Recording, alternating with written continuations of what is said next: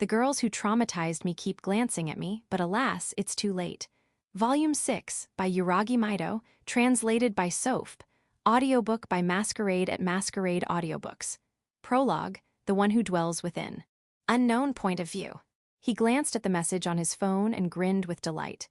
Haha, I can't believe they actually did it. It was a thrill he hadn't felt in a long time. Alone in his room, he burst into loud laughter, mocking and sneering. What burned in his eyes was a bubbling, seething desire for revenge. He clenched his fist tightly. That's right, it's ridiculous. Why should I be the only one who suffers? The only one who has to be the sacrifice. Thud, he slammed his fist into the wall.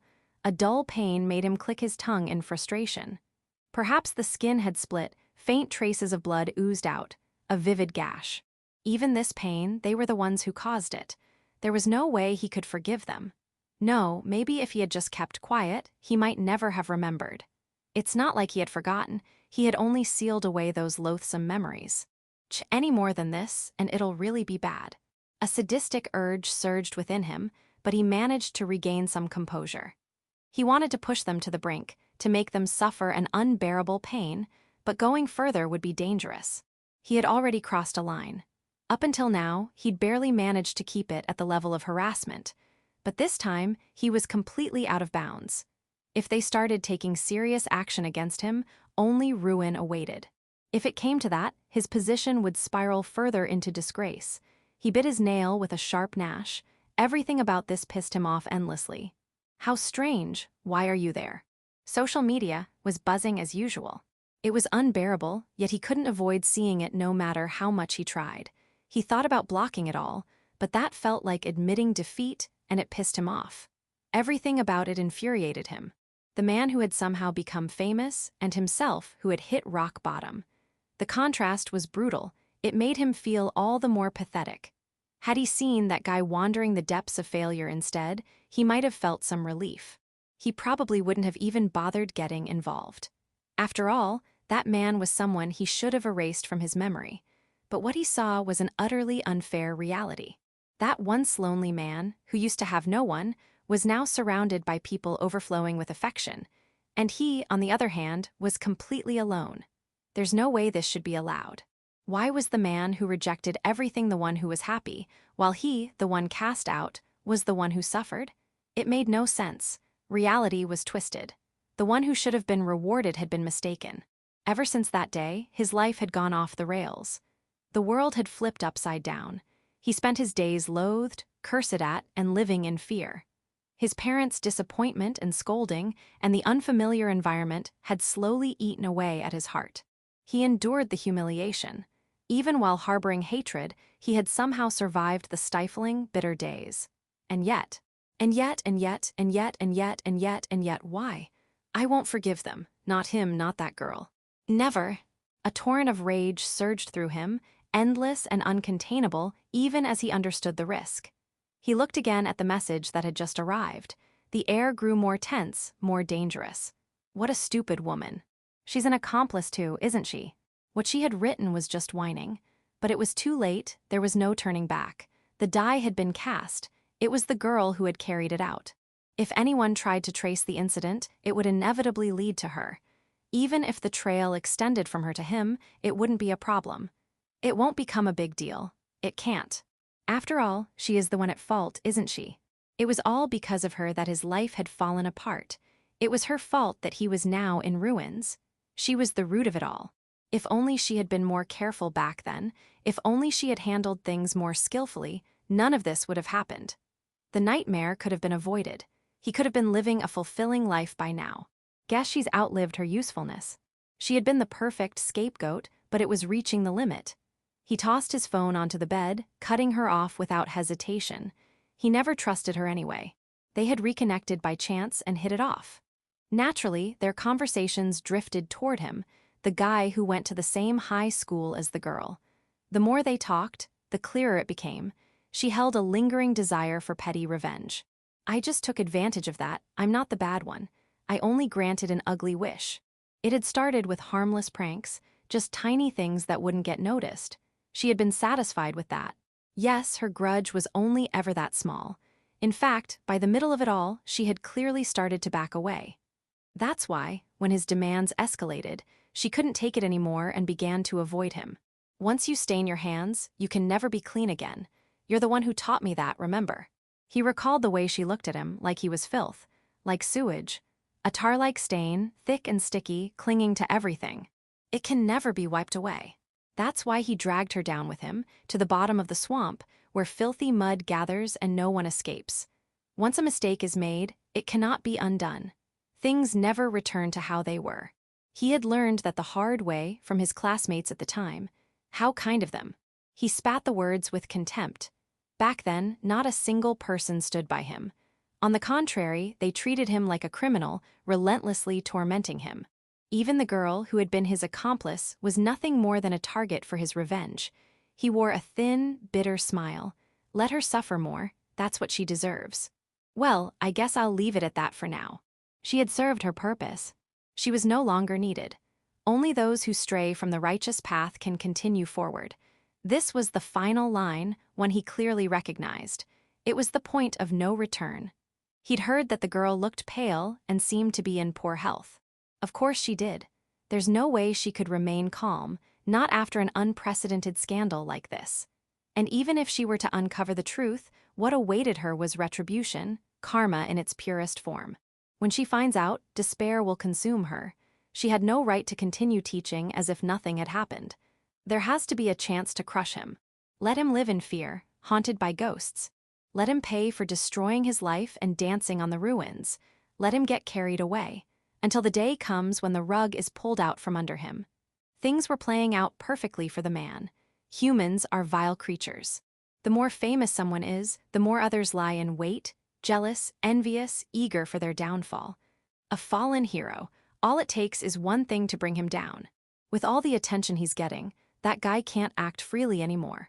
It didn't even matter what it was, just a single scandal could be fatal. And when it happens, it'll be far more brutal than anything the man himself endured. Admiration turns to envy, praise becomes condemnation. Human emotions flip that easily. That's the difference between you and me. Few people knew about the man's past. Nothing would show up even if someone searched online. But he was different. His popularity was a double-edged sword, a permanent digital tattoo. I'll tear that status away from you. Just like he once did, when he cast the man into a pit of despair with no way out. Reap what you sow. Let him taste the same agony. If he does, people will abandon him again, driving him back into the depths of loneliness. That was the ideal future the man dreamed of. Suzuka Sanjoji, the foolish woman. Yukito Kokonoe, the accursed man. With a dim, twisted smile, the man continued to fuel his hatred, marching steadily toward ruin. Section: Sanjoji Point of View. Ah, wait, and Yukichi. Don't pull so hard. My whole body was being dragged forward by the leash pulled with such force. Lately, I'd been taking him on frequent walks, and maybe because of that, Inyukichi was in an exceptionally good mood. Today, too, his excitement was off the charts. The Sanjoji family had always kept golden retrievers as pets. Inyukichi's predecessor was named Inatsuna, and the one before that was Inayasu. From generation to generation, they'd watched over me since I was a child. Inyukichi, though, was quite the clingy type and needed a lot of attention. But what all of them shared in common was that they were smart, gentle, and, above all, irreplaceable members of the family. Maybe worried about me, Inyukichi came trotting back with his tail wagging. It was a strange sensation, almost like we were connected on a deeper level. I could see why dogs were considered such beloved companions. Bow bow. Oh, I'm still fine. I need to build stamina anyway. I raised my arm and flexed to show off, though it was all for show. I wasn't exactly muscular, and even though I was wearing thin sportswear, my arms were fully covered by long sleeves, so there was no way any muscle was visible. Inyukichi came closer, looking up at my face. Was he worried I might be tired? It's funny, without even using words, I could start to understand what he meant. I gently patted Inyukichi on the head, soothed by the soft, well-groomed shine of his fur. Phew, the air feels different at this time of day, doesn't it? I took a deep breath, filling my lungs with the fresh evening air. During the day, it was still hot enough to make you sweat, but now that early autumn had arrived, the cooler evenings were starting to carry the feel of the changing season. Inukichi seemed to sense the seasonal shift too. During the summer, he'd been sluggish and unmotivated, but now that it was cooler, he looked forward to our walks. That earnest nature of his made him all the more adorable. Still, it was a pretty harsh thing to say. The other day, I met up with an old college friend for the first time in a while, and she told me having a pet delays your chances of marriage. It's true I'm still single, but I really don't want to believe Inukichi is the reason. Am I really aiming too high? As I sat, dejected, Inukichi gently tapped my knee with his paw. It looked like he was trying to comfort me. At this rate, I'm going to become one of those bitter online warriors who bash men all day on social media. I had started trying out matchmaking services, but I couldn't say it was going well. The staff would suggest matches for me, but I just couldn't feel excited about them. I understood that they were compatible with me on paper, but maybe I had some kind of resistance to the mechanical nature of it all, matching, based on pure data and conditions. By the way, when I first listed my conditions at the matchmaking agency, the female staff member immediately recommended that I withdraw. It was a disheartening result, defeat before I even entered the battlefield. But still, falling in love at this age feels kind of. To truly love someone, to genuinely fall in love with someone, that must mean holding the same kind of pure affection I feel toward Inukichi, and I understood that. If that's the case, then the hurdle seems quite high. At the very least, if there were someone of the opposite sex who could make me feel that way, it would be. Inukichi, oh, it's nothing. Come on, shall we run? Just as I was about to fall deep into thought, Inukichi tugged at my sleeve. Let's go, how about a race for once? I'm not going to lose. As if he understood, Inukichi took off running, and I dashed after him, all while pretending not to notice the feelings I kept hidden inside. Muscle soreness, I pushed myself too hard. Naturally, I lost the race against Inukichi, but it was more fun than I expected. Still, I was exhausted. After finishing our walk and returning home, I took a shower to wash off the sweat. I carefully washed my hair and body, then soaked in the tub, letting the fatigue melt away from every inch of my body. Though my muscles continued to ache relentlessly, the physical activity had cleared my mind. Since I ran today, I think I'll have some Kyoho grapes later. I had bought them specifically to eat after my bath. No one was around to hear me, but for some reason, I still muttered a childish excuse out loud. Autumn brings with it far too many tempting indulgences. I had always taken Inukichi for walks, but recently I had been doing it more often and for longer periods. It was part of my effort to build stamina. At the upcoming school sports festival, teachers would also be participating in some events. The students are, of course, the main stars, but as an adult, I couldn't afford to look completely pathetic in front of them. Though honestly, that's just the official excuse. I understood. What had really changed was the way I faced things. The me from last year wouldn't have even thought about building up stamina for the sports festival. I would have stood back and just watched from a distance. Amid the noise, I would have simply been there as an outsider. That had always been my place. I couldn't enjoy anything. But now I see, I had been avoiding it all without even realizing it. Why? Because it was the path I chose after running away. After fleeing from being an elementary school homeroom teacher. But having no other option, I had no choice but to return to the path of teaching. It was the only thing left I could cling to. People often say our potential is limitless, but in reality, that's not true. As we age, possibilities narrow. If you don't challenge yourself, no new paths will open. For someone like me, who kept turning away from reality, there was nothing left. I was afraid of ruining the futures of children. That's why I chose to teach high school students, because they're old enough to take personal responsibility. And in doing so, I tried to protect my fragile pride and sense of identity as a teacher. I had been living behind a facade, puffed up with meaningless pride. So shallow, too shallow. In the end, I was just dressing myself up in the costume of a teacher. No noble ambitions, no lingering passion. Just a pitiful attempt at self-preservation, hiding behind the title of educator. I was barely holding myself together, pretending everything was fine. And I hated myself for that. I was disappointed in the version of me that had given up so easily. There's something I've come to understand at this age. To live one's own life means to make one's own choices, because my parents told me to. Because that's what people around me said. The fragility of a person who lives simply by going along with others. I became a teacher because the Sanjoji family had been a family of teachers for generations. But was that really the path I truly wanted to take? The answer is no. To take responsibility for your own decisions, I lived without understanding how important that is. So what could someone like me possibly teach their students? If it's a path you chose yourself, even if it doesn't go well, you'll have the strength to endure it. You'll be able to hold your ground. But I didn't have that strength. I kept running from facing reality. Told myself I wasn't qualified. Closed the lid on even thinking about my own life. Shut my eyes and pretended not to see anything, irresponsibly looking away. What a meaningless life. And yet, when I close my eyes, I remember the sense of excitement in my chest when I saw the possibilities she had shown me. Misaki-san, she looked so happy. I've seen her cry twice. The first time was filled with cruelty, pain, and coldness. The second time was overflowing with warmth and happiness. Her expressions couldn't have been more different. The first time, she was crushed by despair. The second, she had found hope and was smiling. She was breathtaking, beautiful, noble, and radiant.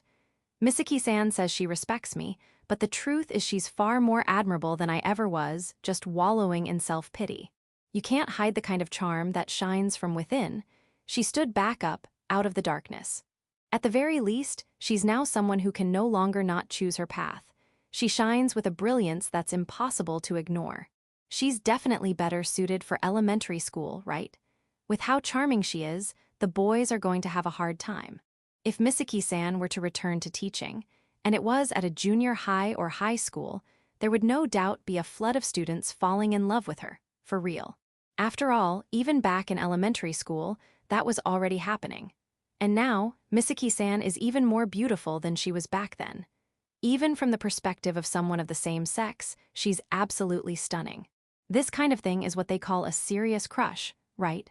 I'm not all that well versed in these things, but I've been hearing the word oshi, fave idol, a lot lately. Given that my job constantly brings me into contact with younger people, keeping my knowledge up to date is a must. That, too, is a necessary kind of effort. She, on the other hand, seems completely head over heels for him.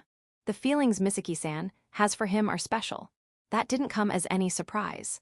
After everything he did for her, anyone would feel the same. It's something instinctual. There's no resisting it. Her emotions transcend position, age, and every social boundary, a naturally blooming, pure-hearted affection. You saved Misaki-san in that case. I couldn't bring myself to say the rest. My thoughts scattered like mist. Back then, he could only push others away. That was the only way he knew to resist the injustice. But now, he's someone who faces reality head-on, who keeps growing within infinite possibilities. He's surpassed his limits, become stronger than anyone, and with dazzling ability, he saved her. Literally everything. In a way no one else could ever imitate. And not just Misaki-san. The person he is now reaches out to everyone around him with hands as warm as sunlight. Such a broad back, it used to be so small back then. I felt relieved that he hadn't lost his kindness. I had nearly taken that kindness away from him. A kindness that could someday accomplish great things and save many people. It was an unforgivable mistake. The thought that I could have snuffed out that potential sent an icy shiver down my spine. It terrified me to my core. Even I find our relationship strange. It wouldn't be surprising if he hated me. The only thing I deserve is to be quietly condemned, remembered only as a repulsive memory. I used to think he was a cold-hearted boy. But when we met again, he had become a generous and cheerful young man. Even back then, his heart had been strong, but now it was supple and flexible too. After my mistake, after Misaki-san left, I remained under the same delusion. That's why I kept making the same mistakes over and over again, trying desperately to change things. If a fight broke out in class, I'd force both sides to apologize and reconcile under the notion of shared blame. I had convinced myself that such a simplistic approach was the right answer. I never tried to understand the delicate emotional nuances that children naturally possess. Worn out and exhausted, I had no room to think clearly. I should have known better than anyone that forced apologies never resolve resentment. And so, he never accepted me, not once. He never joined the rest of the class. He spent the year alone, like an outsider, always looking bored, and he probably was bored. At some point, I began accepting that reality too. If we didn't interact, I couldn't be hurt any further. Looking back now, maybe he deliberately put himself in that position to avoid clashing with anyone. In truth, even if he was afraid, that fragile peace did continue for a time. Back then, you avoided people so much, yet now, you're surrounded by so many. And at some point, I realized I was among them too. The person he is now doesn't push people away. He draws closer to them in order to fulfill his goals. Is it okay if I take your hand too? I'll admit it honestly, this is jealousy. I'm jealous of Misaki-san. If he saved Misaki-san, if he's going to bring happiness to those around him, then maybe, just maybe, I could be included in that circle too. Maybe it's okay for me to reach out for a happiness I'd once given up on. If it's him, if it's Kokonoe-kun, then maybe. I'm envious. I placed a hand on my chest, as if to calm my racing heart. But I've grown too old to break free of my chains. It's too late to seek freedom. To act on my emotions and follow my heart, I just can't do that. The weight of my title hangs heavily on my shoulders, dulling my thoughts. Teachers were once even called sacred. Nowadays, the prevailing view is that we're simply workers, but that old image still lingers. The debate between teacher as a calling versus teacher as a job remains unresolved. I have no particular interest in either side, nor do I believe I'm anything noble. But it's also true that being a teacher is still seen as a special position. I'm a coward. I lack courage. I can't take the first step forward. That's why no one ever finds me, because I've never made a single choice in my own life. Then, where is my happiness? I know I'm being selfish, but I can't help asking. I sink down, letting the water cover my shoulders. Ah, how pathetic. Because I, Suzuka Sanjoji, am before I'm a teacher just another person, just a woman, swaying between emotion and reason. Ordinary people can't become extraordinary. Happiness you'll never find in a life of just passing days. But can I find it too, to pursue happiness just as it is, and if I do, then maybe. Maybe I'll be able to smile, with a pure, innocent expression so radiant that anyone who sees it would be enchanted, just like Misaki-san. I can't suppress this longing. I understand what this feeling is. Or rather, I understand it too well, and that's exactly why I'll never put it into words. It's something that must be sealed away for life. It's an invitation from the ordinary into the extraordinary. And once you take a step forward, all that waits ahead is a thorny path full of pain. Still, I feel so helpless, just standing by as a spectator. My emotions get rejected by my reason. The coward in me looks away again and runs. And I end up disappointed in myself all over again, hesitating at the most important moment, afraid, envying the unattainable ideal. Time to get out, any longer and I'll overheat. I rise from the bath. My eyes fall on the mirror. I should be able to see my reflection there, but the steam has fogged it up. It's as if that foggy mirror perfectly reflects the state of my heart. It feels that way. This couldn't possibly be called a mirror of the heart. Without wiping it clean, I leave the bathroom. A small breath of relief escapes me. I'm glad I didn't see my reflection, because surely the expression on my face right now must be utterly ugly. It's already this late. I should get to sleep soon. There's school tomorrow. I'm already exhausted and worn out. I can't afford to carry this fatigue into the next day. I close the photo album that had been open and place it back on the shelf. What I had been looking at was a graduation album from when I was a homeroom teacher in elementary school. But to me, it wasn't just a collection of graduation memories. It was a vivid record of how I, in all my foolishness, led an entire class to collapse. He isn't in the photos. He refused to be in them.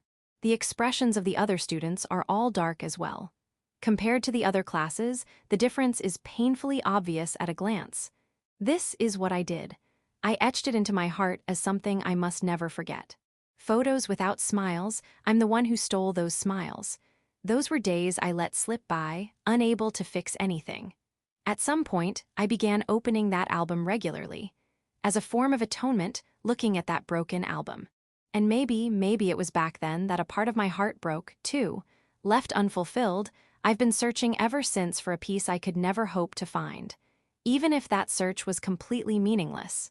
Click. I turn off the lights and slip into bed. The drowsiness that washes over me is deeply comforting. Resisting the urge to sleep, I reached for my smartphone. Although it's not good to use it before bed, opening my phone has become a modern affliction. A message, I wonder who it could be. A message had arrived on a social media account that I had locked and left unattended. Usually, these are just spam, but I should at least check. With a puzzled expression, I looked at the icon. I hadn't deleted unused accounts to increase my awareness and sensitivity to troubles that might arise online. Originally, I never intended to interact with faceless people on the internet. Hi. I tapped it and 2 images were attached, accompanied by a brief sentence of less than a line. I instantly froze, unable to understand what it meant. My fingers trembled. Before I knew it, I was biting my lip. Perverted teacher. Along with just those words, there was an image attached showing me entering a love hotel with a student. And the partner in the photo, there was no doubt it was him. Yukito Kokonoe, Chapter 1, Sunset Beauty. When I learned that the king crab isn't really a crab but a type of hermit crab, my sense of common knowledge completely shattered. Because no matter how you look at it, it's a crab, and insisting it's not a crab feels unreasonable. If so, I thought maybe there's a problem with the way things are classified. But strangely, different evolutionary lines can converge into a similar appearance over time. This is called convergent evolution. In other words, crustaceans evolving into crabs means that this shape is the best adaptation to their environment. I wonder if someday I'll become crab-like too. After all, in rock, paper, scissors, I like scissors. That aside, the problem is that evolution isn't always the right path. Looking back, I probably failed in my own evolution. It's a sad but natural conclusion. I strongly wish to live without troubling anyone. Therefore, my evolutionary path became one where I no longer needed others, leading to extreme isolation. And I believed without doubt that was the correct way. Because of that, I have nothing. No one needs me. That way of being undeniably shaped me as strong. My mentality grew straightforward and strong, like the US economy after the Lehman shock. And that's exactly why I lost connection with others and came this far. Now there are people reaching out to me. People who say they like me, but I can't respond to those feelings. If I want to love, or even before that, if I want to start over properly and walk together with someone, I have to turn back the clock. I have to discard what I gained through evolution and regress. The environment around me allows that. For some time now, I've been surrounded by kind people. Once, I sought unwavering strength, but now I seek weakness. Considering recent circumstances, from a lookism perspective, there are some doubts. In the student council room, for some reason President Kedu, dressed in an outrageously revealing outfit, spoke solemnly.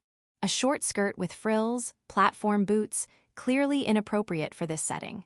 Her expression, the content of the conversation, and her clothing were completely mismatched. It was a perfect bundle of irrationality.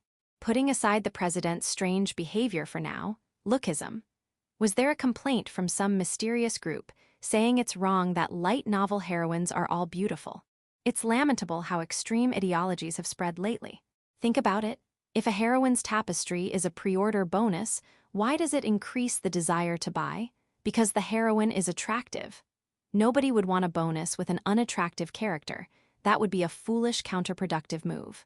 Well, I just thought that rather than holding a beauty contest, more participants might join if we widen the scope a bit. It's a festival, after all.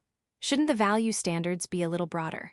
After school, I was called by President Kedu and told about the upcoming Cultural Festival's beauty contest.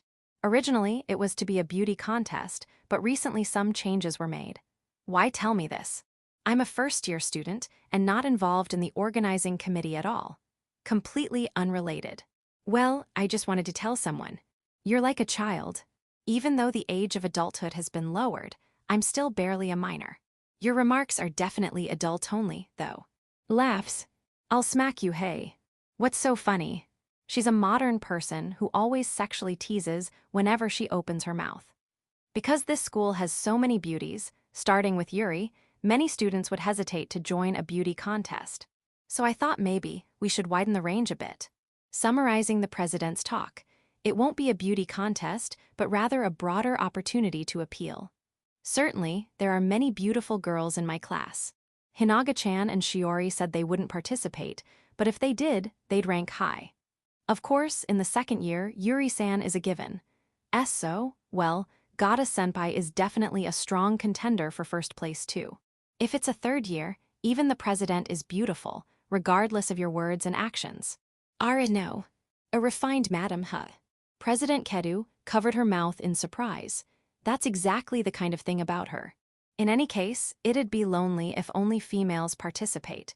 I want boys to join freely as well. If you want, Yukito Kokonoe, your participation would be very welcome. She added a cute little heart at the end.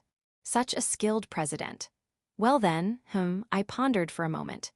If it's the handsome guy, the world record level looks in my class might aim for the win. But with the new regulations, to win, it'd be better to have some kind of surprise to leave a strong impression. If that's the case, Natsume might have an advantage after all. It might even be good news.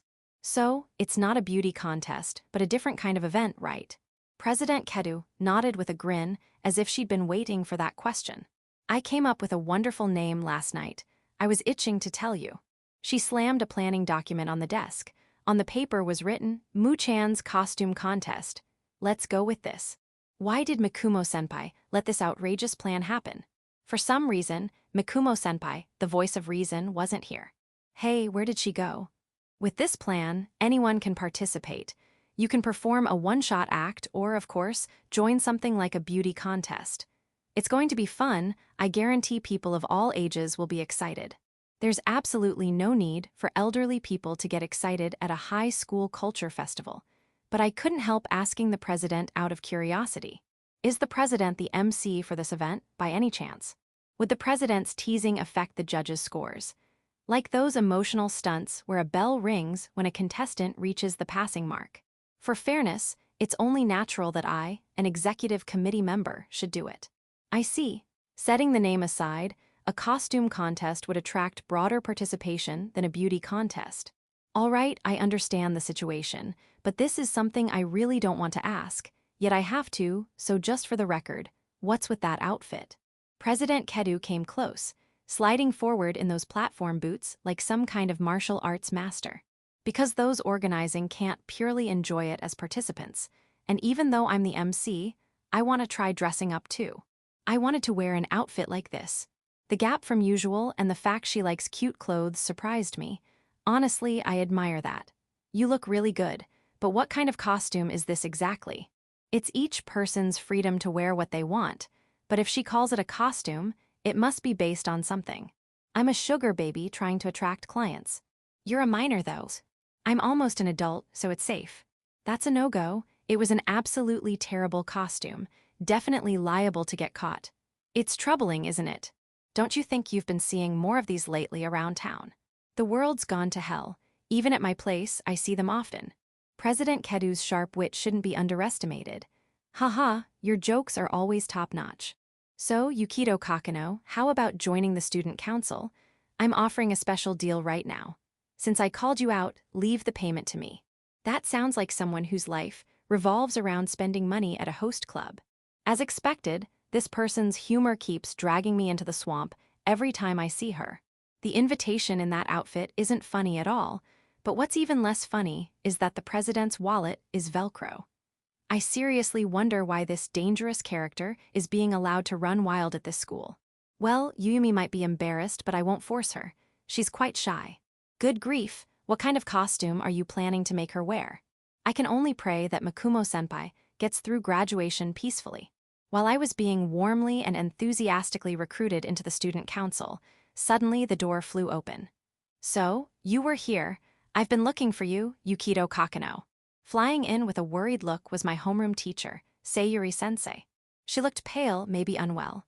Scanning the room, she murmured quietly, "Could it be that you saw something you weren't supposed to?" "It's nothing, just the usual stuff," President Kedu said, puffing out her chest confidently. Her actions might be questionable, but at least her attitude was impressive. That's a huge problem. Damn, but now's really not the time. I'm taking Yukito Kokonoe with me. She grabbed my collar firmly and dragged me up from my seat. Good grief, you really are a busy guy. The president smiled wryly and waved me off. Bye-bye, I waved back. Just when I thought I'd escaped a tight spot, another one's looming. I barely got out of the student council room, and now another worry hits me. Is something wrong, as usual, cute Sayuri-sensei? I'm sure I've got plenty of reasons to be scolded, so pinpointing the cause is impossible. I try to curry favor a bit, but what came back from Sayuri-sensei was an unexpected answer. I'm always cute, I just hope there's truly nothing going on. Her unusually stern expression hinted at a big storm about to break. Section. In front of the counseling room, which I normally had no reason to visit, Sayuri-sensei glanced around cautiously. It was already after school, and there were barely any signs of people left. The area where the counseling room was located was a quiet one, a place students rarely approached. And yet, Sensei held her breath and acted with careful discretion, as if trying to avoid being seen. Once she had confirmed no one was around, she entered the room and locked the door with a click. Pretty serious security, huh? Well, this time, yeah. Honestly, I'm pretty confused too. For now, just have a seat. Prompted by Sayuri-sensei's serious expression, I sat down on the sofa. In the modest space, there was only a desk and a sofa. She handed me a can of coffee, probably something she bought earlier from a vending machine. Sorry to call you out so suddenly. Well, here, drink this. Thank you. Even as I opened the tab on the can, Sayuri-sensei seemed to be struggling with how to begin. It was rare to see such a blunt and straightforward person hesitating like this. Do you have any idea why you're here? It seemed she gave up and just threw the question at me. For now, I mentally scanned the options most likely in my case. Could it be that thing? Or maybe that thing? Or possibly that other thing? Then, it hit me. I felt like I'd seen this setup in a lot of rom-com manga. So you told your parents you had a boyfriend to get out of a matchmaking meeting, and now you've got to introduce him. You picked me as your fake boyfriend, right? Absolutely not. Unfortunate. It was a flawless deduction with no room for doubt, yet she shot it down immediately. We'll save that for another time. Lately, my parents won't stop pestering me about wanting grandkids. Wait, so I was right. Kinda scary how that random guess hit the mark. The effects of people marrying later are only getting worse. Ugh, enough waffling, just look at this. She handed me a sheet of copy paper. It looked like a blown-up photo printed out. Even though it was blurry, there was no mistaking it, me and another person. Sanjoji-sensei. The problem is where the two of you are. The photo was apparently taken secretly, with a telephoto lens from a certain distance. My eyes widened in shock. It showed me and Sanjoji-sensei entering a love hotel. You're already something of a public figure. You might have been targeted by a tabloid or something. But if a scandal like this gets out, it'll be hard to defend. I didn't care about so-called champions of justice like weekly magazines, but if something like this went public, the school would definitely get slammed, and Sanjoji-sensei's career as a teacher would be over. And there was no way to explain away the photo. Unlike me, whose life was basically already over, the damage to her would be immeasurable. This was an extremely serious and urgent situation. I have no memory of this, though. Could this be a case of false memory? False memories, memories of things that never happened, are one thing, but a photo like this is clearly a record. Still, I really had no memory of it at all.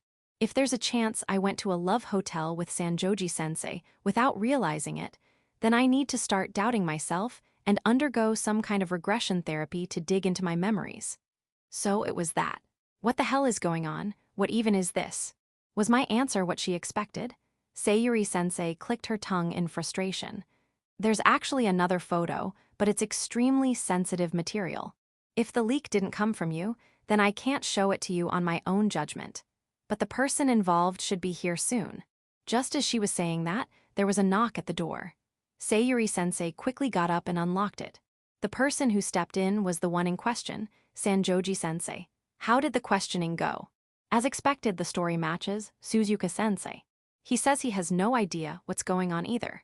Apparently, Sayuri-sensei and Sanjoji-sensei had grown quite close, as she now referred to her casually as Suzuka-sensei. It was almost heartwarming, until Sanjoji-sensei approached, looking troubled, and bowed her head respectfully beside me. I'm sorry, Kokonoe-kun. You got dragged into something weird. What is going on exactly? There was no reason for her to apologize. If anything, I was the one constantly causing trouble, so I should be the one bowing my head. Still, this was just too confusing. I had no choice but to ask for an explanation. I couldn't keep up with what was going on. Unable to hide my bewilderment, I looked at Sanjoji-sensei and Sayuri-sensei as they finally opened their heavy mouths to speak. This photo was sent to me. What I heard next was so far-fetched and unbelievable, I could hardly accept it. Here's the detailed account. The other day, a message was sent to Sanjoji-sensei's SNS. It had only one short sentence, along with 2 attached photos. One of the photos was the one I had just seen of us entering the Love Hotel, and the accompanying message read, "That's terrible. Perverted teacher." What is this, a trashy romance novel or something?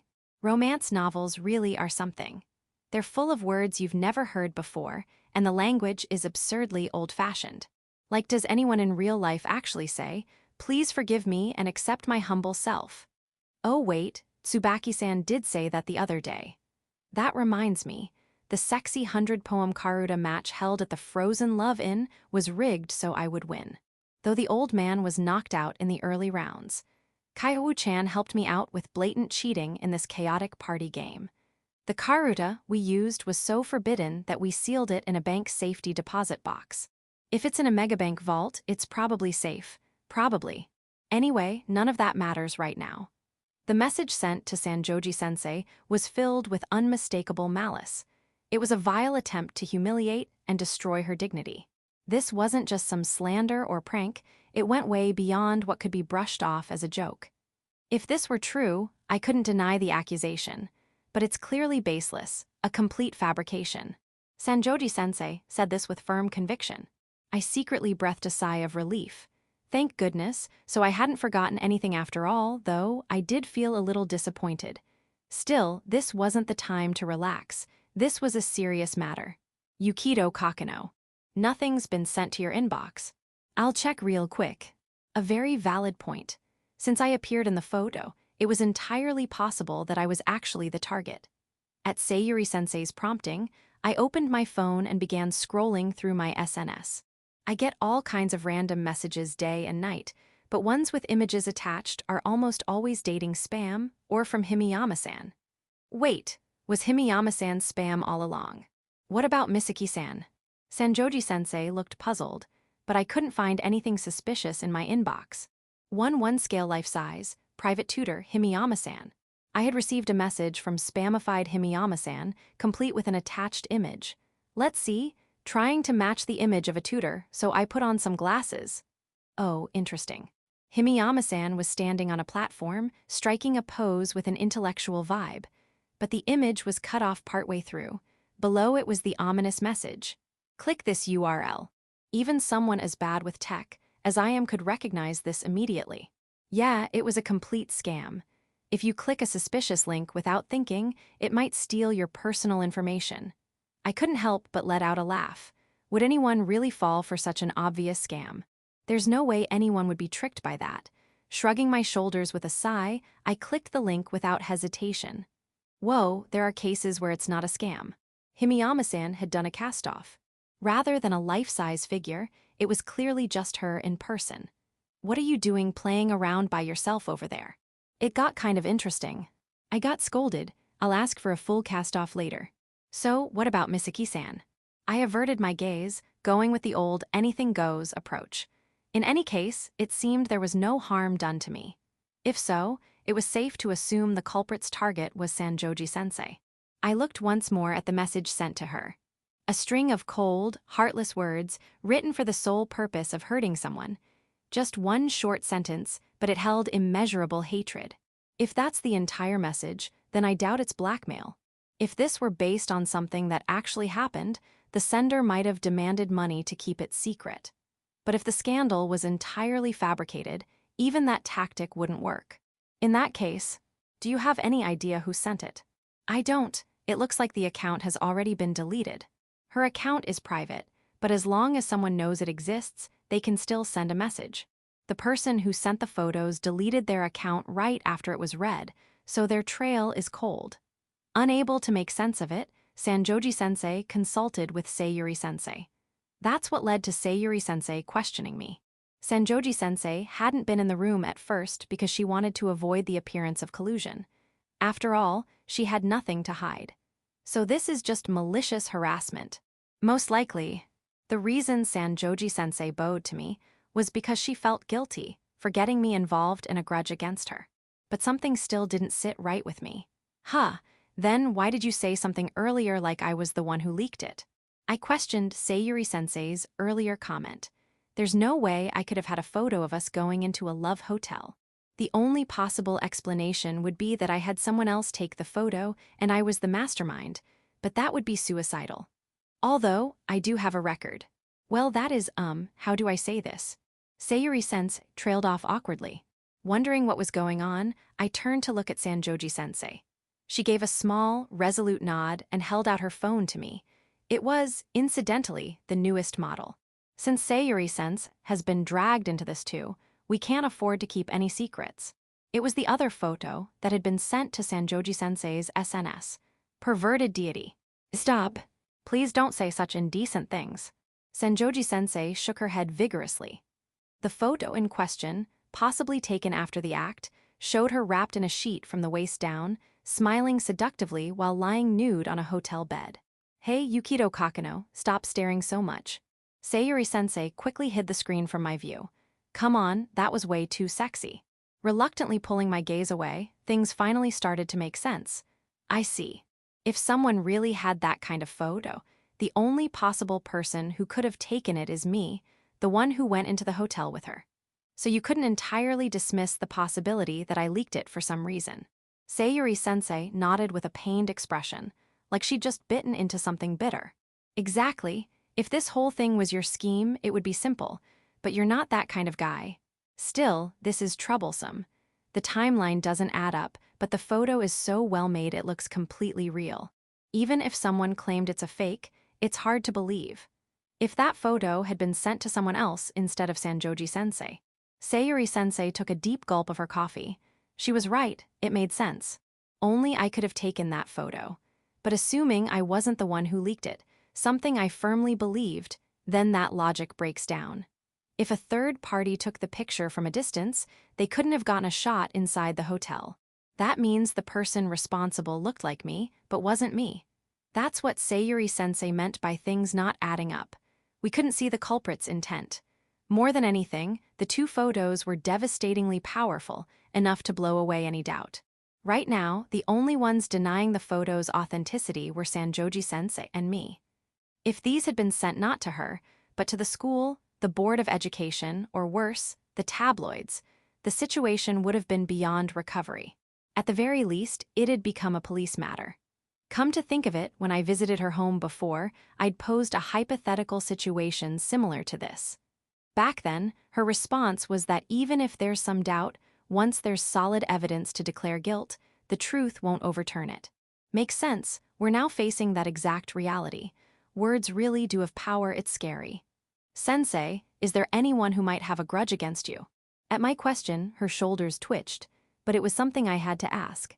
I couldn't imagine someone hating Sanjoji-sensei, someone so upright and respectable, a true role model, but we needed to confirm. There's no telling if more harassment will follow. No one comes to mind. If someone did hold a grudge against me, then I suppose, Kokonoe-kun, it would only be you. But you're not the type of person who would do something like this. She shrank in on herself as she spoke, her posture tightening with unease. To be honest, after what happened between us, I've been avoiding getting too deeply involved with other students. I think I carried a lingering sense of guilt. I was scared.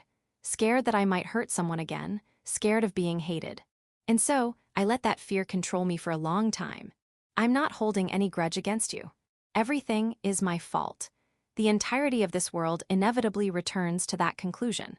In fact, back in elementary school, it wasn't just the teacher. I'm deeply regretful for having caused so much trouble to Himiyama-san too. While I sat there foolishly optimistic, the teacher let out a deep sigh. I could see how mentally exhausted she was. Yes, you're a kind child. It was a sad and fleeting smile.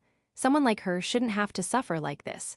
A small, sharp pain pierced my chest. I'm usually resilient to physical pain, but I hated this kind. Sanjoji-sensei was being wounded by cruel, despicable words. A whore, what am I even supposed to do with this?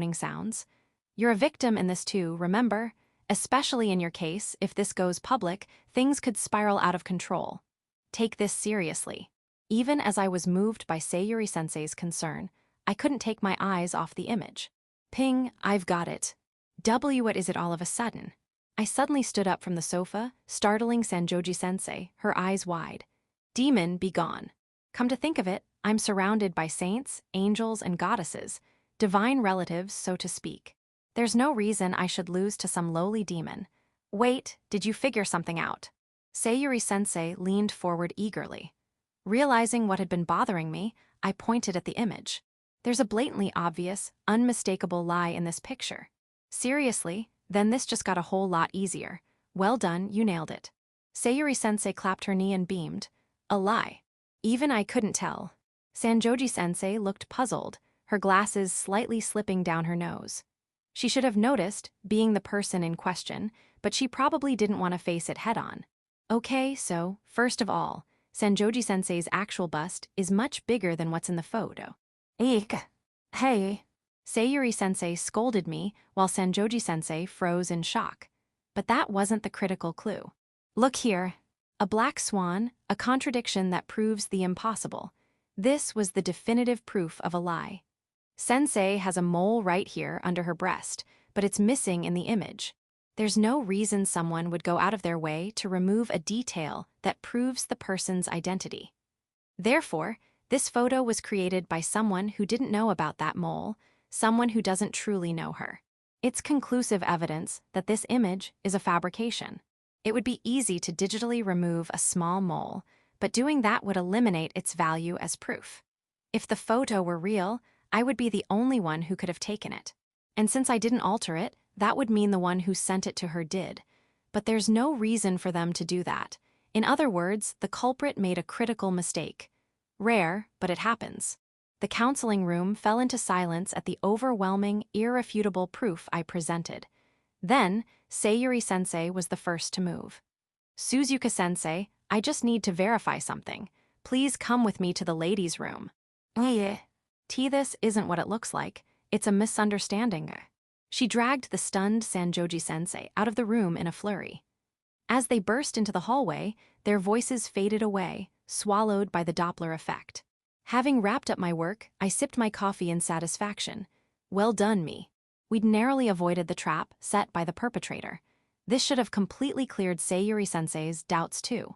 Still, why was Sanjoji-sensei targeted in the first place? You weren't joking after all, you little. Sayuri-sensei came storming back in, overflowing with indignation. That she would get this angry on our behalf showed just how upright and principled she was. I silently thanked the heavens for having her as our homeroom teacher. Incidentally, Sanjoji-sensei, who returned with her, looked a bit disheveled. Glad to hear your doubts have been cleared. They've deepened. The suspicion had only grown. What is this, a political scandal? Sayuri-sensei grabbed my shoulders and shook me violently. How the hell do you know about Suzuka-sensei's mole? Out with it, no, don't say a word, I don't want to hear it. If I do, I might become an accomplice, and I really don't want that, so just shut up. It's not like that, okay? There really is nothing going on, right? Right. Sanjoji-sensei desperately sought my agreement. Of course, there was nothing to feel guilty about. That's right, I just got treated to some homemade pudding, that's all. Pudding? How does eating pudding tell you where her mole is? Explain that. Sayuri-sensei narrowed her eyes suspiciously. That's easy. Impossible. There's no way to talk your way out of this. Please, don't say anything more unnecessary. Sanjoji-sensei quickly covered my mouth. I had just been about to say something unnecessary and muffled. You're sure I can trust you? This is really okay, right? Sayuri-sensei was clearly anxious. I nodded firmly. No need to worry. What happened at Iamachizuki won't leak. Places like that rely on discretion above all. People probably don't even know it exists. Piwa, I somehow escaped Sanjoji-sensei's grip. You almost ended my career as a teacher. Are you some kind of manchineal tree? They don't grow naturally in Japan, you know. And you don't have any self-control either. For the record, a manchineal is a broadleaf tree so toxic that even touching it is dangerous. Why you? I'm going to punish you so hard you'll never talk back again. Fujishiro-sensei, please calm down. Sayuri-sensei was furious. Sanjoji-sensei was breaking into a cold sweat too. Still, I didn't think we'd end up proving the image was fake this way. Seeming a bit calmer now, Sayuri-sensei flopped onto the sofa. Meanwhile, Sanjoji-sensei had clamped my mouth shut again so I wouldn't say anything extra. I'm so embarrassed, I feel like my face is going to burst into flames. I nearly blurted out face open. Just so you know, that would have definitely counted as saying something unnecessary. MMPH. Please be very careful with your words, okay? My sincere apologies. She gently let me go. But yeah, with this, we can definitively say it's a fake. The difference in physical features is clear. Although I gotta say, it was pretty shocking to learn that Suzune-sensei's figure is a lot more concealed than I thought. Anyway, even if this ever becomes an issue, in the worst-case scenario, other female staff could confirm it too and clear up the misunderstanding. The mole is a powerful card to hold. It's crucial to keep it secret if possible. Come to think of it, I just realized, this method feels kind of similar to something that happened to me before. Like with the slander on social media or that cheating scandal. Yeah, with so many incidents, it's easy to forget, but those did happen. Sayuri-sensei said, folding her arms in thought. Sanjoji-sensei looked contemplative as well. I recalled the time Hinagi was targeted with online slander. The cause was jealousy and resentment, but back when I was getting bashed online, it felt like someone had been helping spread the rumors. It was the same during the cheating scandal involving Class B. Someone falsely named me as the ringleader and fed lies to Tojo-senpai. I ended up resolving it with some forceful tactics, but we never did identify the real culprit. Tojo-senpai is still keeping an eye out, but since I wasn't affected much and haven't been pressing the issue, the whole thing is at a stalemate. In the end, things have been left murky up until now. I could ignore it if it only affected me, but if it ever starts hurting the people around me, then I can't turn a blind eye. Maybe it's time to talk to Tojo-senpai about this. This case is too serious to let slide. Yukito Kokonoe. Sayuri-sensei's puzzled voice brought me back to reality. Nothing at all. I was just thinking that I'm starting to crave some of that pudding again. I'll be shutting your mouth now. Guilty, absolutely unforgivable. I'm not letting this slide. She clamped my mouth shut again. This was starting to feel like free speech suppression, but since she was holding me from behind like a hug, I decided to behave. Please call me Teddy Yukito. You're unbelievable, but let's hope this is the end of it. Still, for just a prank on Suzune-sensei, it was way too elaborate. And if it really is that easy to make such realistic fake images, then the students are in just as much danger. Yes, I'm an adult, so I can manage to endure it. But if something like this had happened to me in high school, honestly, I don't think I could have recovered. The damage would be immeasurable. The two of them continued talking seriously. I see, if someone could make a fake image of Sanjoji-sensei, then it could be done to anyone.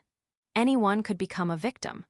Thinking about it that way, maybe there wasn't even a specific reason for targeting Sanjoji-sensei. Maybe it was just to make an example out of someone. MMMPH. Since I couldn't speak freely, I raised my hand to ask for permission. You're not going to talk about pudding again, are you? You'll never do that again, right? I nodded, showing my full submission. From the start, this obedient Yukito had no intention of resisting. Fine, I suppose I'll allow it then. Better to keep quiet about that message from Himiyama-san about the next event.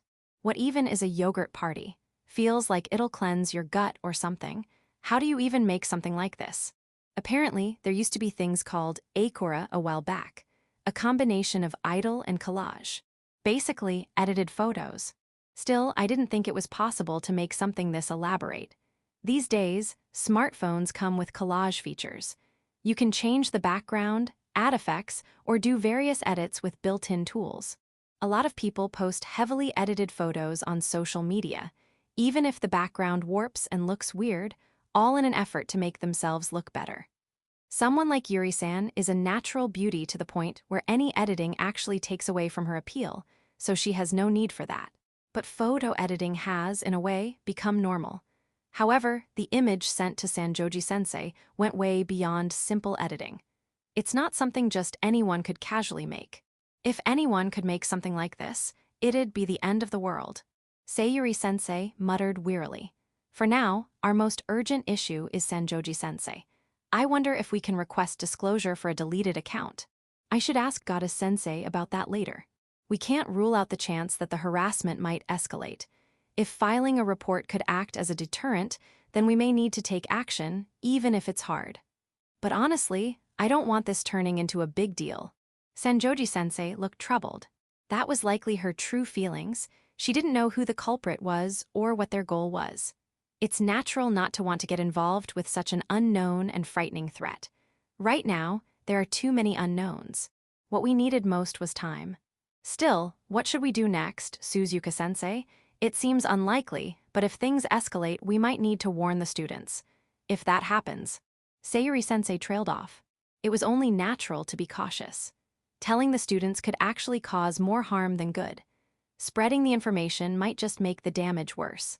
So far, it seems more likely that this is a personal grudge against Sanjoji-sensei rather than a random attack. But we can't even say that for sure yet. There could be a next time. We may not need to show the image itself, but we do need to report this to the principal. We might even want to inform Papa Tojo. There needs to be regulation. Let's keep it under wraps for now. I agree. Even if we can identify it as a fake using the mole, if we don't confirm it, it's still difficult. It would be nice if there were a clearer indicator that it was a fake. Sayuri-sensei glanced over at me. So I'm the one expected to do all the brain work, as usual. Honestly, trying to determine real or fake in the first place feels like the wrong approach. If it were obviously fake from the start, there wouldn't be any unnecessary suspicion. Huh, a message. I checked my phone. It was from Minda. She wanted to talk about the maid outfits we'll wear for the culture festival. She's a gyaru, but she's dedicated and skilled with her hands. I'm honestly impressed. Ah, I get it now. Her dream must be to run her own clothing store in the future. Wait a sec. A gyaru. What's wrong, Yukito Kokonoe? You look like a millennial who just learned that Australopithecus wasn't the earliest hominid fossil, and it's actually Sahelanthropus tichidensis. Note: Sahelanthropus is an extinct genus of hominid dated to about 7 million years ago during the late Miocene. The type species, Sahelanthropus tichidensis, was first announced in 2002, based mainly on a partial cranium, nicknamed Talmoi, discovered in northern Chad. There's never really a good chance to relearn things like that later in life, huh? Sanjoji-sensei agreed. I stared at her silently. What is it, Kokonoe-kun? Don't look at me like that with such intense eyes. And then it hit me, a way to instantly see through a fake image. Physical traits, I remembered what Sayuri-sensei said earlier. Just changing a hairstyle won't work, but with this, maybe. Minda, thank you. I won't forget this favor. I'll gladly support you in becoming a store manager someday. Sensei, let's go, to the tanning salon. A tanning salon. She looked blank, but don't worry. As an influencer, I, Yukito Kokonoe, receive all kinds of campaign offers and coupons, including ones for tanning salons. When you think of a gal, a healthy, sun-kissed tan is attractive. There's no reason not to take advantage of that. If we get the same kind of harassment again, and you've got a nice tan from the salon, we can immediately prove it's fake without even checking your mole. Why hadn't I thought of such a simple thing before? It's a clean, smart solution. Avoid the malice, and a suntan Sanjoji-sensei would be amazing. Wait, I've never even been to a tanning salon before. She hurriedly tried to stop me, but the decision was already made. She had no choice but to go along. Hey, it's my first time too, you know. You're going too. Well, I'm kind of curious. A tanning salon, what are you talking about? Sayuri-sensei still didn't quite get it, so I tried to win her over. Then how about you try it too, sensei? Don't worry about the cost, it's free. What did you say? Her eyes sparkled suspiciously.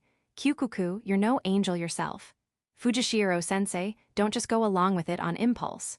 Listen, Kokonoe-kun. At our age, skincare becomes a lot of work. Plus, tanning can cause spots and… Sanjoji-sensei protested, but it was already too late. According to the material we received from the technician, the tanning salon's machine filters out harmful UV rays, so it won't increase spots or freckles. Isn't that great? That great isn't. No, it isn't. With that, one problem was solved. Next, we needed to figure out the method used. We couldn't allow such a despicable tactic to spread. Sensei is seriously hurt right now. Apparently, results vary from person to person, but after about a month, things should go back to normal. Oh, that's a relief, like I'd actually say that. Seriously. But you know, if Sensei got a tan, she'd look like the caramel on a pudding, ah. I realized I had just made a fatal mistake. This time, even my patience, which is usually bound by chains made of steel, is at its limit. Wouldn't carbon nanotubes be even stronger? As I fled from Sensei's creeping hands of wrath, I kept thinking of the next countermeasure. Section, it's ready, Sensei. I set the plates down on the table with a small clink. Steam was rising from the freshly made dishes. We were at a Machizuki. Since I get trained by the head chef there a few times a week, this kind of thing is second nature to me. Besides, if I'm going to cook, it's more rewarding when there's someone to serve it to. Thank you. I'm jealous of how good you are at cooking. It looks delicious. She praised the food, but her voice lacked energy. She's always composed, so seeing this frail side of her felt strange. I'd invited Sanjoji-sensei to dinner after school. I thought she'd turn me down flat, but the fact that she agreed to come might mean she's really mentally worn down. Of course, there's nothing improper about this, but considering the current situation, it probably wasn't the best time for us to be seen together. Still, I couldn't just leave her alone. After all, she's someone I owe a lot to. I thought maybe you haven't been sleeping well, so I made dishes that are good for sleep. You really can't hide anything from me, can you? Sanjoji-sensei gave a tired smile. She really didn't look well. Given everything that's happened, it's no wonder she's not sleeping. The meal included pork, rich in B vitamins, and a soup made with shellfish. I added celery, which is full of tryptophan, a compound known to help with insomnia. I also used plenty of soybeans. I kept the seasoning mild, but made sure the nutrition was top-notch. This is so fancy, I almost feel bad eating it. I'd be more upset if you didn't eat it. I made this special menu just for you, sensei. Preparing meals that match someone's condition and preferences, it's a valuable experience. It's not the image itself that scared me, she said quietly. What scared me was dragging you into this and realizing that someone out there hates me that much. I felt like that hatred had been shoved right in my face. She lowered her gaze. I understood what she meant, but there's no point in dwelling on it. If you say that, then what about me? I get people hating on me all the time, even when I haven't done anything. These days, even when a company launches a new product, random people jump in with complaints and outrage. You can't let yourself get dragged down by that kind of thing. It's not always the victim's fault. Sometimes people get targeted just because they're there. Like that time when Hinagi got caught up in something.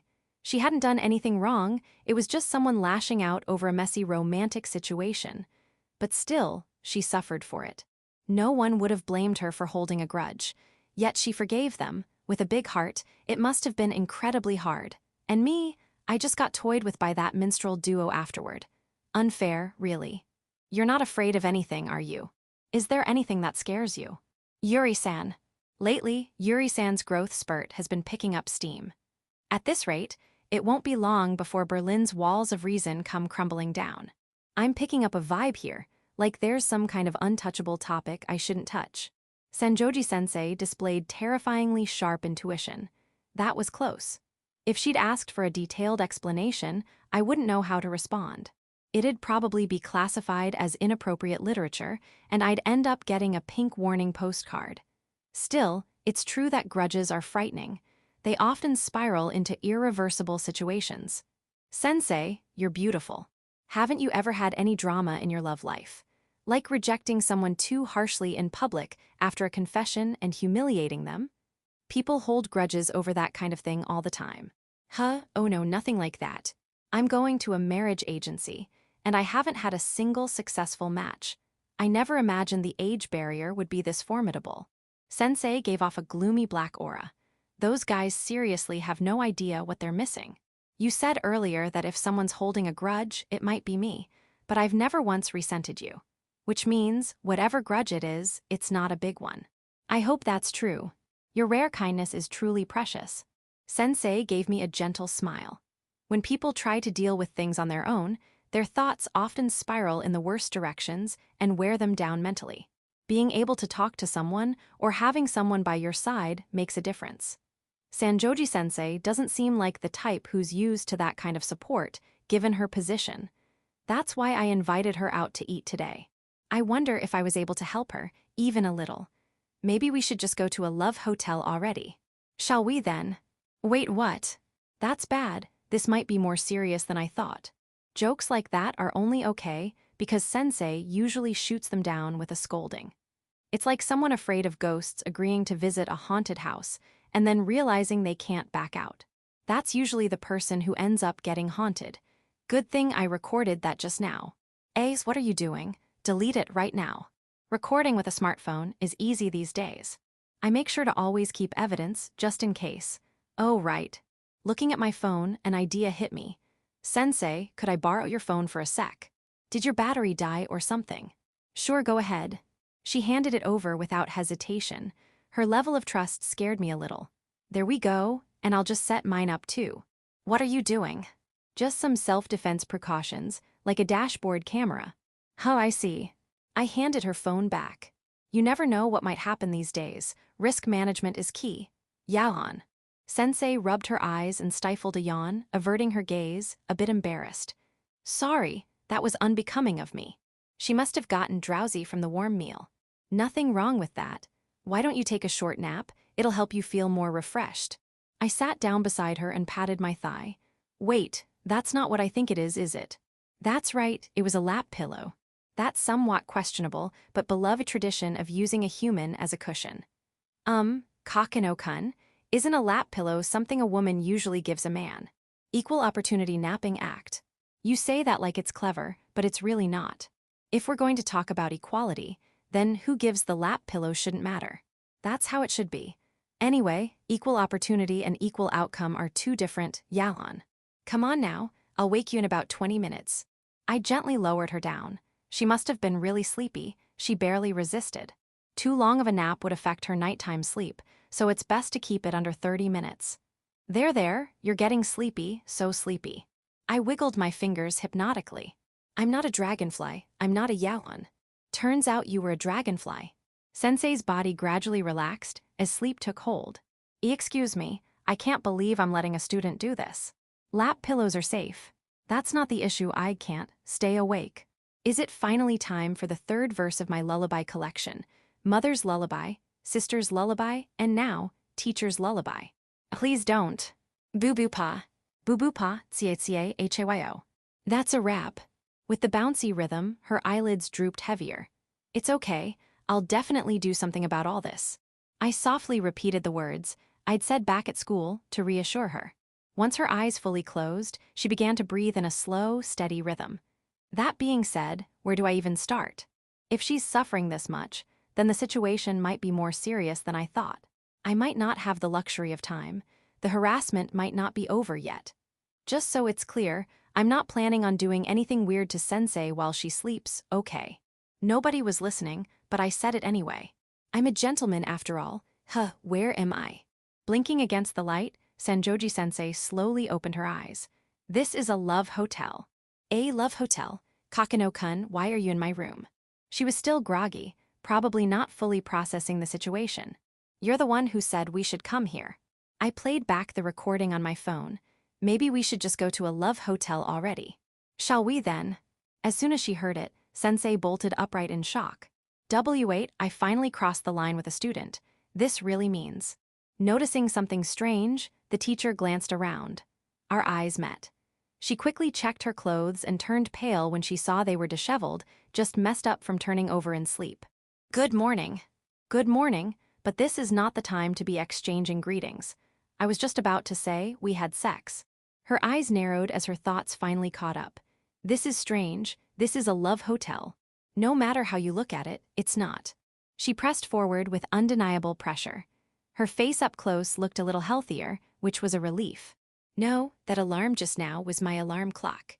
Please stop with alarms that make my heart almost stop. I figured this way you wouldn't oversleep. Are you trying to kill me? Sometimes when using a phone alarm, it keeps going off every few minutes with the snooze function. And even though it's loud, if you're really asleep, you don't notice at all. It's troublesome. You didn't do any pranks or anything, did you? Her heart was still pounding as she held her chest. People are most defenseless when asleep or having their hair washed at a salon. Her concern was perfectly reasonable. Don't worry, I tried drawing on your forehead once, but I wiped it all off nicely with a wet tissue. It was too cliché and not funny, so I gave up. You already did. No, I mean, not that kind of prank. After she rolled over, she pressed her face hard against my stomach. It was quite a struggle. I understood what she meant. She was overly concerned about her clothes being messed up. TCH. I really didn't want to say this. What did you do? Since you comforted me, I might overlook a little, but... Swallowing hard at my hesitation, she waited. Your sleeping posture was surprisingly bad. That's one of the top 3 things I don't want to hear from anyone. I didn't want to say such a harsh thing either.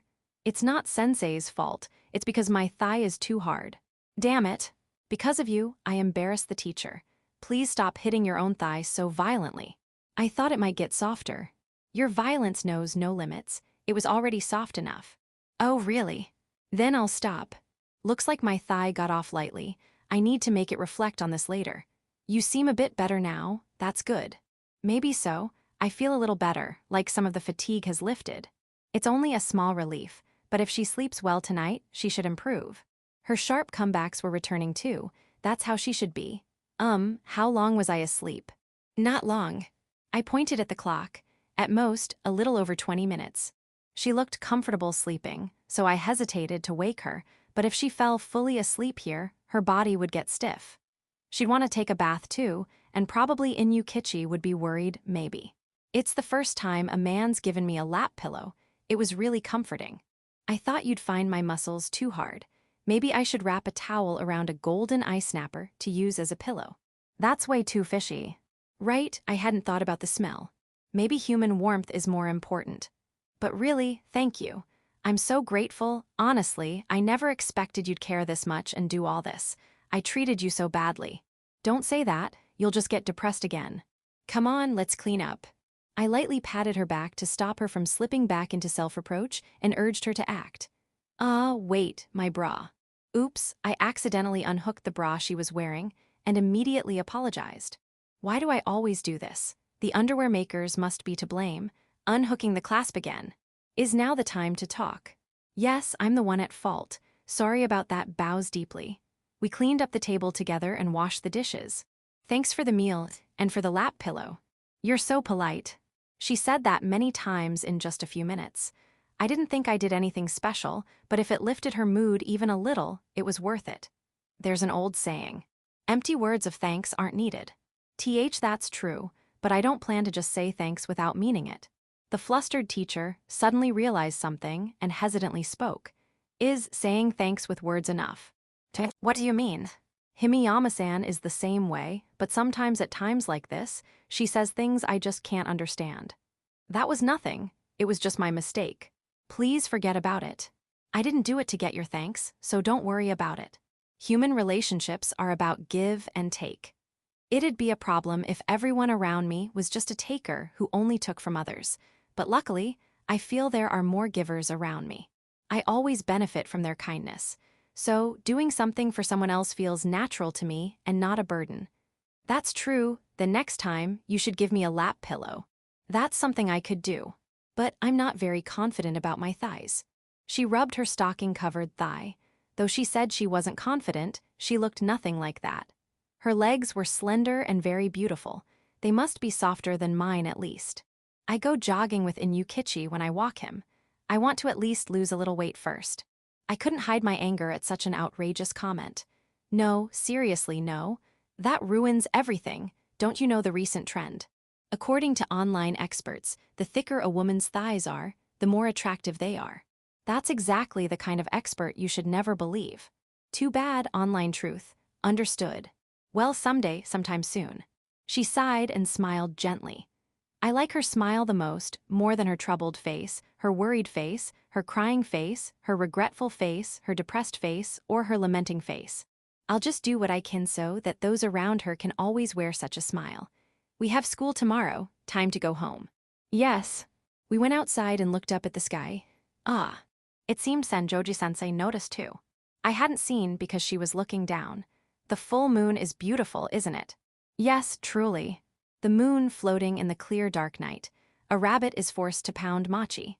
I quietly wished that she could always keep that clear smile. Section, Sanjoji point of view. Back home, I took off only my jacket and immediately lay down on the bed. My mind was awake.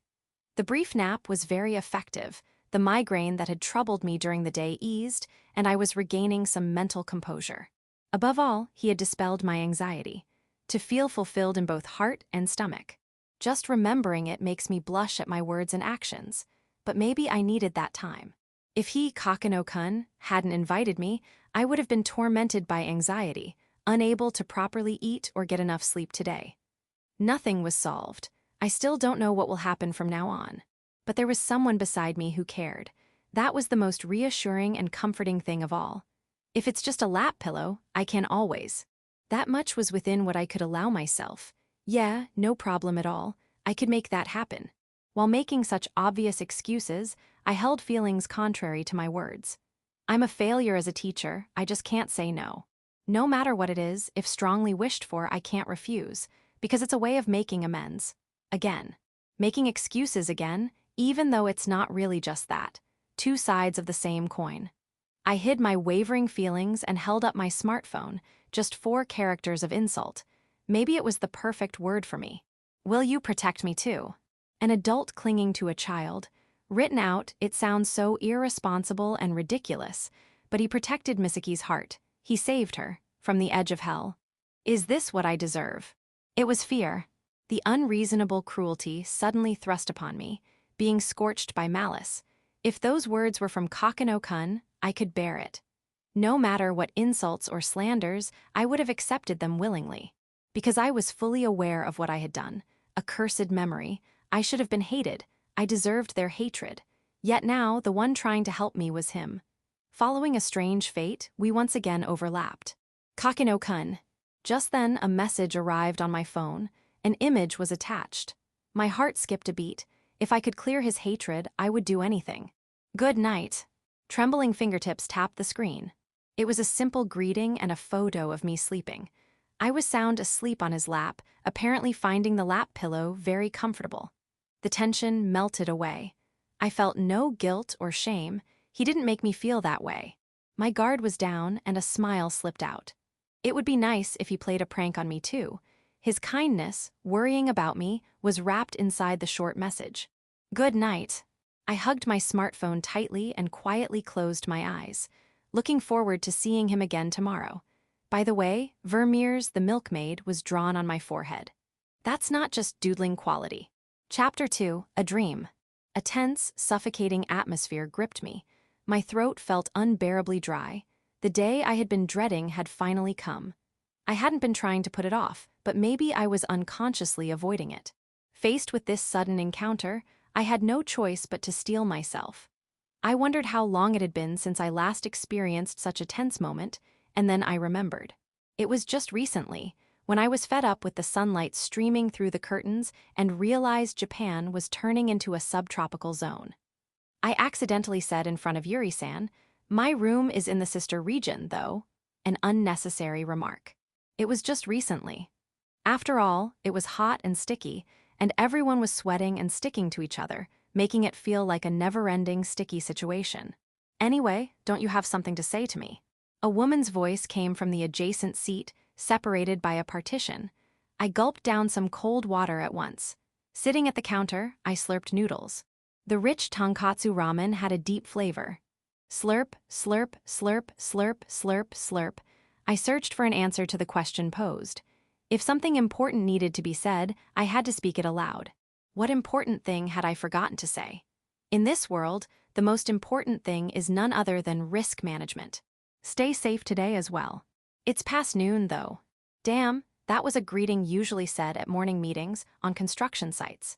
We were in a ramen shop, not a work site, and not wearing work clothes. No matter how much I thought about it, I couldn't find an answer. You always look beautiful. You look like you're in your 20s. Here's a good tip for you. A 30-something who looks like they're in their 20s is still a 30-something, and a 40-something who looks like they're in their 30s is still just a 40-something. Profiles don't lie. Don't mistake mere flattery. That was Akin-san, knowledgeable as ever. Her intense expression, though unseen, spoke of reality. As I was nervously walking, worrying about people noticing me as usual, I happened to run into Akin-san. She is the mother of Hinagi and Hiyori-chan. I was basically dragged along, and here we were, secretly meeting over ramen. The only other thing is that flea market apps cause a lot of trouble, or something like that. You should protest to the operators. No, what I mean is, Hinagi has somehow started writing novels, and it's going to be published. I was so surprised when I heard. That mattered. If it was just a hobby, there'd be no problem. But when it comes to publishing, Hinagi, as a minor, can't handle it alone. Consultation with both parents is necessary. Since they said it was a celebrated event, I wasn't worried. My husband is so excited that once the official release is decided, he plans to spread the word at his company. He's even threatening legal action against haters. I wonder about that. Akin-san also couldn't hide her excitement. Even Hiyori-chan was amazed, saying, "Wow." The sisters' relationship had been a bit strained for a while, but had since improved and healed. I read it too. Honestly, I thought it was amazing. Because that's something I could never do. I didn't know she had that kind of talent. Yukito-kun, did you notice? No, not at all. Really? Akin-san was probably wide-eyed in surprise.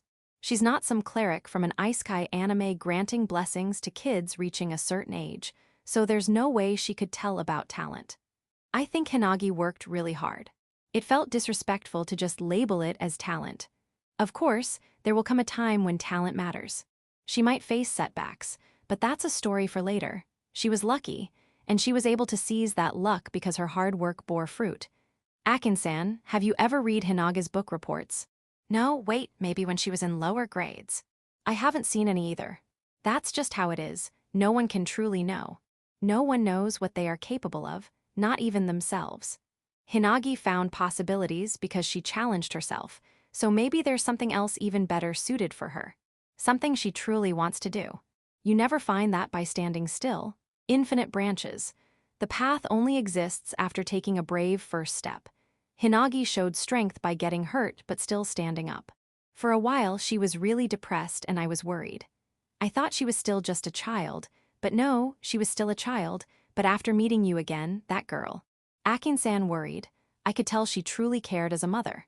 Though I couldn't see her face beyond the thin partition, she was probably looking sad. I know I should be happy. She grew a lot through pain because she had no choice. She wanted to be by your side. Yukito-kun, do you understand your strictness? Her voice carried an overwhelming intensity, revealing possibilities I didn't know, my possibilities. If I'm not strong, I can't keep up with you. Because you just keep moving ahead alone. I'm frustrated watching your back all the time. With a heavy sigh, Akin-san exhaled deeply, a clinking sound. She had finished eating. It's not that. That's not what I meant. When Akin-san stood up from her seat, she came around to face me and grabbed my shoulders. You have no attachment. She whispered, but her words carried a heat that could burn everything away. To life, to money, even to people's feelings. Why can't you see how disrespectful that is? You remain hollow and want nothing. That might be fine for you, but not for everyone else around you. Attachment. That word brought back the memory of when I fended off a stalker during my hospital stay. The stalker had been obsessed with Kurigane-san. He persistently approached her, was rejected, and his feelings spiraled out of control, leading to that incident. It wasn't something that could be excused. And yet, the fact that he had loved Kurigane-san that intensely was also true. Being able to love someone that strongly, I found myself a little envious. Akin-san. The grip on my shoulder tightened. Her slender fingers dug into me and trembled faintly. I wanted to let Hinagi grow up at her own pace, like any girl her age. I'm sorry. All I could do was apologize. We're still just first-year high school students, far too young to be called adults. I had forced Hinagi to grow up. She paid the price for it. We rushed to a place we were meant to reach naturally over time. And unknowingly, I was the reason for that. Hinagi should have had more time. She could have stayed an innocent, carefree child for longer. I even stole that from Akin-san, the time she was supposed to walk alongside her daughter. I want you to wait for her until she catches up, and maybe Hiyori too. That's kind of pushing it. Saying it like it's a value combo, is that really okay, Hiyori-chan? It's the adult's job to protect the children. Don't go thinking you can protect everything by yourself. In searching for how to live alone, I had explored every possibility. And the more capable I became, the less I needed others. It was the path to becoming a superhuman, and now that path had reached a turning point. We're childhood friends. Trying to change that vague relationship, but unable to make it happen, we're left hanging in midair. But if I stop moving forward, I can't do anything. I can't bear that powerlessness myself. Stopping would be the same as defeat. I don't have time to give in to fate. Is it really okay if I can't cook? Let Hinagi handle all the housework. That was such an outdated, terrifyingly patriarchal take. What if I can't study? Look where all those elites got us. 40 years of economic stagnation. Says enough, doesn't it? A harsh truth. While the public suffers under rising costs, taxes keep skyrocketing like there's no tomorrow. What if I can't play sports? If everyone goes to the majors, that easily, Japanese baseball's going to dry up. Akin-san kept affirming my shortcomings. One by one, it felt like my feathers were being plucked. It was a strange, disorienting sensation, like all the experience points and levels I'd built up were crumbling away. Is it okay if I'm powerless? If that happens, someone who loves you very much will help you. You're allowed to lean on others more. Even though she once said she hated me, the kindness at the core of Akin-san had never changed. You've always tried too hard. Hinagi didn't fall for you because you could do everything. She loves you because you're you, Yukito-kun. Don't forget that, at least not that part. Okay. I could only nod. There was no way I could brush off a request from Akin-san. Someone like me had always drawn wary glances from the neighborhood wives, whispered about at street corners. Don't let your kids play with that boy. A child to be avoided. And yet, Akin-san had accepted me. The only reason I'd been able to become childhood friends with Hinagi in the first place was thanks to Akin-san's open heart. I'd always been grateful. Because that had been the first true connection I'd ever built with someone outside of my family. That's why I wanted to protect it. That's why I wanted to help her. That's why I wanted to move forward. And in doing so, I had lost something. Feelings I had once held without a doubt, something precious, something I had longed for so deeply. Let's go get parfaits. I think you need some time to relax. Is it okay to eat that much before dinner? Dessert goes in a separate stomach. But we just had tonkatsu ramen. Greasy food also has its own stomach. How many stomachs do you even have? So nostalgic. We used to go on dessert hunts together all the time. We left the restaurant. The sunlight was so bright, I almost closed my eyes. What are you doing, Mom? That very Hinagi-esque voice made me turn around. And of course, it was Hinagi standing right there. Oh, what brings you here? Akin-san looked just as surprised by the sudden appearance of her beloved daughter. That's what I want to ask you. I was just out on a date with Yukito-kun. Right. Hinaga-chan looked absolutely stunned. Akin-san could be a handful, and for the record, this was not a date. She said she wants to spoil me a bit, kinda like a sugar mama thing. That's even worse. Wait, you smell like tonkatsu. Section. A wave of exhaustion washed over me. Maybe I was feeling mentally drained for once. Alone in the private room, I quietly recalled Akin-san's words. Heavy words that couldn't be ignored. Being told I didn't have to do anything left me confused. I was like a tuna constantly swimming. If a tuna stops moving, it dies. Just like that, if I'm not moving forward, I feel like I'll die. It's a compulsive mindset etched into me. Doing nothing suffocates me. To breathe, to stay alive, I have to keep moving, forcefully if I must. I live by something like a ramjet water replacement method. But maybe that constant motion had become a burden, not for me, but for the people around me. Even my maid mother was like that. More than doing things herself, she was happier when I didn't do them. She'd rather wake me up than have me wake up by myself. Rather cook for me than have me cook. The more I tried to be self-reliant, the more things she took away. Eventually, I had nothing to do at home. I just drifted aimlessly. All the things I'd learned to become independent, invalidated, and undone. If I tried not to cause trouble, people felt sad. If I did cause trouble, they were glad. A complete reversal of values. At some point, I stopped knowing how to behave. I had no place. The complete version of me wasn't wanted. People wished for me to be incomplete. That meant rejecting the path I had walked until now. If I were told that it was okay to be powerless, could I still be myself? Do you desire power? No, I'm good, thanks. I keep accumulating things I can't do. Maybe that's what it means to be normal. I've always admired that being normal. But that path is filled with hardship. The refreshing handsome guy was rapidly improving at basketball. Someday, he'll surpass me. I'll never catch up again. I never had a chance of beating the all-around sports prince in pure ability. I just had a head start. Sorry, maybe just a 1-minute head start. That gap is shrinking by the day, and once he passes me, it'll only grow wider. But I don't feel frustrated. If anything, that's how it should be. And when that happens, I'll probably be useless to him. That's what I would have thought before, but maybe I was wrong. To Kuki Mihu, the refreshing handsome guy, what matters most isn't that. How are you feeling? You look like you're having a rough time.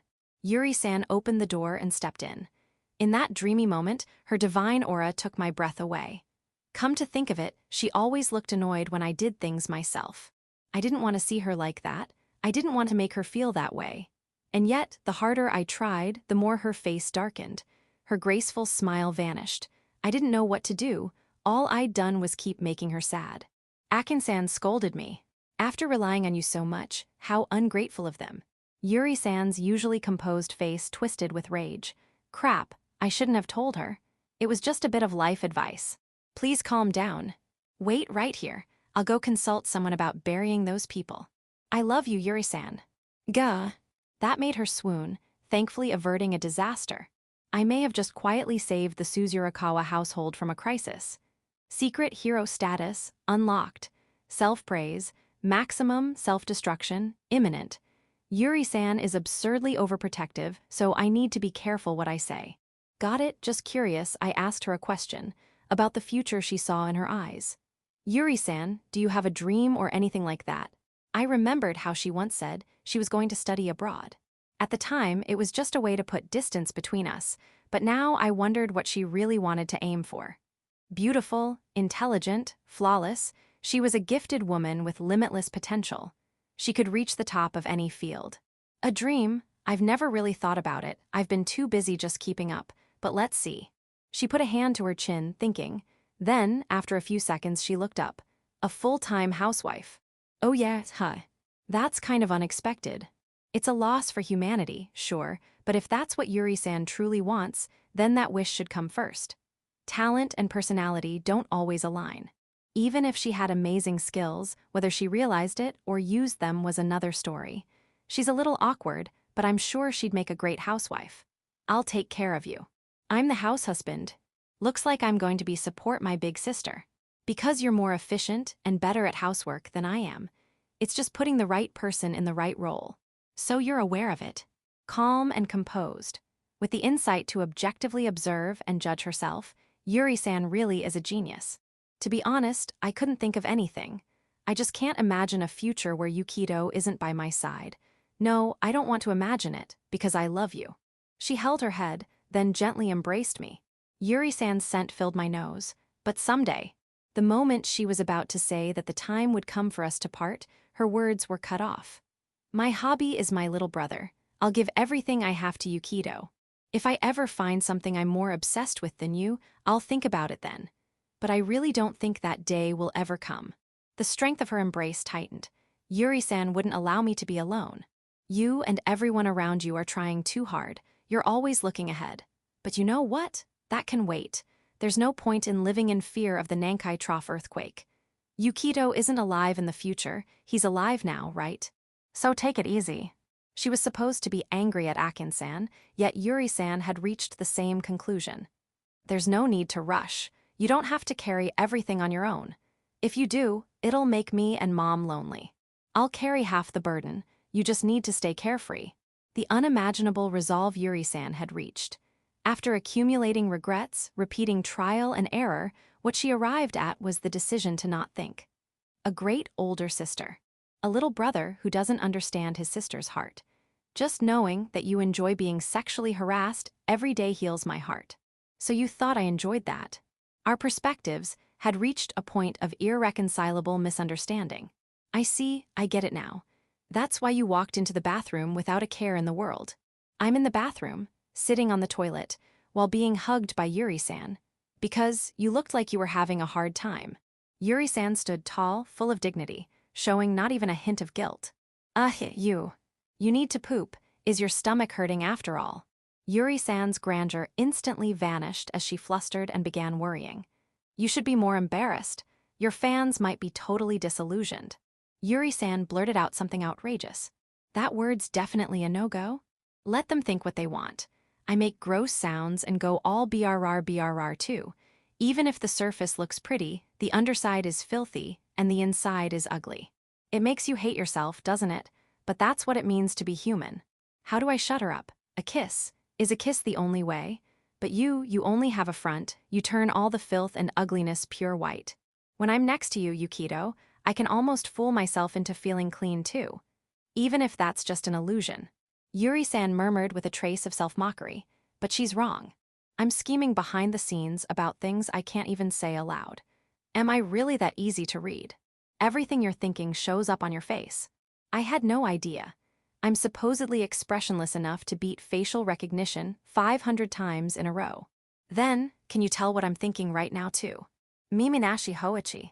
So now I'm a Biwa priest scribbling sutras all over my face to escape vengeful spirits. Just like the bald guy with Sanskrit tattoos. I told you, it shows on your face. Bullseye. I really can't hide anything anymore. What am I supposed to do? You're fine the way you are. You don't need to change. Stay just like that.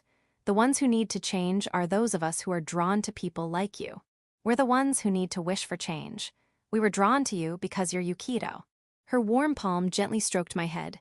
The courage to fall, I don't have to keep swimming. Even if I stop, no one will blame me. It's okay. Even if you take a little break, no one's going to catch up to you. The story of the tortoise and the hare. No matter how far ahead the hare runs, he's fated to lose. I was planning to sprint to the finish line. But no one really knows where that finish line is. I just kept running, but maybe I don't need to anymore. Okay. Without thinking, I nodded at Yuri-san's words, because maybe that's the right answer. Section. Yukito-kun, are you ready? Anytime, boss lady. At Hikari-san's signal, I lowered my stance and readied the camera with perfect form. Yukito, being a lowly underling really suits you. Well, there are 3 of us. Wait, me too. Hold on. Underling doesn't refer to the number of people, does it? The confused Takahashina was quickly corrected by the sparklingly radiant handsome guy glittering under the sunlight. Such a proper guy. But for now, I had to stay focused on the shoot. Failure wasn't an option. Ku, get in position too. You're always trying to get flirty with Yukito-kun. We're not like that. Flustered, the terrace-faced guy fixed the reflector, in place to keep it from moving. What was with that reaction? Hikari-san, catching on to the suspicious vibe, muttered, "Wait, is this actually for real? Kazu-kun, make sure not to slip, okay? If you fall, it's gonna be a disaster." Roger. Takahashina gave a short, determined reply.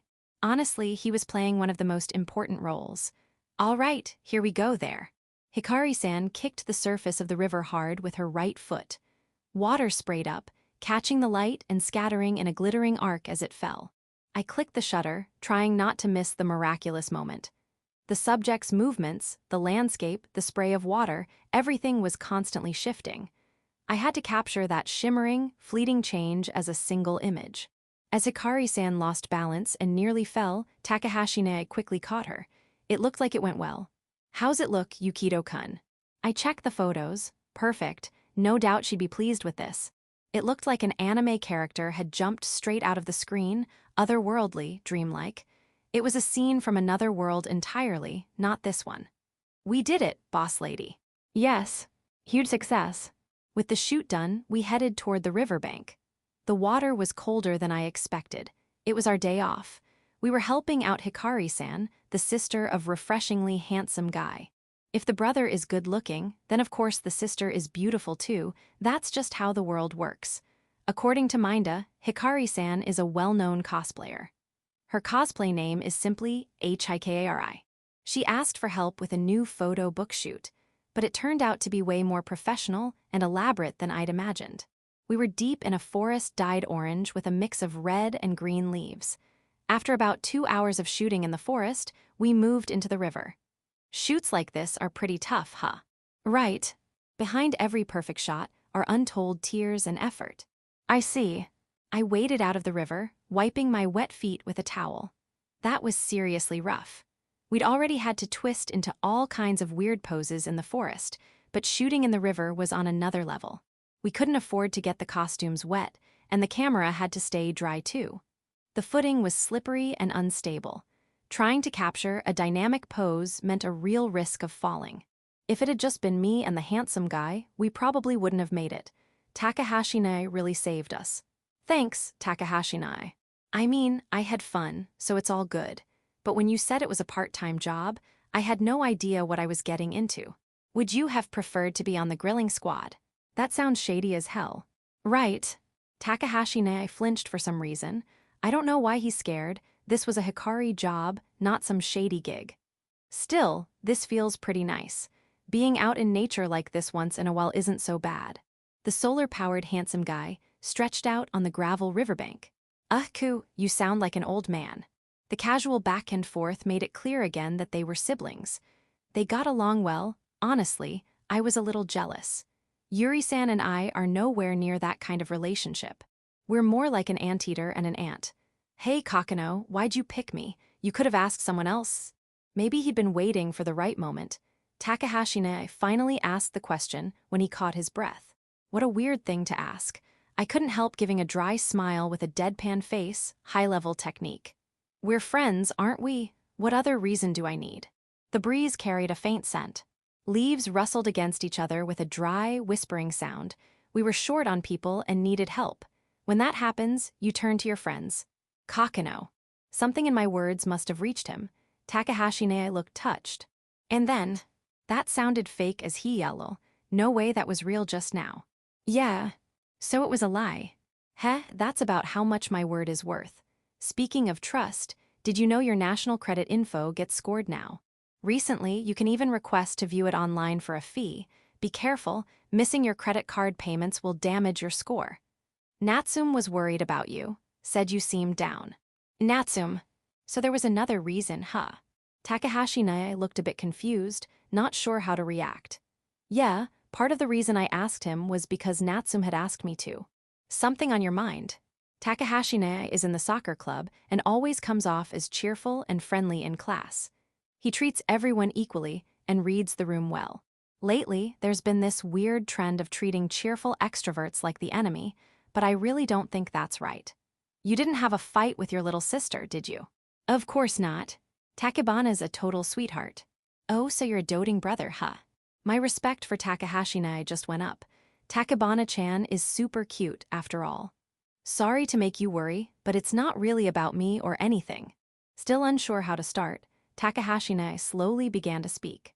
Section, a few days ago. Is that so? If that's the case, I feel a little relieved. I decided to tell Natsum about the beauty contest, info I got from President Keru.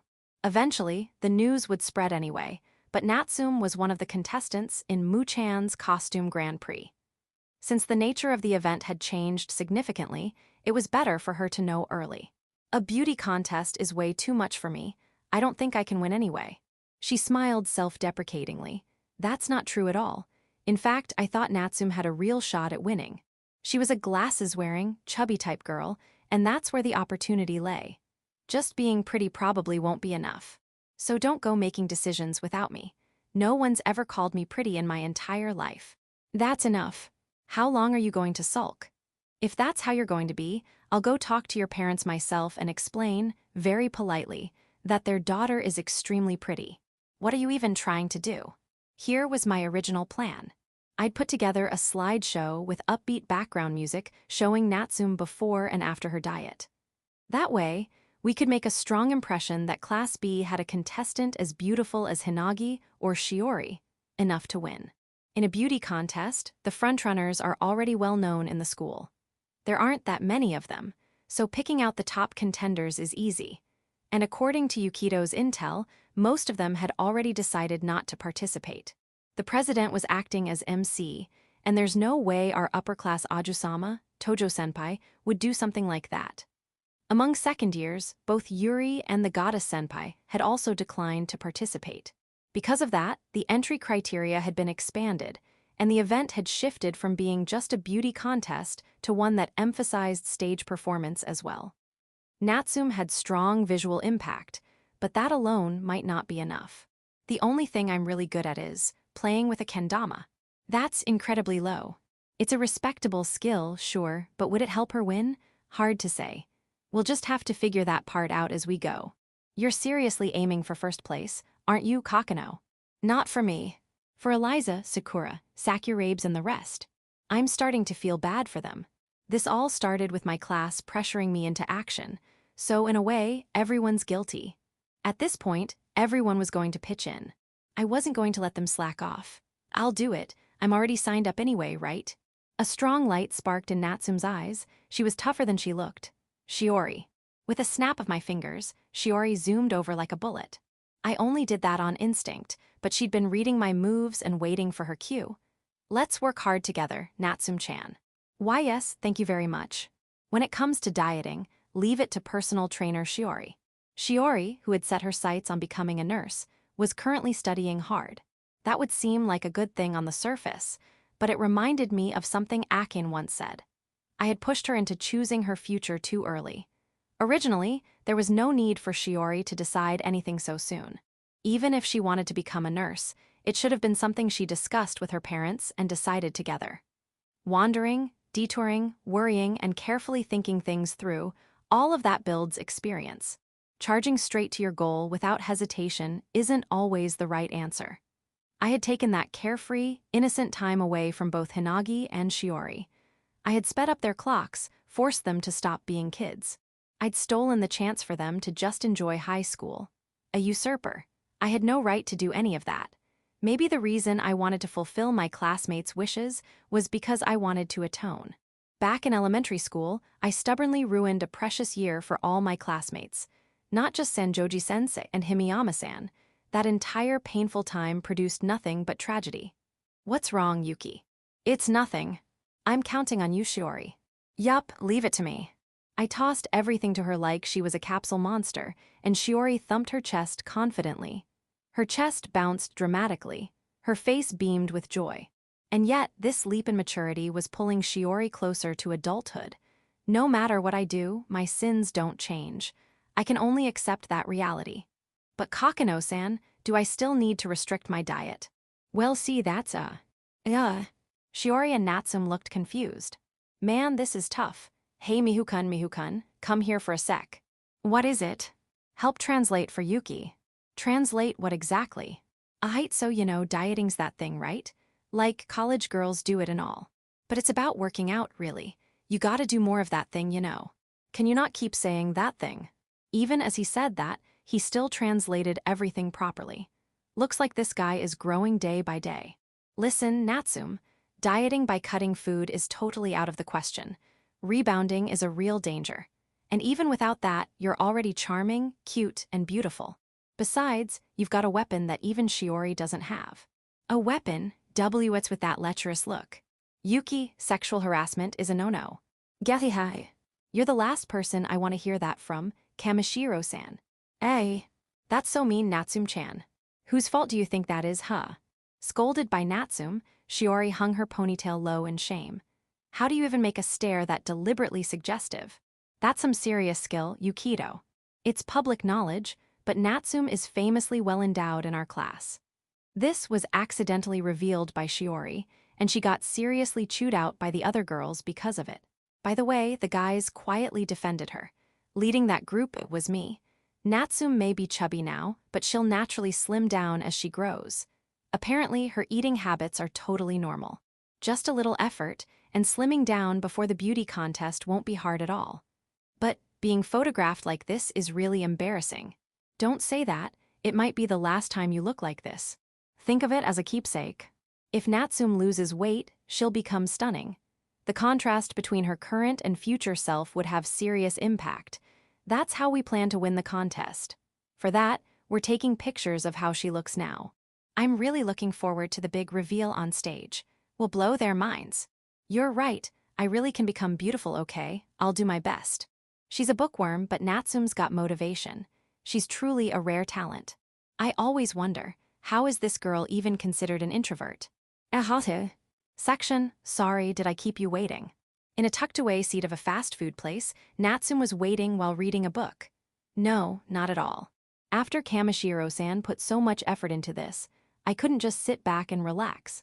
Natsume smoothly lifted the book. What she was reading wasn't a novel, it was a book on nutrition. Apparently, Shiori had passed on her diet plan. Shiori's really good at supporting people. Despite being the strongest physically, Shiori's personality was more suited for a supporting role than the front lines. She had the ability to empathize and stand by others in their pain. That was Shiori Kamashiro's strength and her charm.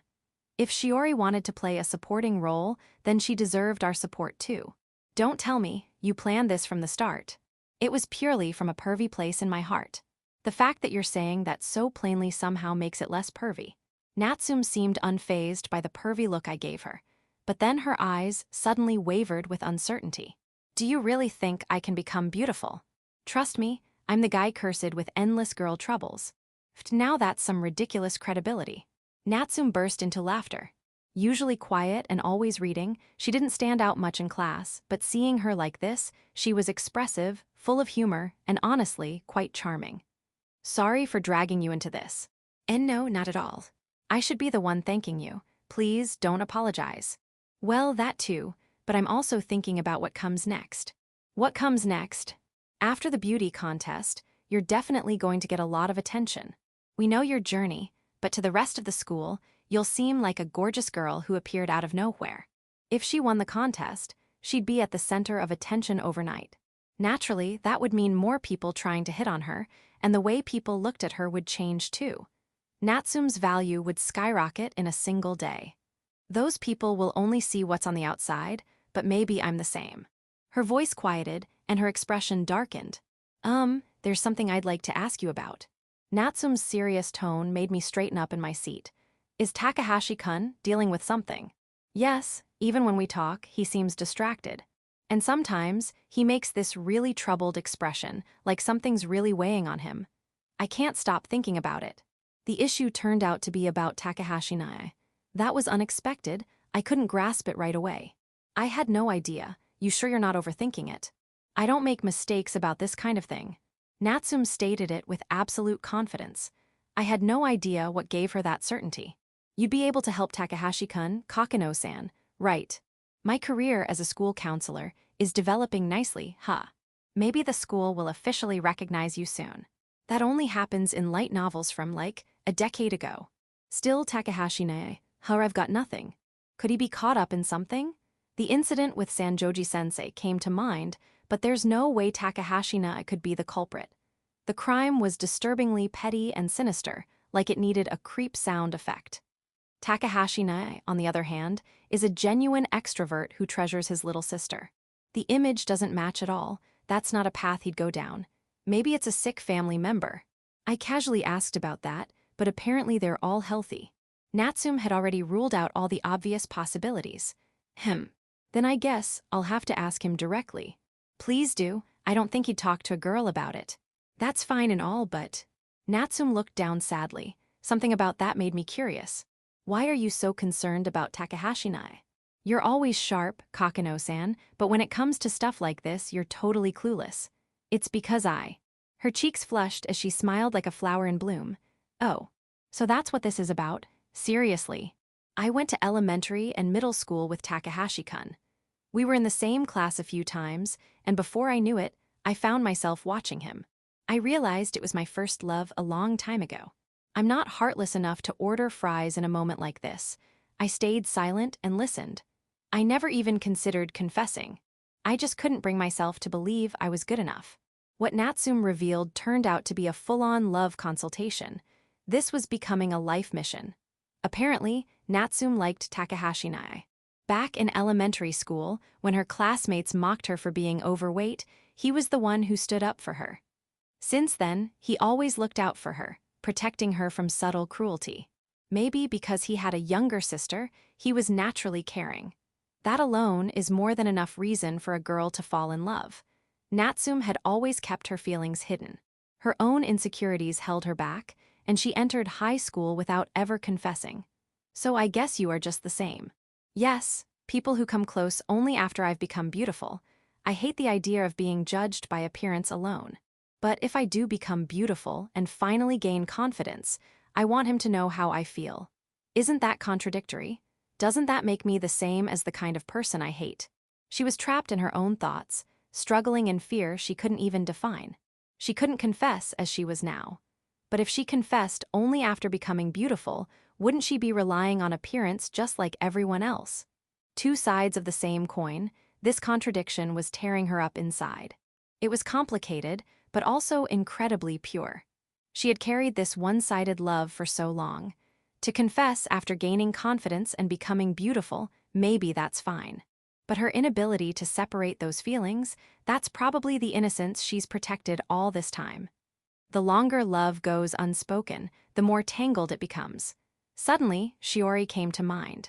No matter how far I pushed her away or told her I didn't like her, I couldn't do anything to change her feelings. They were immovable emotions. Even if it meant her getting hurt, Shiori never accepted the decision I made, even when I did it for her happiness. Well, maybe Takahashi Nae feels the same. The same. Say there was someone who liked you. Don't you think they might be thinking the same thing? That if they confessed now, people would assume it was only because you've become beautiful. The more someone likes you, the more hesitant they become. They might even avert their eyes from the brilliance of what you've achieved. People are fragile creatures who can't always handle purity. There's no one like that. You don't know that. At the very least, even if Takahashi Nae accepted your confession, he wouldn't want it to seem like it was only because you became pretty. I'm the one at fault for not having the courage sooner. Natsume lowered her gaze and took a sip from her straw. The flimsy paper straw felt unreliable. We might call this a love consultation, but in the end, the only one who can face Natsume's feelings is Takahashi Nae. By the way, have you ever read a time leap story? Time leap? Yes, a few times. Going back in time, redoing the past, living in a way you won't regret, using your knowledge and experience from before to gain happiness and reclaim what you lost. Stories like that are popular. Would you want to time leap? I suppose. If I could do something like that, if I could go back, I'd stop just crying all the time, make up my mind sooner, and become someone I wouldn't be ashamed of. That's what I'd hope for. Then what if you time leaped right now, and the time leaped version of you surpassed your current age? From that point on, the future would be completely unknown. You wouldn't know what's going to happen. There are no answers. What if the person you got together with after the time leap died from an illness or accident? What if something happened to your family? What if it was you? Could you live your post-time leap life without regrets? If things got tough, would you wish to time leap again, clinging to the miracle you once had? There is no save and load in life. We live in irreversible time. You can't just conveniently redo things every time you make the wrong choice. There's no hope in the past. In the end, we have no choice but to desperately live the present without regrets. Have you never regretted anything, Kokonoe-san? Well, just being born into this world is my regret. Mom Nisan, I'm sorry for being born. It's because you say things like that you suffer so much, Kokonoe-san. For some reason, Natsume was giving me a suspicious look, just like Goddess Senpai. WHY? I see, so that's what it was. I finally understand. Why I've been feeling this way. Why I suddenly want to be brave now. Why I nodded to your suggestion, Kokonoe-san, even though I was so scared of exposing my hidden feelings. Natsume's expression softened. She really does have good features. Even now, she's charming and cute. Yes, I've been admiring it, because the people around you, Kokonoe-san, are like that. Suzurakawa-san and Kamishiro-san, they don't lie to themselves, they live so they won't regret anything. They pursue their ideals with everything they have. They shine so brightly, dazzling, moving forward even when hurt. I hated how cowardly I was. That's why I wanted to change. That's why I thought, maybe it's okay for me to join the pageant. She shut her eyes tight, took a deep breath, and slowly opened them. In Natsume's eyes was the same light I saw in Hinagi and Shiori. The gaze of someone who had made up their mind. A noble spirit determined to follow a feeling they wouldn't give up on. A performance might be necessary. That's what you said, right, Kokonoe-san? I nodded. I was overwhelmed by the intensity in Natsume's voice. There's a saying, if you don't see a man for 3 days, you should look at him anew. But that kind of growth isn't exclusive to men. The impact would be more than enough. But even so, there's still a chance she won't reach the top. No one knows how the judges will vote. No one knows who the goddess of victory will smile upon. I'm going to confess to Takahashi-kun on stage. You. Her bold declaration made my eyes widen. A shiver of shock ran through me. That unwavering resolve, most people couldn't do it. She was going to lay everything bare and wait for judgment. She would strip away the cowardice she had hidden for so long and throw herself wholeheartedly into love. On the day of the event, the venue will explode with excitement. No one could outmatch Natsume's determination. No other performance would shine brighter. Everything else would feel like an opening act in comparison. I felt a deep respect for Natsume. Love can make someone this strong. It's the kind of strength I long for. The kind I can't possess. The kind I can't defeat. I'll have to give it my all to respond. I don't know what kind of answer Takahashi-ne will give. But Natsume had already shown hers, her resolve. Even someone like me has feelings I want to share. No matter how much she puts herself down, Natsume is a wonderful girl anyone would admire. Takahashi-ne is a lucky guy. To secure the groundwork, I'll think of a way to win over Takahashi's little sister first. Step 1. Bribing. Why would you start with something so shady? We've talked long enough. In any case, what's important now is building a stronger relationship with Takahashi-ne. Natsume, can you be brave?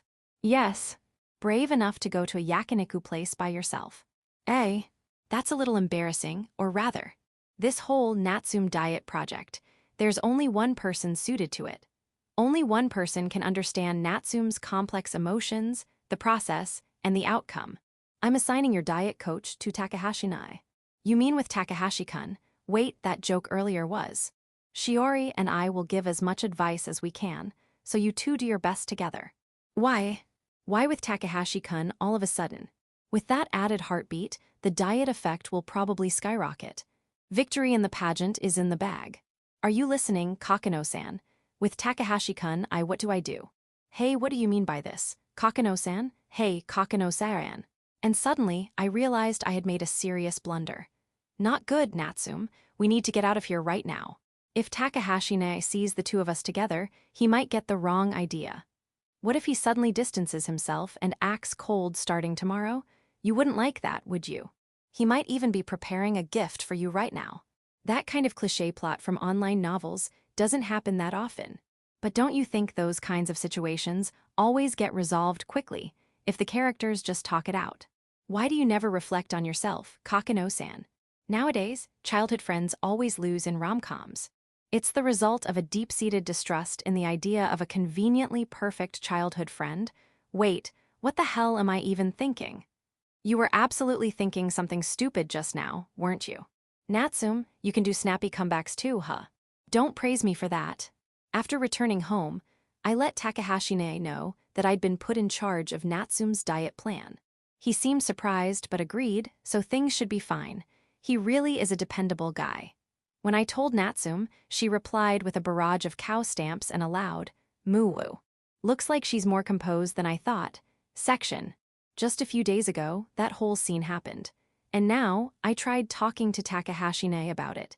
It's really not that big of a deal. I've just been having a bit of trouble with the soccer club. As he picked his words carefully, Takahashi-nai began to explain the situation. Even as a first year, he's considered a rising star with a real shot at making the regular lineup in the soccer team. That in itself is something to be proud of, but it also means someone else will be pushed out. It's not openly said, but there's been some tension. Honestly, I'd be fine either way if we could all just have fun. It's a tough problem. If this were a famous soccer school, a merit-based approach wouldn't be an issue. But our school, Shoyo High, isn't like that. There's a mismatch in what people want the team to be. So people are jealous of you, that's rough. I used to be really close with Kimura-senpai, so I can't stand the atmosphere right now. But he's not the kind of person who'd get jealous. I think he's struggling with something else, and that's what's. He's clearly shaken. Hearing Takahashi-nai's downcast tone made me wonder what I should do. That kind of frustration, delicate and easily hurt, is what youth is all about. What are you guys talking about over here? Strutting in radiantly walking in, was the refreshing handsome boy. You know Kimura-senpai from the second year. Kimura-senpai, I've heard the name, isn't he pretty capable?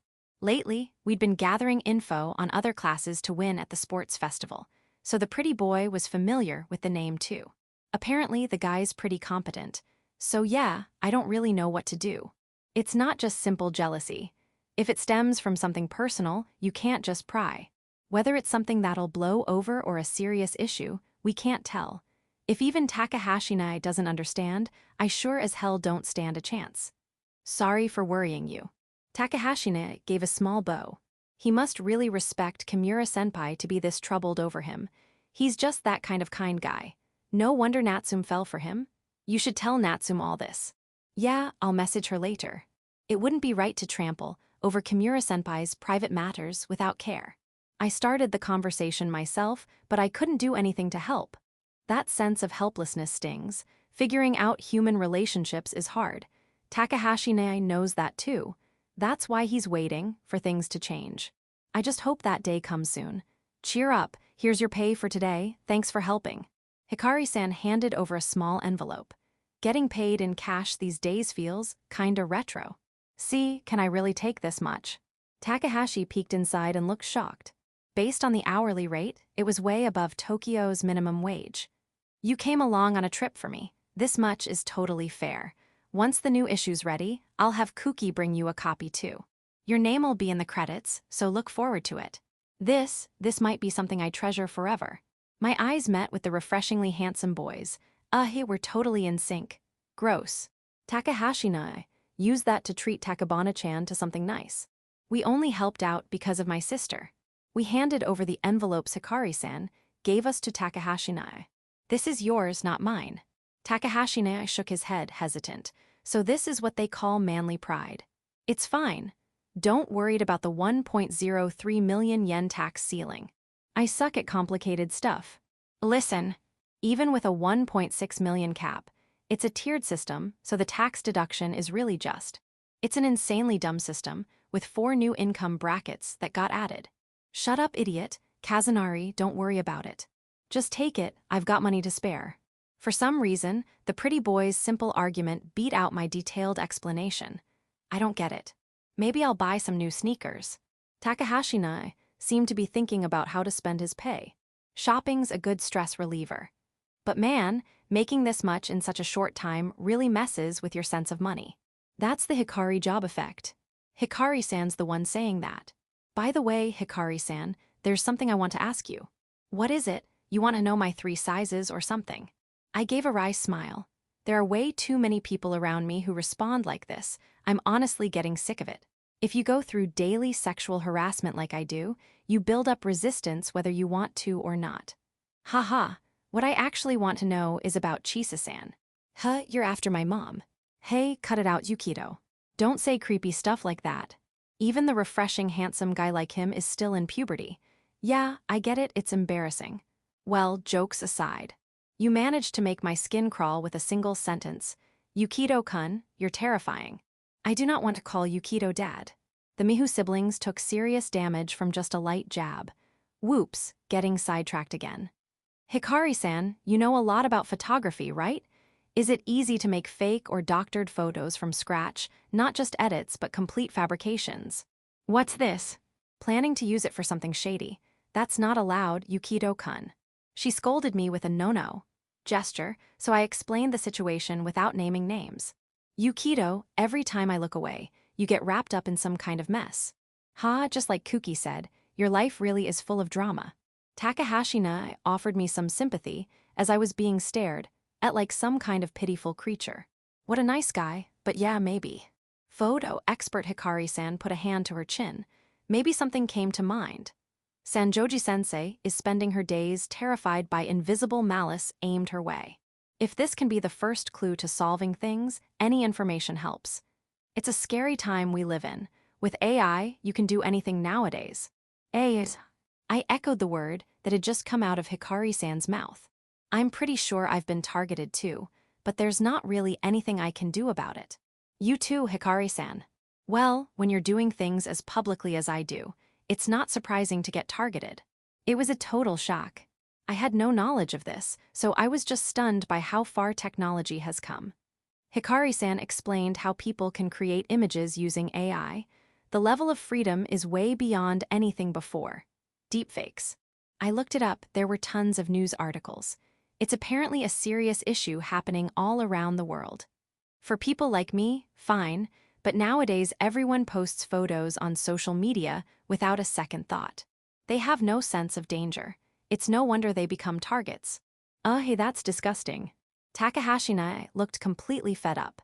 Even the usually cheerful pretty boy had a grim expression.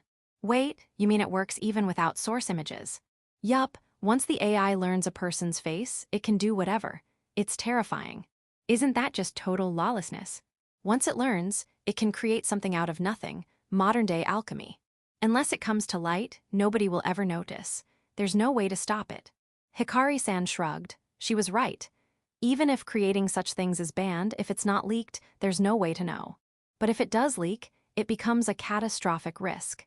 The image sent to Sanjoji-sensei was something that should never be tolerated. What kind of fun do people even get out of this? If someone spreads that kind of thing to hurt someone, a fragile person wouldn't be able to handle it. Hikari-san looked serious. Considering how devastated Sanjoji-sensei was, it's clearly dangerous. If this malice were directed at a student, someone could even lose their life. If someone's suffering, please help them somehow. I think this is something only you can do, Yukito-kun. When people are scared, they don't have the strength to fight back. Yes, maybe things are more urgent than I thought. I was starting to feel the weight of the situation. I mean, I'm mentally tough like ultra-high molecular weight polyethylene fiber, so I'll be fine, but if we don't resolve this soon, even someone like Sanjoji-sensei, who's trying to stay strong, could break. Thanks. I learned a lot. Yukito-kun, don't try to shoulder everything by yourself, okay? Kuki. I know, I won't leave him alone. The Mihu siblings were both worrywarts, it seems. But AI, huh? Is that really possible? Kokonoe, didn't you say earlier that we're friends? If anything's bothering you, tell me.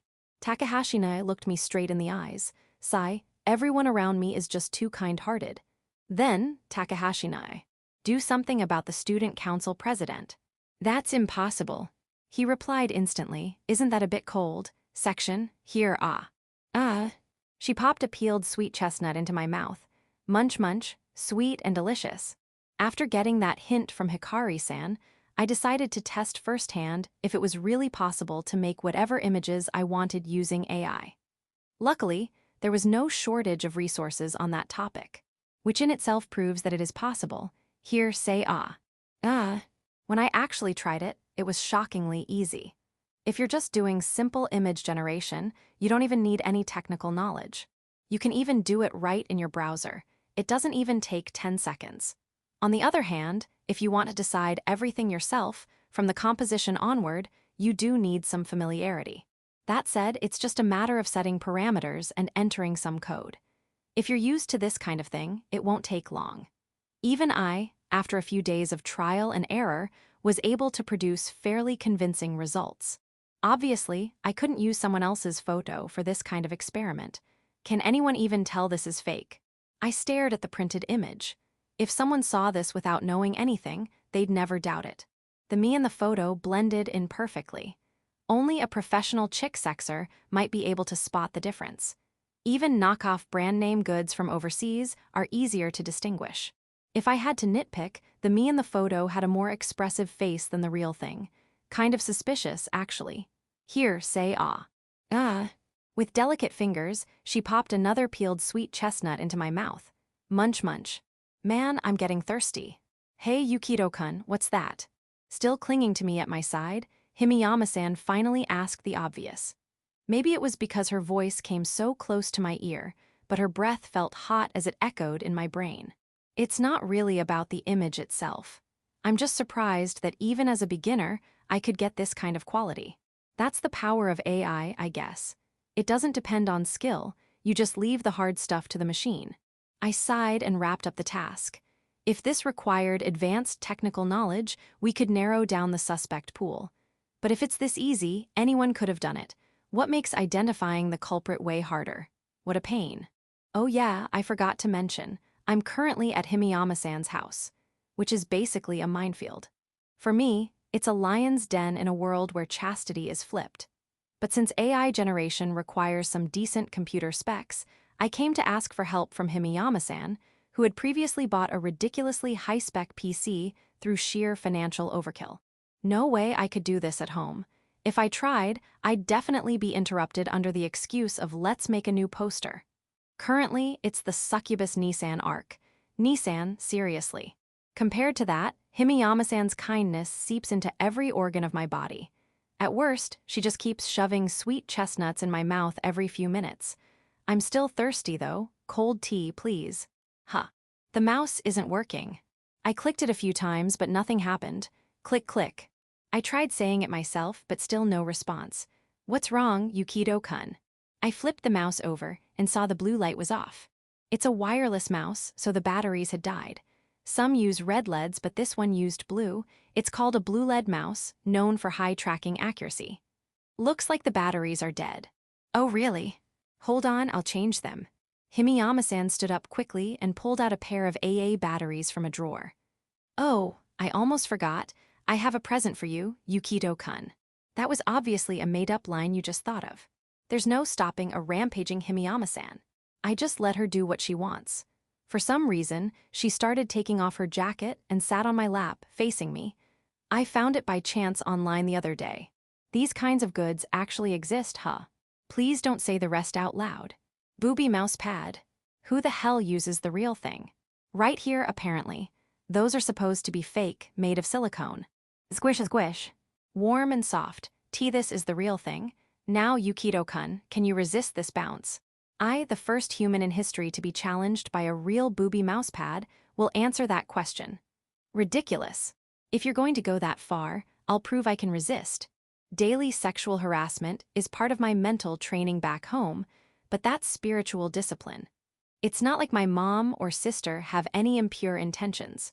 I've reached spiritual enlightenment through 1,000 days of resisting harassment. I have no weak points. I grabbed both boobs mouse pads with both hands. Why you kun? Don't tell me you're actually. I'll allow a tactical retreat if you run now. Don't underestimate me, I won't back down. Himiyama-san, fully into it, played the role of a heroine caught by the enemy. Seems she thinks she's got this under control. But let's see how long that smug face lasts. Due to the failure of the 3 generations one body law, what was enacted was the fondle and claim property law. This law states that newly cultivated breasts shall be permanently privately owned. Poor Himiyama-san, if this continues, I might end up owning her permanently. She must be terrified inside.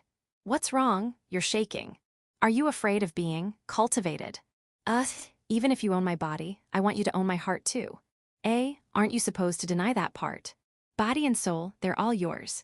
And so the cultivation continued, and I ended up being taxed by Himiyama-san. Wait, what?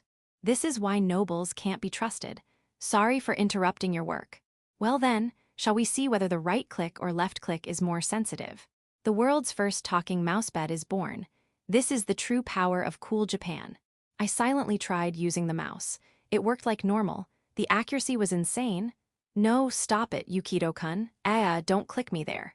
Let's try scrolling back and forth. No, stop it, Yukito-kun. Don't wheel me there. Himiyama-san let out a sultry moan. I will master this. You woo-woo.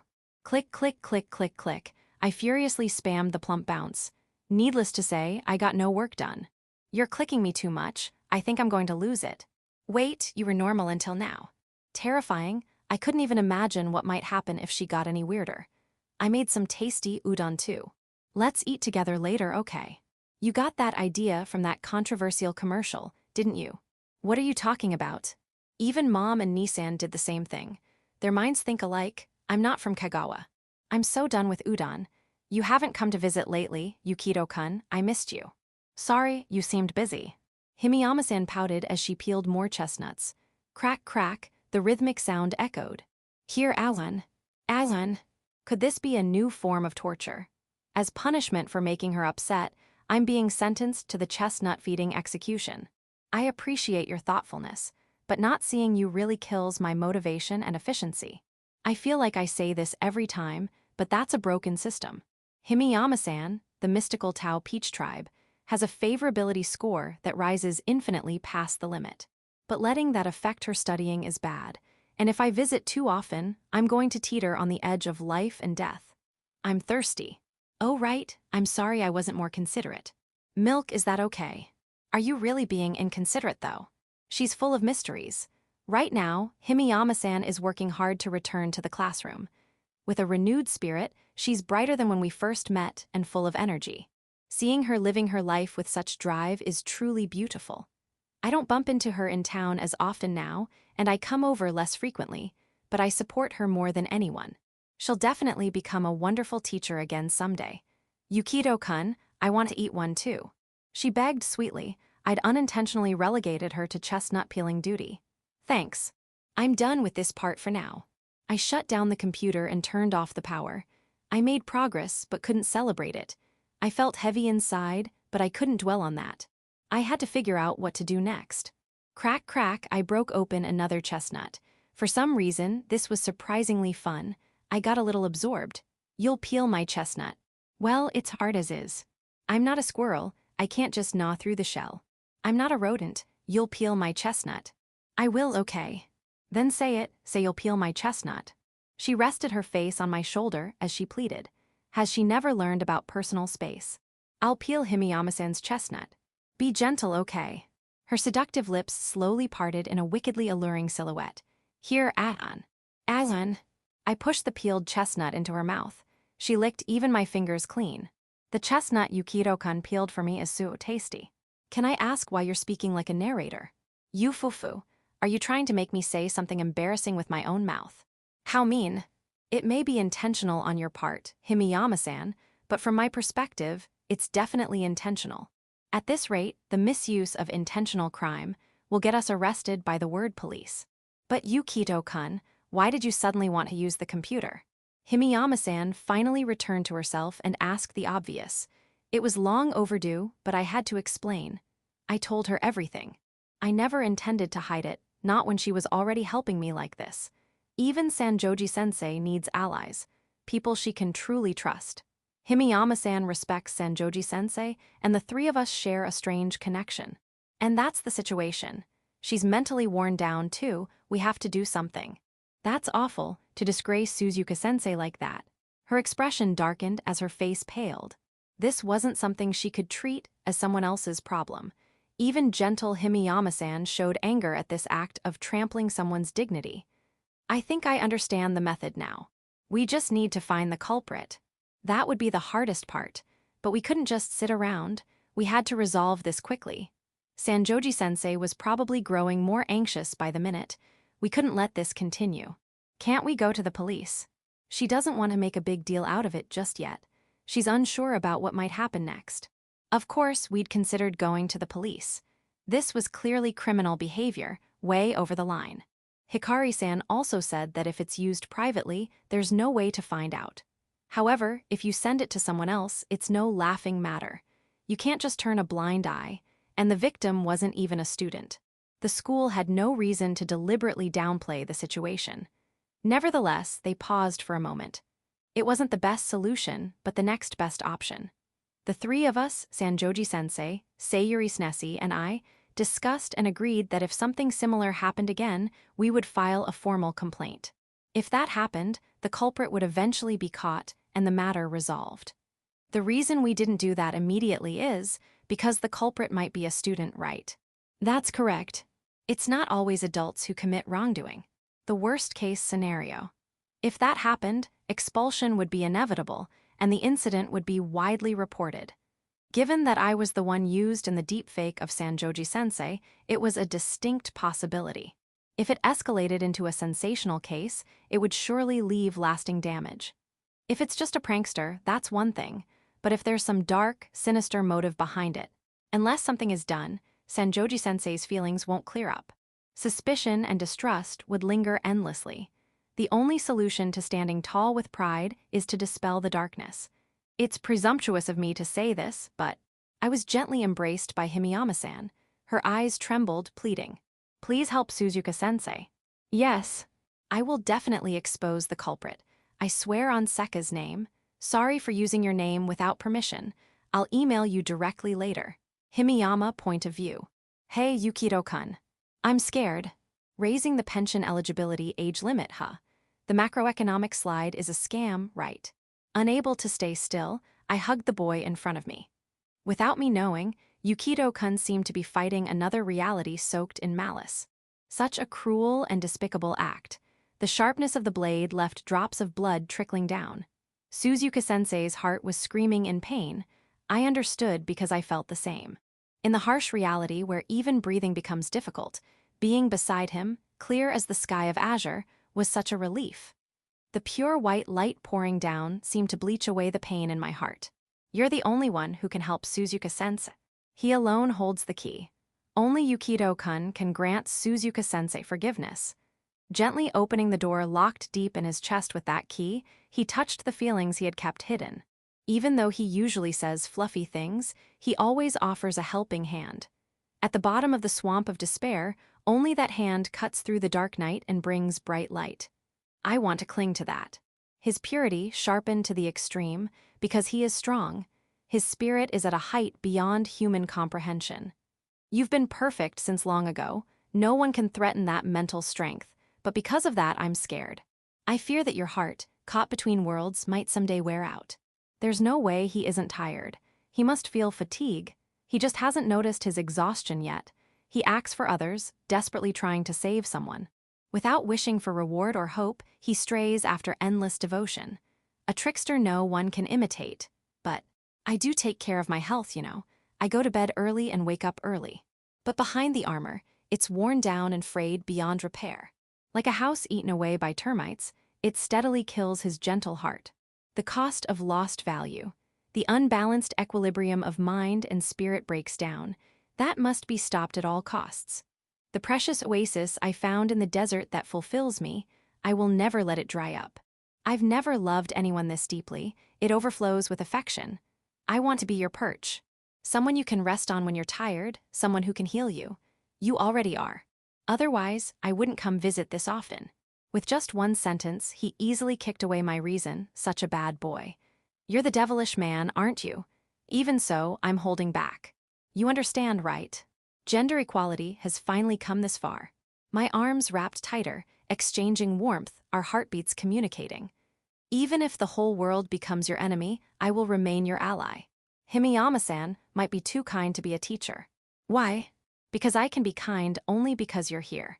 Seeing through those feelings, Yukito-kun groans. If I do something bad, you have to scold me or I'll be in trouble. Fufu, that's impossible. Then let's be scolded together. Wow, what a hopeless adult. I don't mind being hopeless. I can't pretend in front of you. Well, shall we eat? There's still plenty left. You like my chestnuts, right? You want to peel them. If you don't stop, I'll report you for sexual harassment. Hello, goddess-sensei. I'm being harassed right now, can I sue? What? I'm harassing you too. Yukito-kun seemed to be calling to report his suffering, but was promptly rejected. Looks like I can't talk. Good, we're guilty together. Now we can flirt as much as we want. Wait, was there any holding back just now? I ate the chestnuts alongside Yukito-kun, who tilted his head. For me, that is a very precious time. Chapter 3. Wanderer of the Underworld.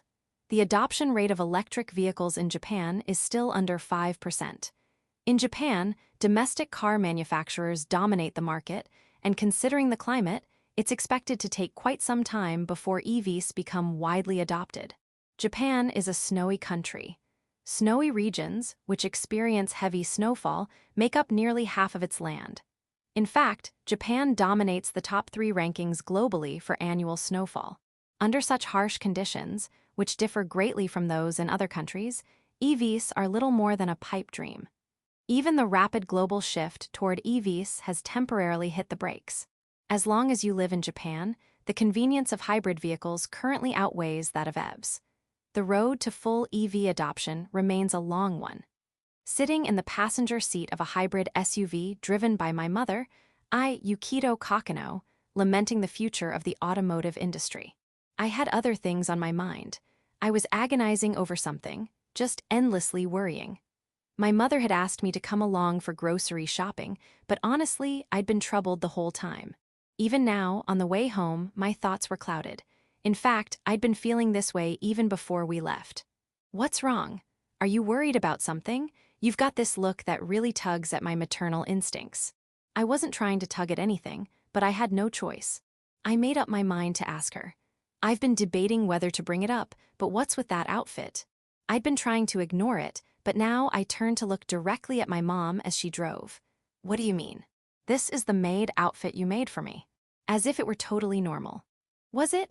With a chignon on the back of her head, wearing round glasses with chains, non-prescription, white stockings, and a maid outfit, my mom, in full, perfected maid attire, was driving the car. My world was being consumed by surrealism. Is this the second dimension? What is reality? Why have you been wearing it all the time lately? Currently, the Iwakura delegation is working on maid outfits for the Culture Festival, but separate from that, I had also been making one. When I finally finished a complete outfit, Mom apparently liked it so much that she started wearing it all the time. She even cooked meals in it. Seriously, it freaked me out. Considering its original purpose, I guess it's practical as workwear, but it still felt off. By the way, Yuri once tried to fry carrot wearing nothing but an apron. The oil splattered and she shouted, "Ow, that's hot." She's clumsy like that. Ever since, naked aprons have been banned in our house. If you say that, your outfit is pretty questionable too. Mom tilted her head with a troubled look. I was wearing a patterned shirt with a collar, sunglasses, and gold necklaces jangling around my neck. I picked a mature look so I wouldn't look out of place walking with a maid, but I attracted so much attention it was embarrassing. Total failure, but well, if I had to say. Her voice lowered slightly. She kept her eyes on the road. Maybe I've been feeling a bit empty. Empty? You, the super career woman who could make even crying babies go silent. I was stunned by her unexpected words. Mom had been busy preparing to go independent. She had tons on her plate, but that should mean she was feeling fulfilled. Of course, work is important. Everything I've done up until now, the new challenges ahead, building my career and growing. In that sense, things are going smoothly, but the light turned red and the car came to a stop. Mom turned toward me. That's not me as a mother. As a mother, I haven't built any kind of career. I've got 2 kids, but I've stayed a beginner the whole time. And before I realized it, you had grown up this much, and I wasn't really there for it. The precious memories we should have shared, the past we should have had together, I don't have that with you. And that makes me feel incredibly guilty and sad. The light turned green and the car began to move again. Being a hybrid, it accelerated smoothly. I vaguely understood what she was trying to say. Maybe she didn't feel confident in herself as a mother. That reminded me, she had mentioned wanting to attend the sports festival. Before that, she also said she wanted to start over as mom. She craved it, the role of being a mother. Lately, I've found myself feeling regret. Seka has way more memories with you than I do. She's so diligent with taking pictures and videos, and I always end up looking at them afterward, feeling this lonely pang. I've become just an observer, watching the finished past from the outside. I ask myself, what am I even doing? What's really important? Even though I know it's unfair to bring this up to you now, after all this time. We arrived home, and she parked the car. Despite her outfit, Mom's driving skills were top-notch. I regret the weight of the time I can't get back. I'm sorry. Her flawless features twisted into a pained smile, hiding deep sorrow. There's still plenty of time from now on. It was a hollow comfort. We both knew that. Mom and I a one-way street with no going back. There are indeed things that cannot be reclaimed. The time limit for remaining a child is drawing near. Once you become an adult, you inevitably leave the shelter of your parents. That's true. The days that have passed hold no meaning. No matter how many gigawatts you pump in, there's no way to hop in a car and go back in time to rewrite history. The only things we can change are the present and the future. A brief silence. Memories cannot be overwritten. The things Mom wishes she had done for little me as a mother, those are now absolutely impossible. They're fantasies that can no longer be obtained. I've already grown up and I don't need those things anymore. I don't even want them. That's why she yearns. That's why she feels unfulfilled. Mom can't feel it, her own sense of necessity. In the end, this is my fault too. Because I never showed Mom that I needed her, she's now feeling this unstable. Her deep love has nowhere to go, and it's overflowing. The recent intensification of Mom's doting is probably a side effect of that. And the reason I've been going along with it is because I hope it eases her heart even a little. Just to be clear, and I want to emphasize this is absolutely not something I'm wishing for. I get out of the car and start walking. There's one thing I definitely need to say. So, about that maid outfit. I still can't connect how feeling empty leads to putting on a maid outfit. Oh, this. When I wear this outfit, I feel like I just have to serve someone. It's strange, but I feel this sense of devotion welling up from deep inside. And when I think that the person I'm serving is you, I get this warm, full feeling. You made this outfit for me, after all. It feels like I'm wrapped in love. So you found your true calling before even changing careers. My mom had awakened to a servant spirit. Is it like that thing? When cops put on their uniforms and switch into enforcement mode. Uniforms really do have a kind of invisible passive effect. Damn it, maybe it was a mistake to let Mom wear a maid outfit. Her already overbearing caretaking tendencies were now being excessively boosted. What a public nuisance. When I wear this outfit, I'm a maid. I'll obey any order. With sparkling eyes, she puts pressure on me like, go ahead, give me an order. Morally speaking, a child ordering their parent around should never happen. Hierarchy matters in this world. It's actually the adult's responsibility to discipline the child. Teaching manners, etiquette, and morality is a grown-up's duty. Education matters. I take another look at myself. I look ridiculously sketchy. I should be getting scolded. Once a kid goes delinquent, it's hard to bring them back. Now's the time for an adult to step in and firmly scold them, to guide them back to the right path. The household of the Kokonoe family cannot be producing punks. For someone like me, who has never been scolded by Mom, This is a once-in-a-lifetime chance to get properly told off. So I decide to say something totally disrespectful, something that'll make her snap. Oh, you'll really follow any order? Then go pee on that utility pole over there like some disgraceful mutt. You don't even deserve to be a maid. Qhahaha. Understood. She lifts her skirt and starts walking. She's really about to do it. Wait, I'm sorry, I was kidding, I'm the bad one here, please stop. I was hoping to get yelled at, but instead, she agreed. I frantically try to stop her. Isn't this the part where she says, "Don't be ridiculous," and slaps me? Am I the one who's wrong here? I want to serve you, to give my all, to do anything for you, to be needed, to be relied on, ha ha. Are you having some kind of dangerous episode right now? Panicking, I rub her back to calm her down. And as I'm doing that, one thought crosses my mind. At the very least, I feel more at peace and comforted seeing Mom smiling more often now, compared to when she was constantly worried with a gloomy expression. That's good. What matters most is not the past, but the present. We're both changing, Mom and me. I think I'll try to negotiate to participate in an event at the sports festival. Yeah, I'm looking forward to it. Maybe slowing down the swift passage of time isn't all that difficult after all. When we return to the apartment with my mom, still suffering from some kind of mysterious episode, we find a flag banner set up in front of the entrance. What is this? New machine arrival. New machine. At first, I thought it might be a misdelivered package, but that didn't make sense. It wasn't a package, it was a literal banner, firmly tied to the front entrance. Was this some kind of harassment? I had absolutely no idea what was going on. Thinking Mom must be just as confused, I turned to her. SSSSC? I have no idea what this is. I mean, what could it be? I've never seen anyone so bad, pretending to be calm. She was being so obvious. It seems like Mom has some idea what this is about. Honestly, I've got a really bad feeling about this. When I unlock the door, I hear heavy footsteps and see a familiar face appear. Welcome to Parlor Kokonoe. Come in, I've been waiting, Yuki-chan. Seki-san, and what's with that outfit, Parlor Kokonoe? An incomprehensible development that only invited more confusion. The one waiting for us was my mother's younger sister, my Aunt Seki-san.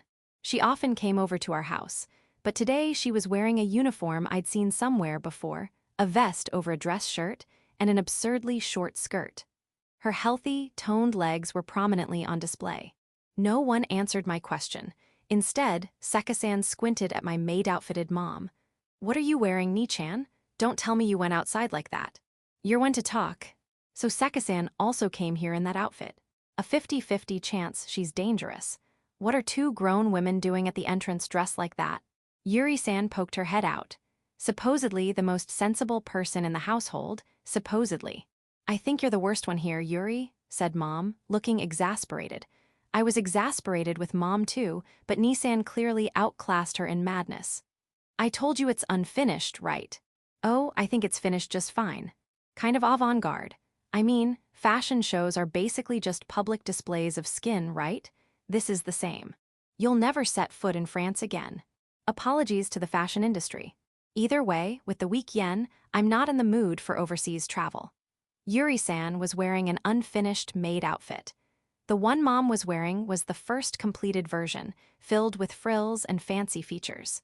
But since it used up most of the fabric, the second one only consisted of isolated parts and had been abandoned unfinished. Yuri was wearing just sleeves, cuffs, a microskirt, and an apron. It wasn't even a maid outfit anymore, barely even counted as clothing. The fabric coverage was laughably insufficient. Every part of her body was jiggling. The unstoppable suction power of Yuri-san. I haven't measured, but haven't they gotten even bigger again? Because you grope them so roughly every night. What the hell? That's completely false and came out of nowhere. This is like a modern-day yucky-do incident. You suck them so hard every night. I wasn't disputing that part. No touching, no life. I'll give you a cyclone later. I made a firm vow to thoroughly clean the house. Hell's army, or was that something else? I always wonder, but is it really that warm in this house? Maybe we should lower the AC temperature. Why is everyone always so lightly dressed? Speaking of outfits, yours is pretty outrageous too. Her gold necklace jingled. A slot machine sat in the living room, radiating overwhelming presence. These days, Online casinos are being criticized everywhere. Oh, Yuki-chan, this is offline, so there's no problem at all. Relax. Seka-san clapped her hands and smiled broadly. Is that really the issue? Gambling is illegal in Japan. Let me tell you a little secret. Legally, gambling is defined as the exchange of money. What we're betting here is our burning desires, so it doesn't count as gambling. Learned something new, didn't you? Yuri-san, you're so smart. Foo-foo. I don't think now's the time to be smiling, and don't bet stuff like that. Looking into it to distract myself from reality, I learned that property is the legal term involved. In other words, gambling also includes expensive goods, not just cash. But claiming intangible things like desire or property would never fly. You can't assign a monetary value to them. Therefore, a cruel conclusion emerges. After careful thought, no problem. Really? There's really no problem with this. I couldn't shake the feeling a trap was hiding somewhere. Was I the one in the wrong? Look at all the pachinko parlors around train stations. That's illegal, right? Don't go there. Mom touched on the shady three-shop method, but if you dig too deep, the state might erase you. I bought a used machine and had the details customized. Oh, but I made the video and the reels myself. I poured so much passion into it, it's my masterpiece. I want to praise your dedication, but I really don't want to. Seka-san had always been good at that kind of thing. Apparently, she's now making a killing with side gigs in video editing, and her skills just keep improving. In the end, having a craft really is the best path to success. Look, the real symbols are our faces. Yours is on there too, Yuki-chan. The reels seemed to consist of 7 types of symbols. Each one was winking. Apparently, members of the Kokonoe family were considered regular symbols. In other words, stopping the left, center, and right reels on Seka-san, Sis, and Mom's faces triggered a payout. Wait, what about me? You're the cherry, Yuki-chan. That's why just one of them gives a payout. Lucky, right? Is it okay to take that as an insult? Sure, I'm a cherry, but I didn't expect to be teased like this. Soon, I'll be your payout too, okay? Now, take a seat, Yuki-chan. It's set to safe and easy mode, setting 6. I thought I heard something outrageous, but asking further would only lead to self-destruction. But I don't have a single coin to play with. You don't use cash for home slot machines. So how do I get coins? While I was wondering, all 3 of them had their eyes glitter ominously. This is bad. It's on the house. 1 kiss gets you 100 tokens. Yuri-san whispered casually. I ignored her as best I could. I wish I could give you 1,000, but sorry, okay. Mom looked somewhat apologetic on the surface, but she was grinning. Here, Yuki-chan, go ahead. Seka-san was completely ready. On a warm, lazy afternoon, there was no escape for me. All right, let's do this. With a fresh mindset, I braced myself. I had 300 medals on hand. Each game consumed 3 medals, meaning I could play exactly 100 games. But if you converted that into actual time, it would be over in less than 10 minutes. Without any payouts, it'd be over in a flash. I inserted the medals and yanked the lever with a satisfying thunk. The reels spun. A sharp sound effect accompanied the spinning motion. But there was no point in trying to match the symbols manually. The outcome was internally determined the moment the lever was pulled. So I could just press the buttons in a relaxed, left-to-right rhythm. Even if I focused on timing and hitting rare combinations, it wouldn't change anything. This was just a home machine. The medals wouldn't turn into money anyway. Gambling games only get intense when there's money on the line. Without risk, the thrill is gone. Oh, it landed on Mom. A small combination hit. A familiar video of me began playing with a nostalgic chime. Wait, this is... Surprised, Yuki-chan? When you line up the symbols, my Yuki-chan collection plays. We rarely get to revisit these memories, right? Mother and Nissan said they wanted to see them too, so I made it fun to watch while playing. Seka-san looked at me with gentle eyes. On screen was little me, back in kindergarten. Mom had been busy with work, so Seka-san had taken care of me.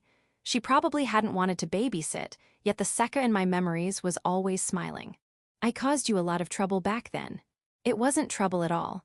I was happy because of you, Yuki-chan. Back then, I couldn't do anything for myself. I was just a burden who dragged others down. You've always had a blank expression, huh? Even back then. But that was part of your charm. Well, Yuri-chan wasn't exactly cheerful either, you know.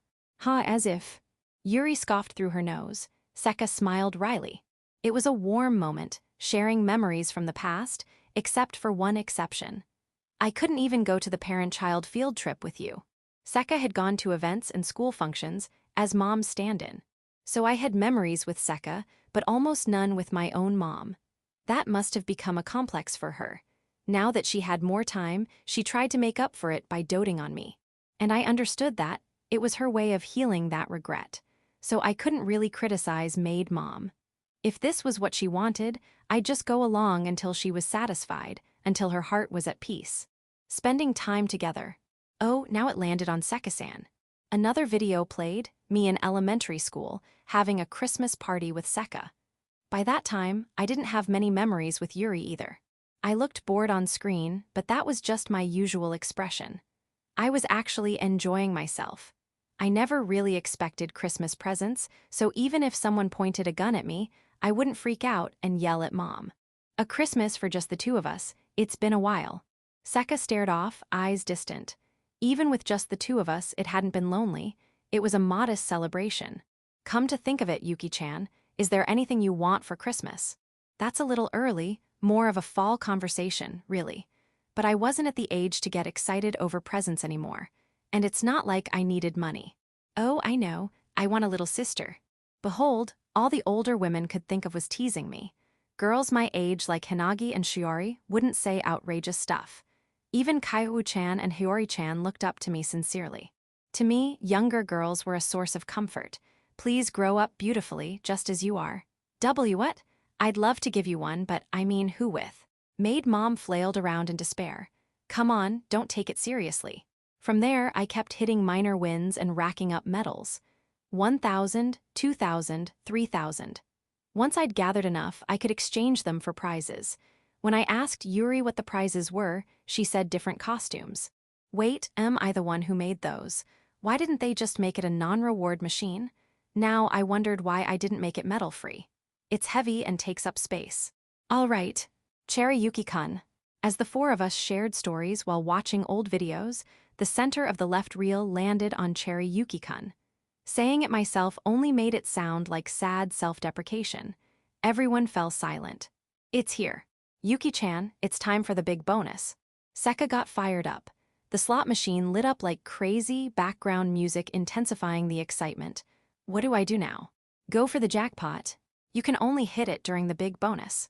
The big bonus continued until the designated payout amount was reached. Before it ended, I had to land the grand prize, 777. Hey, isn't there no 7 on the reels? I feel like I've never seen it even once. I focused my eyes on the spinning reels, but there was no 7 anywhere to be found. The jackpot symbol on this slot machine is actually pi. You're right. If you look closely, it's not 7s but pi symbols. They've gone and developed a completely outrageous slot machine, boundless greed and obsession. In other words, this is a top-secret sexy slot machine. You can only play it in a home casino. Suddenly, the tension skyrockets. To hit the jackpot pi, precision timing is a must. I sipped the tea that maid mom poured for me. Despite being a home slot, the tension was unreal. I steeled myself and hit the left reel with perfect timing. In a split second, pi landed on the center row. You did it! Yuki-chan, you've got great reflexes, probably because you play basketball. Seka cheered excitedly next to me. The left reel showed Seka's pi. Next up was the center reel. Why am I getting so worked up over this? It was getting fun. At this point, nothing could stop me. This is it. Here it comes, here it comes, here itcomes. I always believed you were the type who could pull it off. I landed Yuri's pi right in the center of the middle reel. Only one more to go, take this. Phew-ha-ha-ha-ha, how about that? In my hands, this is a piece of cake. The right reel center row shone brilliantly with Aoka's pi. Jackpot pi complete. Congratulations, Yuki-chan. With cheers, loud party poppers went off in celebration. The flashy effects were more than satisfying. While Seka hugged me, the jackpot video started to play. Mom. It looked like a hotel room. Mom was sitting on the bed, being filmed straight on. Q, could you start with a self-introduction? I'm Yukito Kokonoe, we're a family of 3. As for my age, that's a secret. Q, we heard you're feeling a bit frustrated. I can feel this growing urge to be spoiled more and more each day. Q, you're overflowing with maternal instinct. I get these urges. It's strange now at my age, isn't it? Q, are you nervous? Yes, I'm not really used to this kind of thing. Text captions appeared on screen as Mom calmly answered the questions one by one. It was a completely different type of video than usual, and my curiosity was piqued. I was hooked. Q, is this your first time doing something like this? Of course, I'm usually too busy for this kind of thing. Q, have you been neglecting intimacy because of work? No comment.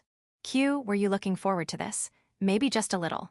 Q, you're being stared at, you know. Oh, that's embarrassing. Q, can you tell us how many partners you've had? Huh. That's private, sorry. Q, so you're a bit inexperienced? That's not true. I'm not that young anymore. Q, but you still look so youthful. I'm just putting on a brave face, but my son always says I look pretty. Q, are you mentally prepared? I'll do my best to make it enjoyable. Q, then shall we take it off? Yes. Mom stood up from the bed and reached for her clothes. Then the video cut off. What the hell kind of obscene video is this? I slammed the table and stood up from my chair with a bang. This is outrageous. No matter how you look at it, this is too much. Who's the director? Bring me the idiot who wrote this ridiculous script right now. You there. Is this really the time to be blushing? Maid Mom was looking down, face bright red. They crossed the line. You've finally done it, haven't you? Yuki-chan, don't worry, I was the one filming, okay. In what part of that video is there anything reassuring? If anything, it was nothing but unsettling. What's going to happen to Mom after this? But, didn't you want to see what happens next? Of course I do. I'm so curious it's keeping me wide awake at night. Wait a minute, the video only showed Mom. Don't tell me, there are 3 different versions of this. Yuri-san. There's one of me too, so don't worry. Does no one here understand what the word worry means? Panting, a wave of exhaustion suddenly crashed over him. Family bonding, a new era has arrived. Why are you so quiet? I asked the maid Mom, who was trembling and clearly holding something in. It's just, the shame hit me all at once just now. Even though it looks like it's been a while since the recording. So she was totally fine with it until now. What were the 3 of them conspiring about behind my back? It's one thing to be excluded from my own family, that's actually preferable, but this time the damage to me is massive.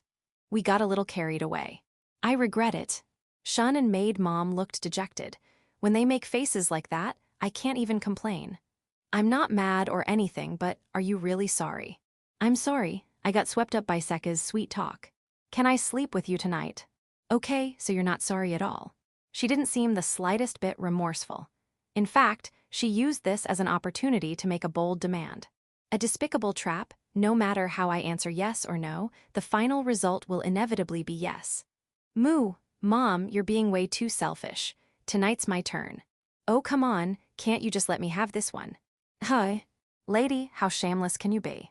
You cheeky little brat. While maid Mom and Yuri-san were arguing, Seka-san gave an explanation. To make sure Yuki-chan doesn't get bored, the jackpot footage has 6 full hours of content. That sounds like it could go up to season 4. 6 hours, so probably 2 hours per person. Given how that clip started, just what else is on there? Too curious to resist, I lined up Pi again during the big bonus round. Q, please start by introducing yourself. Yuri Kokonoe. I'll say this first. I've decided I'll only ever be with one person in my life. I already saw this scene earlier. Now Yuri-san's video was playing, so it doesn't continue in order. Q. Are you sexually frustrated and? I don't like dragging things out. If we're going to do this, let's just get started already. Just as she reached for her clothes, the footage abruptly cut off. That was so short. You can't just ignore the format and do whatever you want. She's like that. Yuri-chan's really impatient, Seka-san said, looking troubled. Not that she has any right to say that, she's the one I'm having the most trouble with. Ha. I wasn't even that into it from the beginning. It's boring without you around. Ah, okay. At this rate, it's going to take over a year to watch all 6 hours of footage. Still, I'll just have to keep lining up Pi during the big bonus. Though I'll probably get bored halfway. Don't worry, we've got the full version available too, so you can enjoy it all at your own pace. Don't worry. What does don't worry even mean? Anshin, Hanshin, fireball straight pitch. Even Mom started saying, don't worry, and the words started to lose all meaning in my head. If Gestalt collapse is when characters lose their visual recognition, Then semantic saturation is when a word's meaning starts to fade the more you hear it. That's exactly what's happening to me right now. Ha ha. What's wrong, Yuki-chan? Your eyes are spinning. Staring too hard at the spinning reels, my eyes were spinning too. I have to line them up. Line up 3 pies, wait, are there 6? Why? My brain slowed down. My thinking capacity had dropped to a dangerous level. I have to press it, is this the button? Wait, it's soft. Boing boing boing. Yuki-chan, you're being so forward. If you do that too much. No, don't touch me there. This button was suspiciously bouncy. Huh. What the hell was I just doing? I snapped back to my senses. For some reason, all 3 of them were giving me sultry stares. If I ask why you're all suddenly creeping up on me like that, gyahhh. I was grabbed and dragged off to the bedroom. And after that, we played a lot of slot. Section, Sanjoji point of view. There's a suspicious person around here. I frowned at the unsettling words. Apparently, someone suspicious had been sighted in the area over the past few days. That said, these kinds of reports weren't exactly rare. Even in the neighborhood where I live, there have been many such reports in the past. But suspicious person reports are purely subjective. They don't necessarily mean that any harm was actually done. In fact, most of the time, no real harm happens at all. If an actual crime had occurred, they wouldn't be labeled suspicious. They'd be criminals. Usually, it's just a misunderstanding, and such reports are more about raising awareness and encouraging caution. There have even been cases where an adult simply said, "Be careful on your way home," to a child, and it was reported as an incident of suspicious behavior. It sounds ridiculous, but it just shows how hypersensitive society has become. We teach children not to talk to strangers, yet we also get upset when they don't greet others. It's like adults are forcing society's contradictions onto kids while pretending to stay uninvolved. I'm sure it's fine, right? That's what a neighbor told me when I was heading out for a walk within Yukichi. We've known each other for years, just familiar faces in the neighborhood. She warned me to be careful, but to her, it might have just been fresh gossip to spice up a bit of chit-chat. Normally, I wouldn't give it another thought. But this time, it felt like a hand had grabbed hold of my heart, an overwhelming sense of dread. I couldn't stop thinking about the photo. What if the suspicious person was targeting me? That paranoid thought clung to the back of my mind. I felt embarrassed by how self-conscious I was being. Woof! Inukichi circled around me, urging me to hurry up with the walk. You're right, let's go. I was lightly dressed, just a long-sleeved running shirt over a sports bra, but it should be fine. I told myself there was nothing to worry about, just like always. If anything happens, you'll protect me, right, Inukichi? He raised a front paw, like he was saying, leave it to me. My dependable little knight. Shaking off the unease, I started running through the night streets with Inukichi at my side. Phew. I checked the distance on my running watch. My heart rate seemed about right. Let's call it here. You were way too enthusiastic. I'm completely worn out. Unlike me, who was exhausted, Inukichi still looked like he wanted more. But I was at my limit. My body felt heavy, but it was the kind of pleasant fatigue that wraps you up after a good run. As my body cooled off, I walked slowly back home. Thanks to the exercise, the anxiety I'd felt earlier was gone. I'd never been very into exercise before, but seeing how it helped my mental state, it might be good for relieving stress. Going to the gym felt like too much for me. Just keeping up with Inukichi's walks suited me better. A cool autumn breeze brushed against my cheek, making my hair sway. Even in this big city, I could faintly hear insects chirping. I wasn't fond of bugs, but their sound alone was oddly pleasant to my ears. When I arrived home and reached for the door, Inukichi suddenly perked up. What is it, Inukichi? I wasn't wearing my glasses, since they tend to slip off while running. I didn't bother with sports glasses, and Inukichi usually guided me just fine. I've been waiting for you. Hi. A sudden voice. Through my blurry vision, I saw a faint silhouette. The dim light from the street lamp flickered uncertainly, barely illuminating the figure. Step by step, it approached me, echoing click, click with each footfall. The fear I'd forgotten came rushing back all at once. Panicking, I tried to get inside the house, but the leash pulled tight. Inukichi. He dashed toward the shadow without hesitation. It looked like he was trying to protect me, just like I asked. But now he was in danger too. I had no idea what the other person might do. Inukichi was family, I couldn't let anything happen to him. I hoped a bark might be enough to scare the person away. But even as Inyukichi charged forward, the figure didn't flinch or slow down. Completely frozen, not knowing what to do, I watched as the shadow finally stepped into full view. Ah! I stumbled back at the sight. No scream came out, just a breathless, broken sound. Only now did I realize. When you face true terror, you can't even scream. It felt like I might throw up my own organs. It was, without a doubt, a suspicious person. That was the only way to describe him. What appeared through my hazy vision was an eerie, grotesque man, an old man maybe, but his expression was utterly lifeless. Like a no mask, that blank face stared coldly at me. Worst-case scenarios flashed through my mind. Was he going to attack me, assault me, or maybe just kill me right here? The terror was so intense, I forgot I was right outside my own front door. Misfortune strikes everyone equally. The scales of fate, weighted by luck, swing however they please, only God knows how they'll fall. Tilt toward luck and maybe you win the lottery. Tilt toward misfortune and you get into an accident, it's unavoidable. That's why it's so cruel. And now that cruelty was bearing down on me. Which way would the scales tip? Someone help. A faint, broken voice escaped me, so weak I barely recognized it as my own. There was no doubt in my mind. This was the suspicious person from the reports. Maybe he had been scouting the area for an underground job. If that's true, then my house had been marked. But there isn't much cash in the safe, and my jewelry isn't worth much either. Even if I was robbed, the financial loss wouldn't be that big. But life is different. He'd seen my face. That never leads anywhere good. Right, Inyukichi. There was no sign of barking at all. Panicking, I turned my eyes to Inyukichi. Ugh. My mind froze at the incomprehensible sight. When you multiply a plus by a plus, you get a minus. Then, what happens when you multiply absurdity by absurdity? Inyukichi was rolling on his back and rubbing his body against the creepy man's feet. There was no way he looked wary or threatening. If I wasn't mistaken, it just looked like Inyukichi had become attached to the creepy man. No, don't come any closer.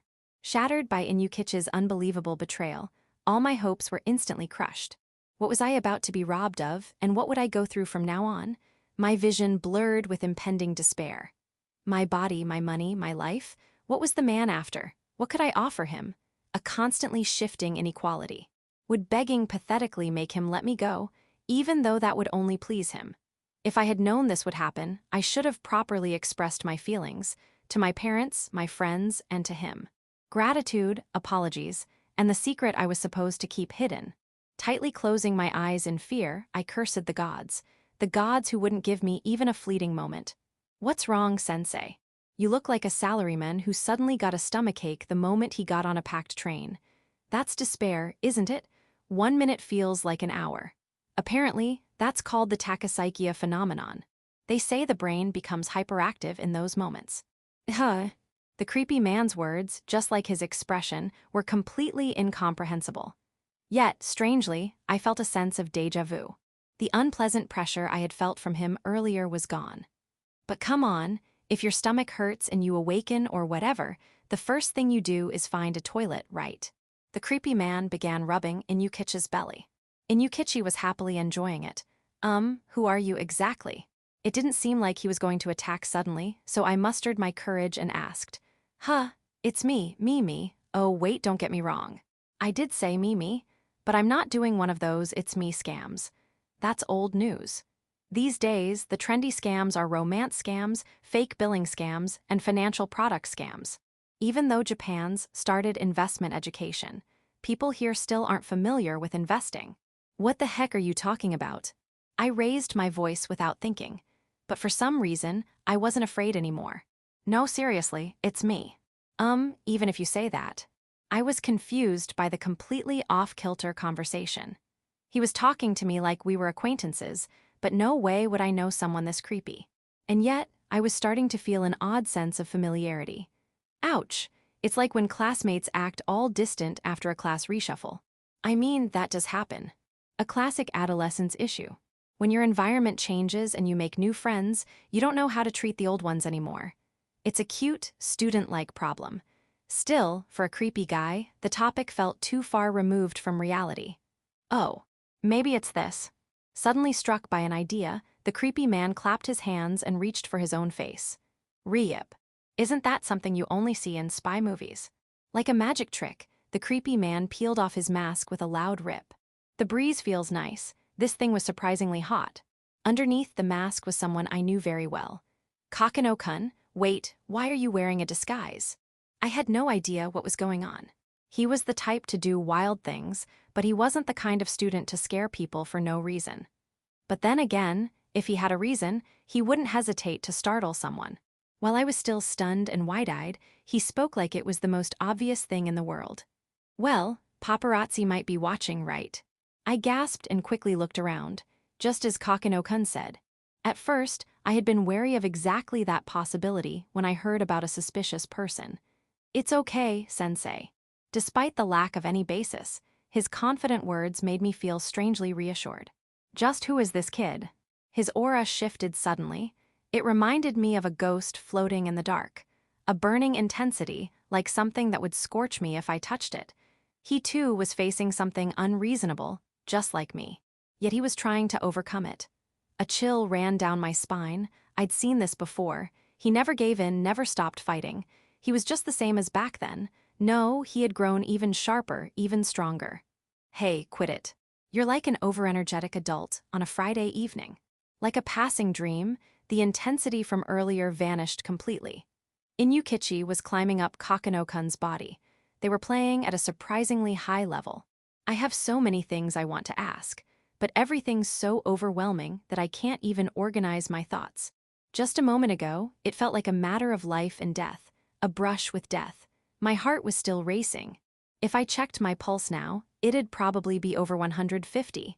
From chaos to calm, the emotional swing was too extreme, my mind couldn't keep up. By the way, why are you sitting there like that, sensei? At Kokonoe-kun's question, I looked down at my posture. I was sitting flat on the floor in front of the entrance. It seemed it wasn't just my mind that couldn't keep up, my body too. My legs gave out. A steady rhythm of movement. When was the last time someone held me like this? The thought popped up, but I quickly shook it off. A sweet poison was invading me. How shameful, I'm truly sorry. No, I should be the one apologizing. I'm the reason you went all weak-kneed, sensei. Don't say it in such a suggestive way. No, seriously. I'm the reason your legs gave out and you can't stand anymore. Changing the words doesn't change the meaning at all. Kokonoe-kun carried me on his back and took me to my room. Bringing a student into my room at this hour was absolutely unacceptable behavior for a teacher, but I couldn't help it. It was a precarious position where suspicion could easily arise. If, by chance, someone were to witness us meeting outside, naturally, those around us would cast a critical eye. Even if the photos were proven to be fabricated, the doubts would continue to smolder. No one knows the truth. Such a strong back. He was carrying me up the stairs without showing any signs of struggle. I couldn't help but feel the stark difference between men and women. The heartbeat that had once pounded with fear now throbbed for a different reason. Carefully, so he wouldn't notice, I rested more of my weight against him. Bringing my face closer to his shoulder, I nervously whispered in his ear. Do I smell sweaty? I was running around with Yukito, you see. Pathetic. A grown woman, worrying about something so maidenlike. If Kokonoe-kun were to say something like, "You smell old," right now, I might not recover for a while. If you're asking that, I must reek of suspicion. Is that a fair comparison?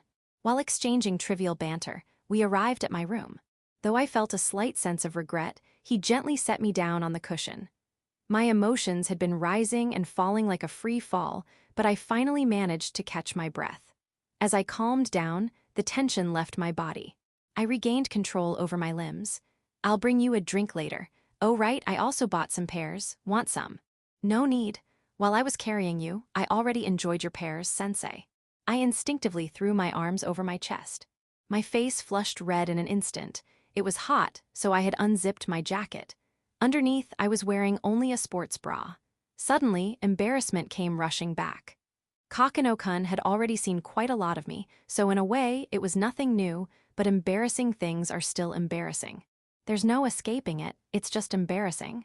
Listen, Kokonoe-kun, these days, with harassment being such a major social issue, you need to be extremely careful. Otherwise, you'll end up facing serious consequences. Really, this boy is totally clueless when it comes to that sort of thing. I had to harden my heart and give him a proper warning. Even the massive TV industry had its long-hidden dark side exposed, causing a wave of purges. While being easygoing might be one of his virtues, the world isn't so forgiving. At this rate, the entire television industry might disappear like in, and then there were none.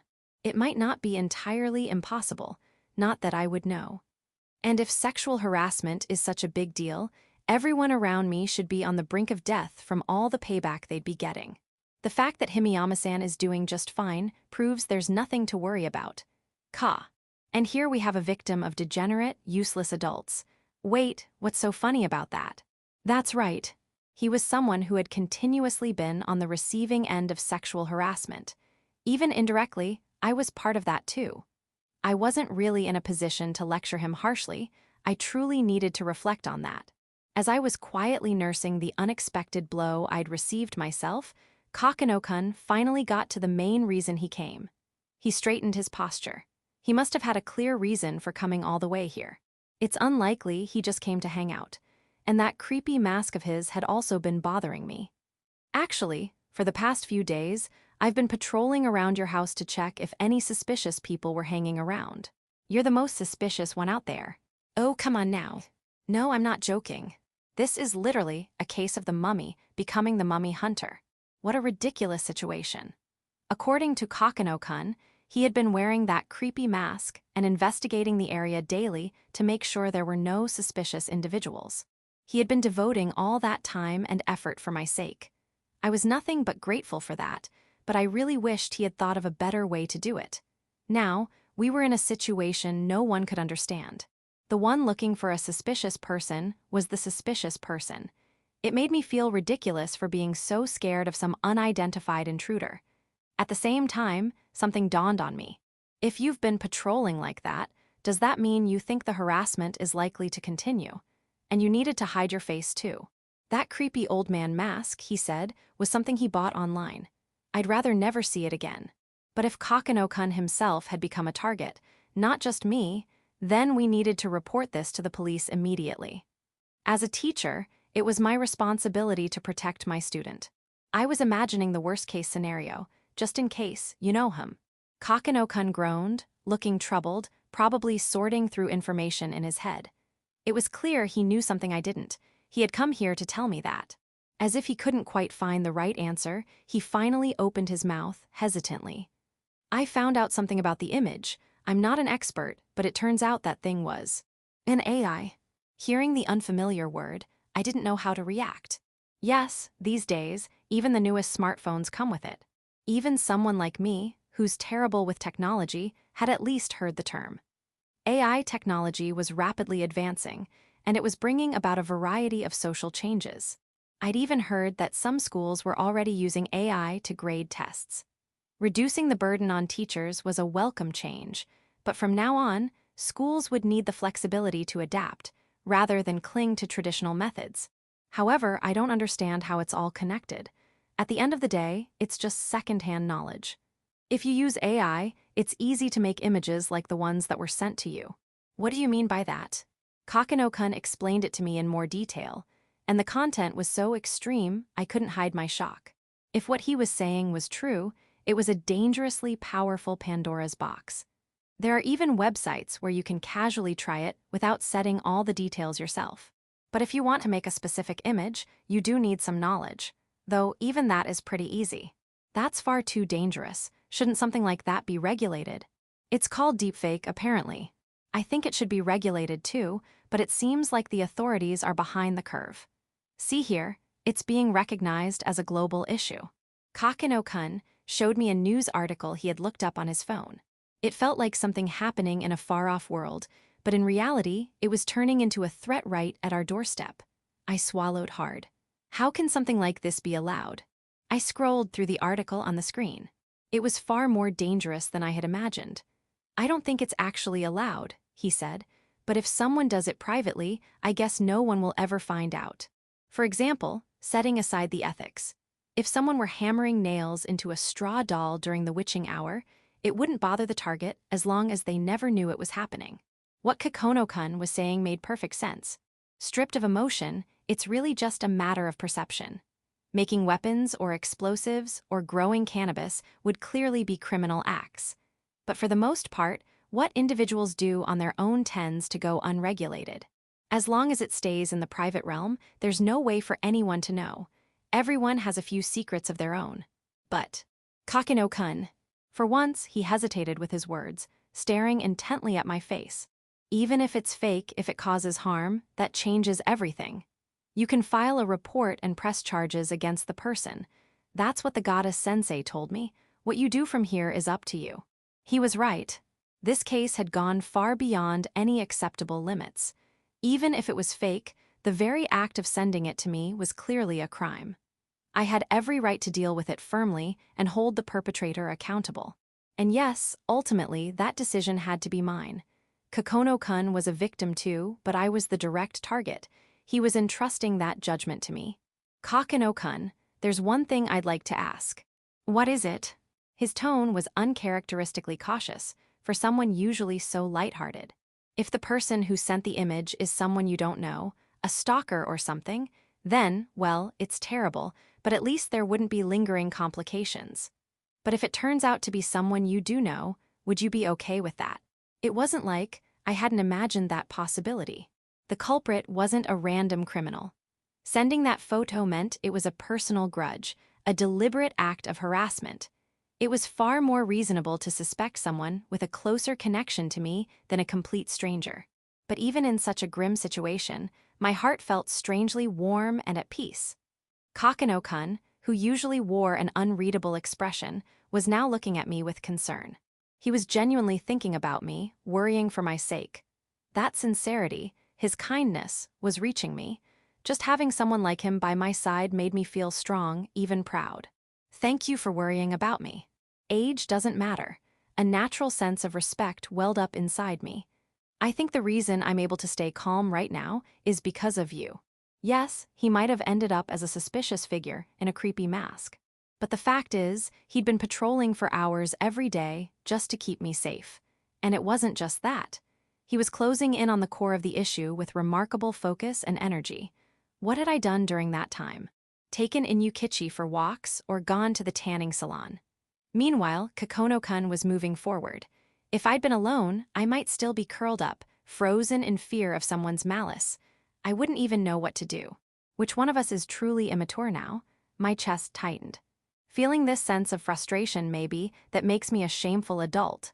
Now I understood why people were naturally drawn to him. You can't help but be captivated. He makes you feel protected, so you want to protect him in return. He pours kindness into others, and you want to respond. Because if you don't, you won't feel equal to him. He forces you to reflect on whether you are someone of true character, whether you're worthy. Like a mirror held up to your soul, I could barely hold back the emotions swelling inside me. At times like this, I found myself envying Misaki-san. She doesn't hesitate to express her love. She's free. Her status doesn't get in the way of that. But I became a teacher because it was expected of me. I never questioned it. I simply followed the path my parents laid out for me. I had some amount of ambition, but I also walked a straight line on the rails prepared for me without ever really confronting myself. And that's why, when I stumbled, I didn't know how to get back up. And that continues even now. It's hard to see what's so appealing about fakes. Kakeno-kun grumbled with a bored expression. Honestly, I couldn't agree more. It's nothing but a nuisance. I agree. This kind of thing only hurts people. Exactly. I mean, there's no need to go to the trouble of making fakes. If you just say you want to see someone naked, they'll show you. Actually, you don't even have to say it. There's no need to waste the effort. Let's start with you learning that your common sense isn't the world's common sense. But most people around me just start stripping on their own, right? He tilted his head, clearly confused, his eyes wide and pure like a clear sky. I'm not in that category, am I? I'm not one of those people, right? I should probably have a word with the people around him, starting with Misaki-san. I want to see. Let's calm down. What is it you want to see? Should I turn on the TV? The bill collector might come, so please don't. He tried to change the subject in a panic, but I shut him down coldly. I've really worked hard these past few days, you know. That mask traps heat, and it's boiling in there. And what's the point of telling me that? Considering how much he's run around trying to resolve this issue, it's only natural to want to reward him. I was thinking maybe I deserve some kind of reward. For reference, Tokyo's minimum wage is 1163 yen. Needless to say, giving money to a student is strictly forbidden. Literally forbidden in cash. Fine, maybe I can manage Akita Prefecture's minimum wage or so. Akita Prefecture has the lowest minimum wage in the country at 951 yen. When I was in high school, it was around 600 yen. At first glance, it looks like the economy has grown, but in reality, take-home pay has been decreasing. It really shows how much heavier the tax burden has become. Great. Actually, I wanted to ask for a favor for the sports festival. A favor? Haha. Don't laugh it off with that dry chuckle. What are you trying to make me do? Go Inyukichi. With a thundering gallop, Inyukichi rushed at me and jumped into my arms. Kokonoe-kun had trained him perfectly. I won't give in. I'm not giving in. After playing with Inyukichi until he was satisfied, we sat down and ate some sliced pears together. These pears are delicious. It's autumn after all. Such a comforting time. Time flowed gently. I could really feel how worn out my heart had become. If I had been alone, I would have just been buried in stress. There's no way I'd have been healed like this. I suddenly remembered something and asked Kokonoe-kun, what was the worst-case scenario you were imagining? Even now, we're in a precarious situation. But I'd been curious as to why Kokonoe-kun had gone as far as disguising himself to look for a suspicious person. Could it really get worse than this? Oh, that. We're already heading into full cyberpunk territory, but apparently it's possible to make fake videos too, not just images. But to make videos, you need a decent number of base images, in this case, photos of you, sensei. If that's what the culprit is after, I thought maybe someone was secretly snapping photos of you somewhere, so I started investigating. They can go that far. The more I heard, the more dangerous it seemed. There's no way an individual can defend against this. As my hand trembled, he gently placed his hand over mine. Then he skewered a piece of pear with a fork and brought it to my mouth. Even if he's my student, having this kind of contact with the opposite sex made my face flush red. There wasn't anyone suspicious around, so you're fine. If anything, I'm the most suspicious one. He picked up on my unease and reassured me. He really is a master at winning people over. You're not suspicious at all. At least to me, you're the most trustworthy person there is. I couldn't stop myself from saying it. Maybe I wanted him to know the truth. The crisp sound of chewing echoed. Kokonoe-kun was casually eating more pear. Maybe I really have lost it. This moment feels so precious, I don't want to let it go. Can I ask you something too? Sure. If it's my bank pin, it's 9910. Cough cough, why would you tell someone that? I choked. That's literally the kind of information you're supposed to keep secret. Well, you said you trust me, so I thought I'd show you some sincerity. Oh, and 99 comes from Coco and 10 from 2 in Yukito. It's my favorite. Note. His name has the kanji for 9. Now that you've explained it like that, I can't even tell you to change it. I became acutely aware of how happy I was to hear him say he trusted me. So, what was your question? Even after revealing such a secret, he didn't seem the least bit concerned. His carefree attitude is almost worrisome. What a troublesome boy. I gave a small internal sigh and took a deep breath. I wasn't sure if it was okay to bring this up at all, but still, I wanted to ask. I wanted to hear his answer, so I could find my own in the process. What do you think about adults who have lived their lives just doing what their parents told them? I said it. It was out there. There was no taking it back. The truth is, I already know what his answer should be. He's a pioneer, someone who forges his own path. He doesn't shy away from uncharted territory. He's the polar opposite of someone who lives by doing what they're told. That's exactly why I wanted to ask, what value do I have in his eyes? That sounds wonderful. The words that came back were so unexpected that I couldn't immediately comprehend them. It's amazing, right? Doing what your parents say. I only have gratitude for my mom. She's a saint. I respect her more than anyone. If I lived my life doing what she told me, I'd be totally satisfied. It's a life to be envious of. If she told me to become a monk and go on alms rounds, I'd probably be a Camuso right now. Booyah. Why? His answer was so far from what I expected that I couldn't organize my thoughts. Don't you think it's pathetic? Don't you look down on people like that? Because I couldn't hide my panic. That's not the answer I wanted. I wanted him to cut me off. To be considered a disgraceful adult, pathetic, unworthy of respect, a miserable being, and yet, it's not something I'd ever think. That person may have had no other choice. And if they realize later that there was a better option, they just have to choose that one next time. There's no room for anyone else to interfere, because their life belongs to them and no one else. I was stunned by his words. My body stiffened from the shock. I had assumed he would reject my way of living, that it was incompatible with his values. I thought there was no way it could be accepted. That question was supposed to help me give up, to erase this feeling and return to being just teacher and student. I believed I was making the right decision as an adult. There was nothing to be ashamed of, but what I got in return was not rejection, it was affirmation of my life as I've lived it. So I wasn't wrong. Sensei, please, just for a little while, let me do this. I rested my head against his back. Maybe I just didn't want him to see my face. Reverence and respect for others. No rejection, no exclusion, just full acceptance of who they are. That's why people want to stay by his side, because he gives them a place to belong. To be honest, I hesitated about telling you about the AI thing. Kokonoe-kun confessed his feelings. Knowing someone bears a grudge against you, it's terrifying. Sometimes, ignorance is bliss. You can go on not noticing the malice or the affection directed at you. But once you find out, you can't stay the same. You're forced to change, but that change isn't always the right answer. Malice and affection, deep emotions held inside, having them exposed brings inevitable change. I'm glad you told me. I pressed my whole body gently against his back. My heart, beyond control, was screaming. I couldn't stop thinking about this kind, gentle boy. I love you. At my age, this kind of thing. No arranged marriage could ever give me the thrill pounding in my chest right now. The photo that was sent was fake. And yet, maybe, even such a future might be possible. Kokonoe-kun, can you close your eyes? Are you about to change clothes right here? Don't worry, I've got an original sleep mask with me. Everyone at home strips all the time, so I need it to know where to look. It's like living on the savannah. After what happened with Misaki-san, showing a bit of changing wouldn't even matter anymore. But he quickly put on his sleep mask, his droopy eyes peeking from beneath it. Strangely cute.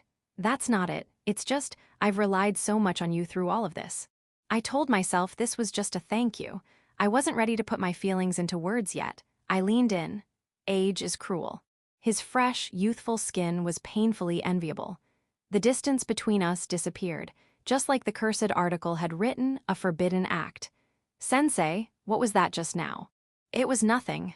I kissed his cheek softly. If I had kissed his lips, there'd be no turning back. If I could muster that much courage, maybe I could allow myself to bask in this forbidden feeling. Wait a second, was that in Yukichi? It wasn't. Too late, it can't be undone. But that's okay. If everything gets resolved, I'll treat you to some pudding. Gulp, does baked pudding count too? Yes, that's fine. The promise we exchanged was taboo. I'm not ready to break the rules just yet. But this is the first rebellion in my life. Yukito point of view. What the heck, panna cotta? You like those classic old gags more than I expected. I looked up at the ceiling while flipping through the elementary school album Sensei had shown me. Senjoji-sensei was sitting close beside me, wearing only a sports bra. Her body heat kept radiating into me nonstop. Her thermal conductivity was high. Please, hurry up and change. Why are you looking through the old album again? She had shown it to me the last time I came to this house, but this time she was flipping through it more earnestly. My mom really regretted not showing up for school events. She was always too busy to come to things like sports festivals or music recitals. I kind of brushed it all off too. Even now, I couldn't find many pictures of myself. Especially around that time, I had almost completely boycotted school activities. Maybe that weighed on her as a mother too. I'd told her not to come countless times. When I did need someone, I asked Seka-san. I purposely avoided making my busy mom go out of her way. It's kind of immature in hindsight. Well, I guess I was just a kid, childish even. I could have handled it better. I still had a long way to go. I'm sorry, I let my short-sightedness cause you pain. Senjoji-sensei's glasses fogged up. The pressure on my arm from her soft body grew stronger. Crap, I didn't show her the album to make her cry. It wasn't your fault. It was like middle school syndrome, or I guess elementary school syndrome in my case. I hurt people and made them sad. A bratty girl might get away with it, but a bratty boy can't. Whenever I decided not to participate in something, Hinaga-chan would always pout. Now that I think about it, she was right all along. That bratty little girl Hinaga-chan understood the truth better than I did. There was nothing to gain from being stubborn. I think I was just acting out. There was no value in it. I even rejected apologies. That's the worst. Forgiveness wasn't necessary. I just needed to accept it, but I rejected even that. The result? I stole Himiyama-san's dream and kept hurting her, and it was the same with Sanjoji-sensei. And probably, the same goes for my classmates back then too. I don't even remember their faces or names. I didn't recognize them as people worth remembering. Even the memories we shared are gone, there's not a trace left. I don't particularly miss them, but I think everyone remembers you. You think so? You were unforgettable. No one could forget, even if they tried. Even more so, it only served to expose how cold-hearted I was, but there was nothing I could do about it. Hi. Is something wrong? Sensei peeked over at my hands. I subtly peeked at her chest. What I was holding was a group photo. Naturally, I wasn't in it. I'd flatly refused to participate, claiming it would steal my soul. Regardless, I started counting people with my fingers. 1, 2, 3, 4, 5. Isn't this fewer people than usual? You're not in it. So I'm excluded, huh? Honestly, I'd prefer if they just pasted my face in the top right corner. I flipped back a few pages and opened another group photo, this one taken earlier. Again, I counted on my fingers. No mistake, there was one more person in this one. I shuddered. Sensei, this is a ghost photo, a ghost photo. We need to purify it. A spirit snuck in. Calm down, it's the opposite, someone's gone. They were erased. That might be even scarier. Did I stumble upon some inconvenient truth? Please stop jumping to ghost stories. That's not it. He transferred schools. Like when a rookie shortstop is turned into a relief pitcher. Was that really the right call? It's not a position switch or a career change, it's a school transfer. She corrected me firmly. As soft as sirloin steak. Transferred, did we have someone like that? I couldn't remember a single thing. I was starting to doubt I ever lived in that era. That's true, I had almost forgotten too. About the other person involved. She said he, so I assumed it was a boy. And finally I realized. Oh, him, what was his name again? That annoying feeling when the name won't come out. Then again, maybe I never knew his name to begin with.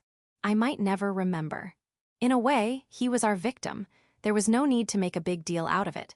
There should have been chances to repair the twisted relationship, but we never reached out. We left him sitting on a bed of nails. Of course he couldn't endure it. Not everyone can be as strong as you. Senjoji-sensei closed her eyes and murmured as if reminiscing, one among countless regrets. She pointed to one spot in the photo. I looked at the face, but as expected, it rang no bells. His name was Kazuhiro Okamoto. He was the one you were blamed for and the one you condemned. Chapter 4, Snow and Ink. That day, Kazuhiro Okamoto experienced the first failure of his life. The people he thought were his friends abandoned him without a second thought. When he tried to speak to them, all he received were contemptuous glares and voices full of blame. In just one day, Kazuhiro Okamoto became completely alone. Friendship was nothing more than an illusion. The cold, hateful stares of the traitors clung to his mind and wouldn't let go. He saw the filthy true nature of people. Not a single person reached out to him. The nightmare never ended. He was trapped in an eternal prison. Bound by the evil known as social pressure, unable to move a muscle, he continued to suffer. And so, Kazuhiro Okamoto was erased from the class. He was reduced to someone who didn't exist. No one looked at him. No one heard his voice. Day after day, he was treated as if he wasn't there. It was humiliating. Even as a child, the pride he held was torn to shreds. He was excluded, cast out. But wasn't that strange? Okamoto felt a sense of doubt. There had been another student who was also ostracized. Yet unlike him, that person was treated with care and remained at the center of the class. as if to say it was actually they who were ignoring everyone else. Did I do something that terrible? Did I deserve to be hated that much? No matter how hard he thought about it, until his feverish brain screamed from overthinking, he always arrived at the same conclusion. They were the ones who destroyed his life. A senior and a respected newcomer had built such a close relationship. Everything had been going so well. Misaki Himiyama was exceptional to begin with, and in that nurturing environment, she was able to carry out her student teaching in a relaxed and fulfilling way. The time she spent with the students was always full of smiles and comfort. Sensei, could you help me with this problem? Sure, here's how you solve it. Her gentle voice eased the tension. Whenever someone didn't understand a problem, she would kindly explain it. Akamoto nodded along earnestly, though deep inside he couldn't suppress his fluttering nerves. She was an adult woman, exuding a mature charm completely different from that of a mother. Akamoto felt a stirring, a first-time thrill that electrified him.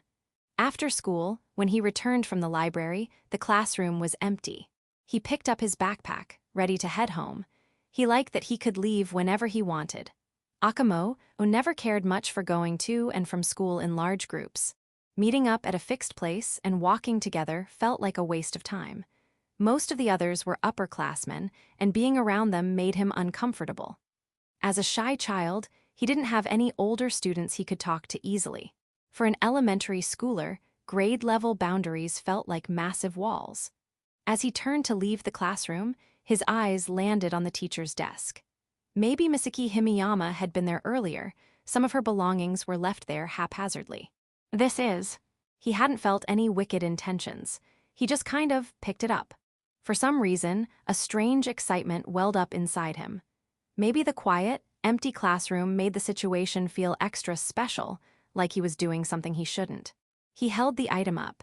That alone made Kazuhiro Akamoto happy, a precious treasure. Holding it made him believe he was someone special in this world. Footsteps echoed in the hallway a short while later. Click-clack, click-clack. He stiffened. Was Misaki Himiyama coming back? All he had to do was put her things back where he found them, but his panicked, confused mind wouldn't let him think straight. Driven by anxiety, he instinctively shoved the item into the nearest desk. You should head home before it gets too late. Be careful on your way back. Why, yes. It was just the vice principal walking by. He was the type to often speak kindly to students, so Akamoto had greeted him a few times before. Relieved it wasn't Misaki Himiyama, the excitement from earlier froze over like cold water had been dumped on him. He couldn't afford to do anything suspicious. His heart pounded violently in his chest. His breathing became rough. His pupils dilated. Trying to hide his guilt, he pretended to be packing up quickly. He shoved the item he'd taken into the desk and dashed out into the hallway. He'd get in trouble if he was caught, but fortunately the vice principal was already gone. He just wanted to get away from there as fast as possible. Whose desk was that again? That question crossed his mind as he ran, but by the time he reached home, he had completely forgot. Section: Akari third-person point of view.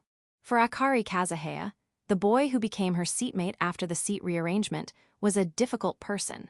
He wasn't the type to actively get along with classmates and was often alone. Several groups had naturally formed, but he didn't belong to any of them.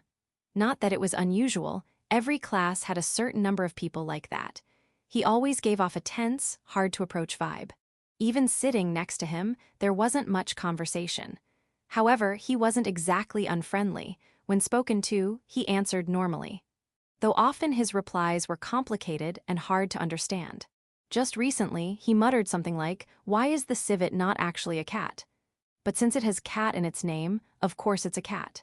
Maybe he seemed smart but actually wasn't so much. He was bad at studying. That gave Akari a slight feeling of kinship.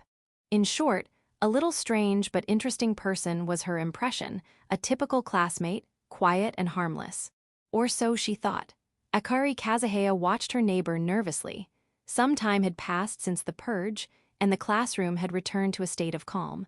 But that was only on the surface. The power balance inside the classroom had drastically changed in just a few days.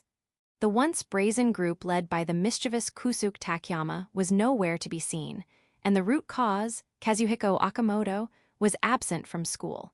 An eerie silence dominated the classroom. The homeroom teacher was unreliable. It was the homeroom teacher, Suzuka Sanjoji, who had caused the situation to escalate, and everyone knew it. The violent storm that had swept through still remained vivid in Akari's mind. The expressionless figure ruthlessly crushing enemies. Now, those eyes were directed at everyone. She shrank in fear. The ominous pressure from beside her made it hard to breathe.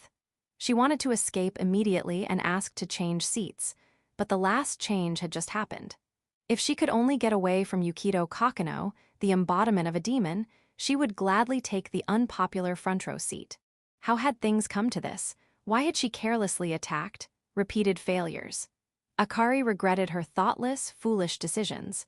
The intern teacher Misaki Himiyama's belongings had been stolen, and the culprit was Yukito Kokonoe. Stealing someone else's things was disgusting. According to the sense of right and wrong and ethics she had learned so far, it was bad. Her impression downgraded from strange person to villain along with her disappointment. Above all, the fact that even when caught, there was no apology, that was unforgivable. Even after Sanjoji had extended a hand, he stubbornly rejected it. There was no way to get along with someone like that. There were more than enough reasons to hate him. And because she hated him, conflicts that hadn't existed during indifference flared up. Good riddance. Every move was unpleasant and irritating. If you do wrong, you should be punished. That was the rule she vaguely recognized. She had never seen it, but in an old anime, a student who was scolded by the teacher was made to stand in the hallway holding a bucket. There was no discomfort with that image. She felt relieved at the divine punishment. That was the right thing, and no one doubted it. So she never reconsidered. She refused to listen to anything. Confessions were forced, and no explanations were accepted. What took place was a classroom trial with a 100% conviction rate. Suzuka Sanjoji, the homeroom teacher, the intern teacher Misaki Himiyama, and the classmates, all intoxicated with their own righteousness and justice. Without ever questioning justice. Justice had the right to punish evil, the absolute law of good triumphing over evil. Therefore, it was uncontrollable. Until that moment, Akari Kazuhaya had been justice itself, proudly standing as the executor condemning evil. The harassment against Yukito Kokonoe gradually intensified. It was inevitable. Yukito Kokonoe was at fault for never apologizing. Justifying their attacks this way, the cruelty escalated. They never thought of it as bullying, but unexpectedly he fought back. It was unforeseen, but they rallied themselves. They couldn't lose. This wasn't bullying. It was a battle between justice and evil. Kusuk and the others thought the same. In fact, everyone involved strongly believed in their own legitimacy, unaware that it would all crumble like a castle made of sand. The slippers disappeared from the shoe rack. Among them were Akari Kazuhaya's slippers. There was no need to say who committed the crime. Even when confronted, he remained calm. The enraged Kusuk and others cornered them, and Akari, furious, pulled the trigger of the conflict. The result of the fight was something she never wanted to remember. She was incited to fight and beaten. Justice was defeated. She was stunned, but her values were about to be overturned from the foundation up. Learning the truth, Akari's spirit broke. The belief she had held, even as a child, collapsed. The homeroom teacher, who was supposed to be the absolute authority ruling the classroom, was scolded by the vice principal. The tide had turned. The many against the few. The blade wielded by the group was not a righteous sword, but a distorted, vicious one. However, Akari, along with the others, resisted admitting she was the villain. She wanted to remain justice itself. Because this was exactly why evil must always lose. She was different from the adults Suzuka Sanjoji and Misaki Himiyama. Her immature mind sought a new target. It's your fault, damn it. It was only natural for hostility to be directed at Kazuhiko Okamoto, who had caused the false accusation. No one could stop it. Even if they tried, it was meaningless. It was all because of what Kazuhiko Okamoto had done, and everyone who followed him was responsible. Still, they pretended not to notice. And so, Kazuhiko Okamoto was expelled from the class and lost his place. Section. What a terrible face. I definitely can't show this to the children. Suzuka Sanjoji muttered to herself with a self-deprecating tone as she looked at her dull reflection in the mirror. She felt as if she had aged suddenly. Even though it was before going to work, she couldn't get into the mood. She drank a stocked energy drink. Although she tried to get proper sleep, her rest was shallow. Excessive stress was surely eating away at her body. She struggled to keep from staggering. Every day was filled with worries. Of course, it was all her own fault, and she had no excuse. But maybe that was for the best. Her shallow sense of justice had been easily shattered. No one would be convinced by superficial words that merely parade nice phrases. Ignorance and folly, fitting for herself. In retrospect, Suzuka Sanjoji thought that perhaps, at this very moment, she was finally facing education properly for the first time in her life. This was a trial. Beyond this trial lay the future. Some time had passed since the intern teacher Misaki Himiyama left, but they still kept in touch. Though the practicum period was fixed, Misaki Himiyama was deeply burdened by guilt for having abandoned things in the worst circumstances. She had dumped the aftermath on Suzuka Sanjoji and tried to flee from the difficulty. A sharp regret, especially since the cause was her feelings of affection for Misaki Himiyama. The school gave Misaki Himiyama a grade of C. If not for that incident, she would surely have received an A. This was a lenient measure to avoid crushing young talent, but if Misaki Himiyama had received an F, D, Suzuka Sanjoji would have received the same grade. Although the final evaluation was decided by the university, Suzuka Sanjoji knew that grade meant nothing, because Misaki Himiyama had given up on becoming a teacher. Regret that would last forever. A growing sense of apology. If only she had gone to another class or school, she would surely have continued straight on the path of teaching, the very vocation that suited her. Fate had been twisted. A turning point in life? No, a blackout. She mocked herself. She had been shallow. She had underestimated the situation and continued making wrong choices. Hollow self-reproach. Looking back, she had never clearly confronted anyone in her life. Suzuka Sanjoji had never fought. As a child, there were people she disliked. Even so, she had never been bullied, nor had she ever joined in bullying. That might have been her pride, something she could live on with her head held high. So she didn't understand. How could she repair these broken relationships? Classroom collapse. The worst possible situation to avoid, yet no solution came to mind. Repeated self-questioning. She was trapped in a labyrinth of suspicion and doubt. She had come to distrust her own judgment, fearing she would err again. Her beliefs crumbled fleetingly. Could they really reconcile? The classroom atmosphere was terrible. There was no sign of improvement. She tried various things, but they all ended in failure, wasted efforts. What had happened in the class wasn't bullying or anything like that. It was simply an unfair attack, which backfired. They tried to hurt someone one-sidedly, only to be crushed in return. That was all. It wasn't even a fight. There is a saying, both parties are at fault in a fight, but would punishing someone solve anything? She didn't know. She didn't even know if there was a solution. Overwhelmed with the aftermath, she spent her days dazed. We can't stay like this forever. Her duty and sense of mission, as the homeroom teacher, were the only things she could cling to. Besides, she thought that perhaps she herself was the one who deserved to be punished. She had no choice but to accept this agonizing time as her given punishment. When she arrived at school, Suzuka Sanjoji steeled herself. Kazuhiko Okamoto was also attending school today. Strictly speaking, he hadn't appeared in the classroom. His situation now was even more severe than when Yukito Kokonoe was isolated. For some reason, Yukito Kokonoe seemed indifferent, but Kazuhiko Okamoto, who caused the class collapse, was fiercely hated and rejected by classmates like a raging fire. Considering his physical and mental burden, it was best to avoid direct confrontation with classmates.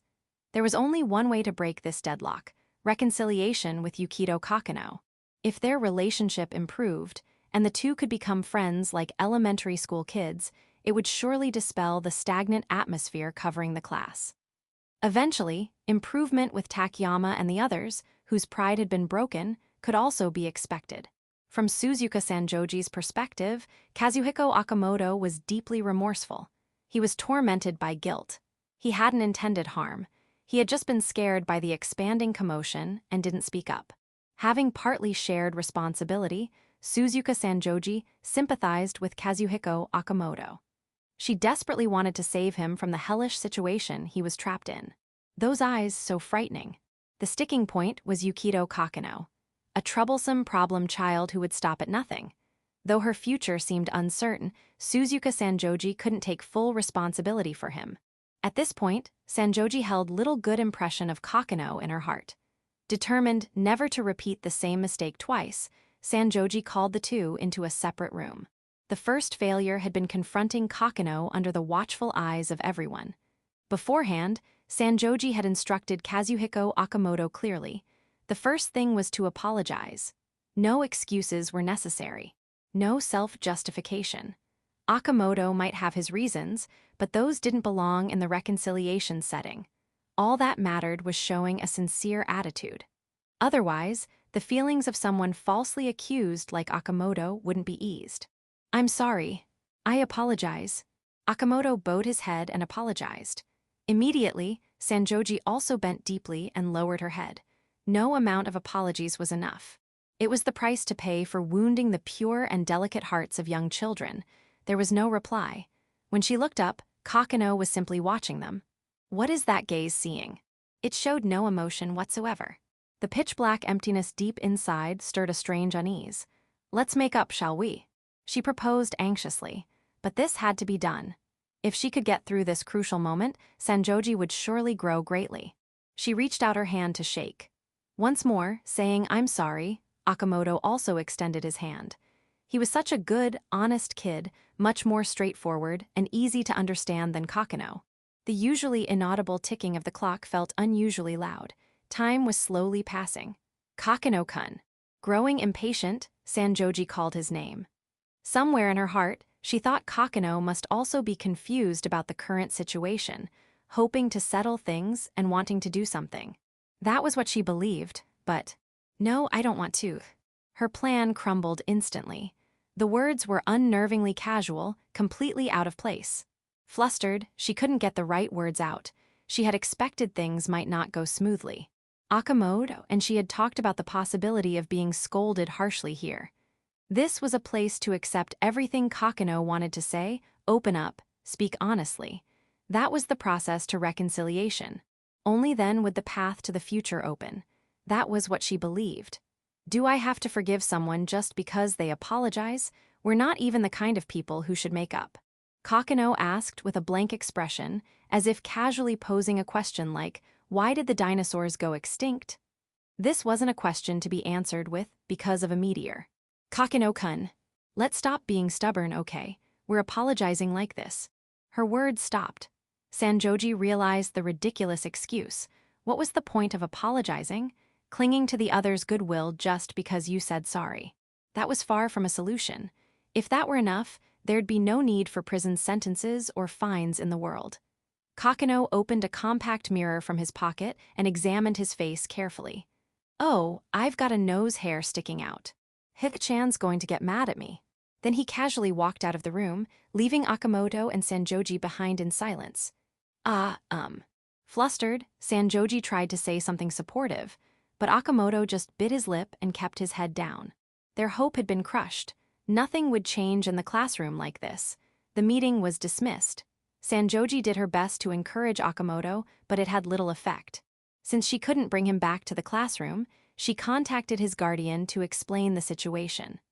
Okamoto's guardian hoped for progress, but was disappointed by the poor outcome. They asked what to do next, but Sanjoji didn't know either. She returned to the classroom awkwardly. Her memories of school ended there. Exhausted, she went home. She had no appetite. Even changing clothes felt burdensome, and she collapsed onto her bed.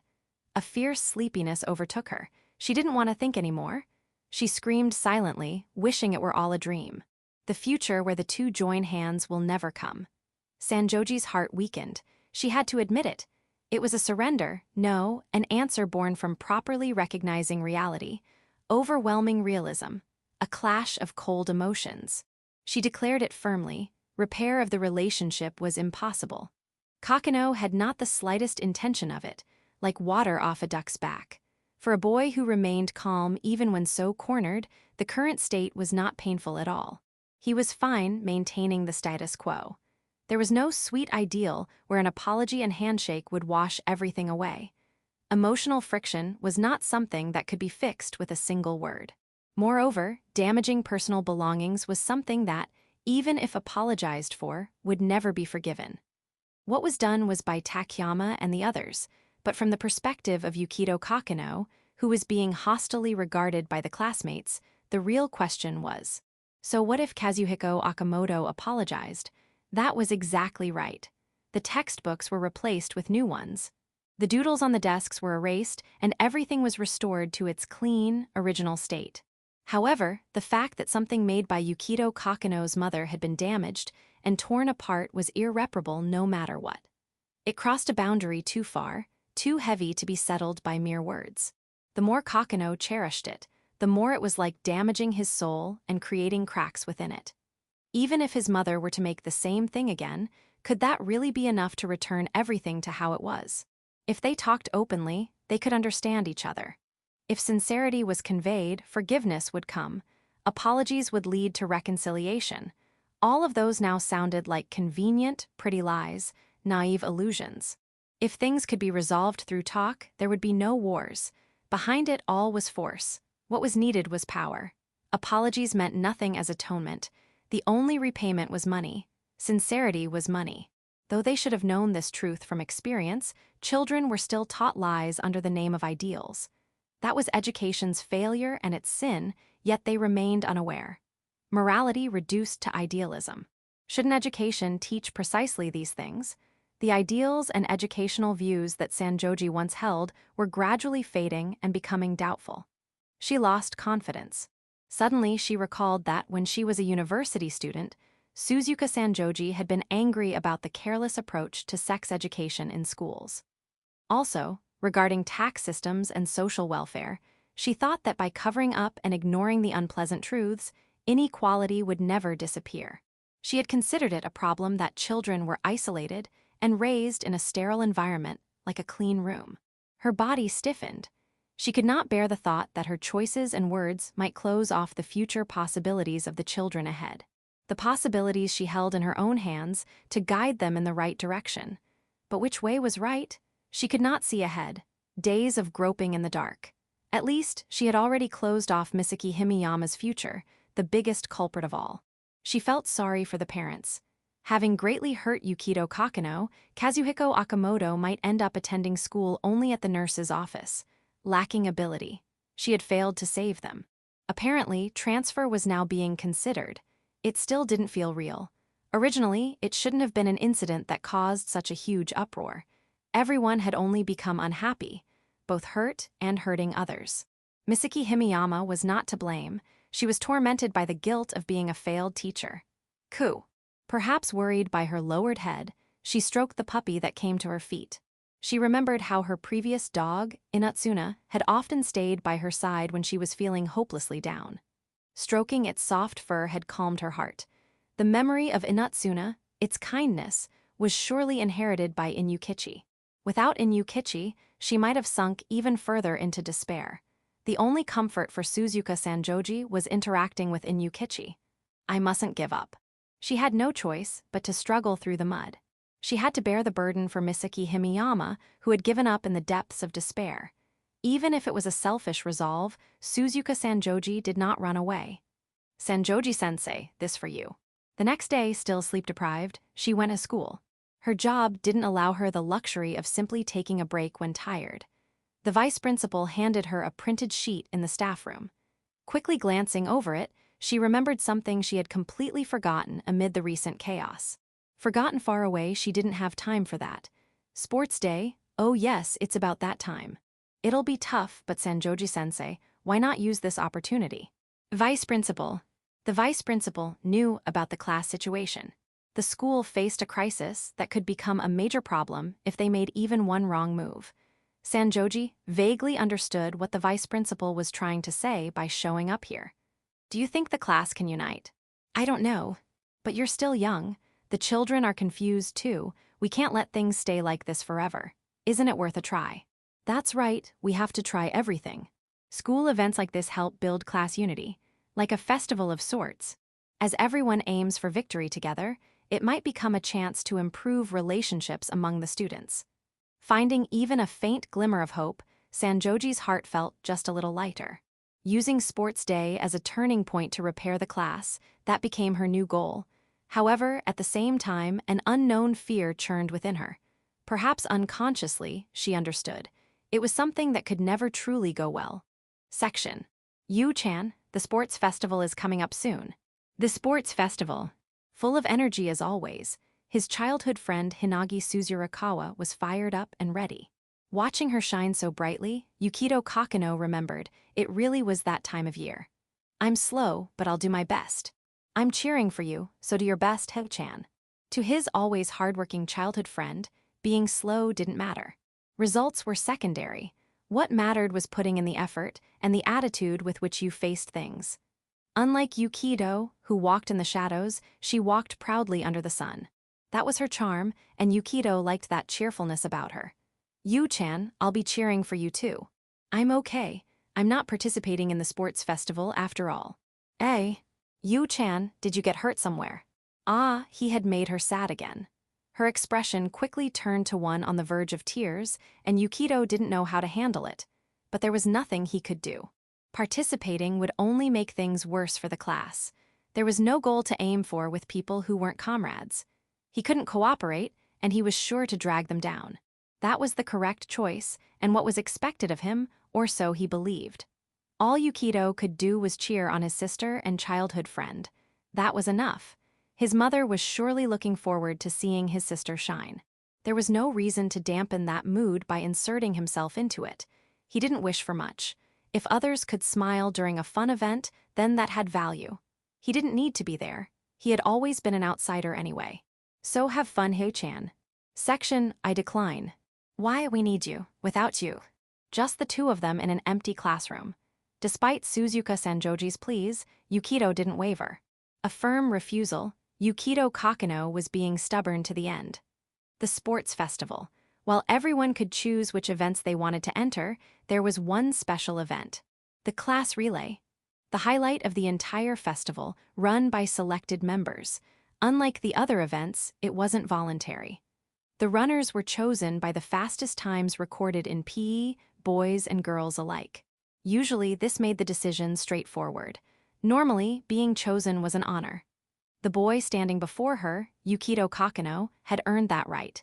It was a special day where the fastest kids got to be the stars. But it has nothing to do with me. That's not true, you're part of the class too. Let's do our best together, okay? Teamwork, comradeship, unity. Suzuka desperately recited these ideals, even though deep down, she knew they were just pretty words. So empty, how could such a shallow argument ever convince him? The class atmosphere was the worst. The kids didn't even smile much anymore. She couldn't even tell whether this situation could be called bullying or not. It wasn't that the classmates were ignoring Yukito, he was ignoring them. There was no clear solution. Maybe there wasn't one. If someone like me, who disrupts the harmony, joins, I'll just be in the way. Now, if you'll excuse me. His tone made it clear it was a waste of time. And with that, Yukito briskly walked off, ending the conversation. Suzuka Sanjoji stood frozen in place, stunned. School isn't just about studying. Especially not in elementary school. There were school events for a reason, to develop a sense of unity, to learn sociability and cooperation. She had dreamed of it, everyone holding hands and smiling together, charging toward the finish line. But that dream crumbled all too easily. Maybe deep down, she knew this would happen. She could almost hear something cracking. He's just being stubborn, just sulking. If she started thinking that way, it was just escapism. Suzuka Sanjoji was disgusted by her own pettiness. Who was actually in the right here? They had unfairly pushed all the blame onto him, incited the others, shouted abuse, hid his things, destroyed them, physically punished him, hurt him, used violence, and when he finally retaliated without holding back, they wanted to say, let's make up because we apologized. Who would accept that? It was absurd. The hatred wouldn't disappear. Even if she were in the same situation, she would never forgive. She wouldn't forget. Just because a perpetrator pays damages or serves time doesn't mean the victim has to forgive. That's just fulfilling a social responsibility. It has nothing to do with personal emotion. Yukito Kokonoe would never see his classmates as comrades. Superficial friends, superficial cooperation, was it right to force that, even as a teacher. Suzuka Sanjoji was utterly drained. He likely saw her as just another enemy. That truth was the most painful of all. I failed again. She clenched her fists on her lap and let out a heavy sigh. Dizzy, she swayed slightly. Nothing was going right. Trying to urge participation under the guise of sound logic had been a mistake. Her inability to strip away the armor of rationalization, her pride as a teacher, had only gotten in the way and made her come off as insincere. No matter what she said, she wouldn't be heard. To him, Suzuka Sanjoji was just another enemy, part of the problem. What she should have done was seek the truth, approach him from an equal footing, apologize while looking him in the eye. She hadn't done that, and because of it, maybe he had deemed her not even worth dealing with. Since that day, he had never once called her sensei. Yukito Kokonoe didn't speak to anyone in the class. He was quiet, but eerily so. His presence couldn't be ignored. If we end up losing to the other classes because of this, the responsibility will. Takayama was also one of the relay team members. Ever since then, he had turned into someone completely different, meek, and quiet. Kazuhiro Okamoto wasn't very athletic either. Expecting them to make up for the gap was unrealistic. If their class lost because Yukito Kokonoe didn't participate in the relay, the backlash from the classmates would grow even worse. Misplaced anger, a tantrum in the form of blame. The truth was, everyone who had gone along with the atmosphere was just as guilty. But they refused to face that, instead seeking a convenient outlet for their frustration. And they found it, Kazuhiro Okamoto. He would be their sacrificial lamb. The torment would continue. It was a runaway train no one could stop. Yukito Kokonoe, by doing nothing, saying nothing, changing nothing, had made that inaction the most effective form of retaliation. It was maddening, and there was nothing anyone could do about it. To be this powerless, this utterly powerless. In the empty classroom, tears fell, a sob of despair. She had held on for the sake of Misaki Himiyama, who had given up on her dreams. She had done her best, trying desperately to endure. But maybe she had reached her limit. More than anything, what scared her now was the thought of being the one to cause further harm to the children, to distort their future, to crush their potential. That thought alone terrified her more than anything. She hugged her trembling body tightly, and in a voice that barely qualified as a whisper, she sobbed. "I'm sorry, Misaki-san. I don't think I can do this anymore." With all the wrongdoing brought to light, Kazuhiro Okamoto's hell had begun. His classmates ignored him. If he listened closely, he could hear them whispering insults behind his back. If their eyes met, they immediately looked away. Luckily, because the issue had blown up into something serious, he wasn't directly bullied anymore, no punches, no stolen belongings, no verbal abuse. Everyone had learned their lesson. No one had the courage to repeat that mistake. In the classroom, Kazuhiro Okamoto had been erased. Meanwhile, Yukito Kokonoe had erased everyone else. One was passively excluded. The other actively excluded. That gulf was vast. They might have seemed the same, but they were fundamentally different. Everyone still cared, perhaps too much, about Yukito Kokonoe. No one cared about Kazuhiro Okamoto. At best, the homeroom teacher would occasionally ask how he was doing, but nothing changed. The suffering continued. Through this, Kazuhiro Okamoto learned just how helpless and useless adults could be. Why me? Don't screw with me. Don't screw with me. Don't screw with me.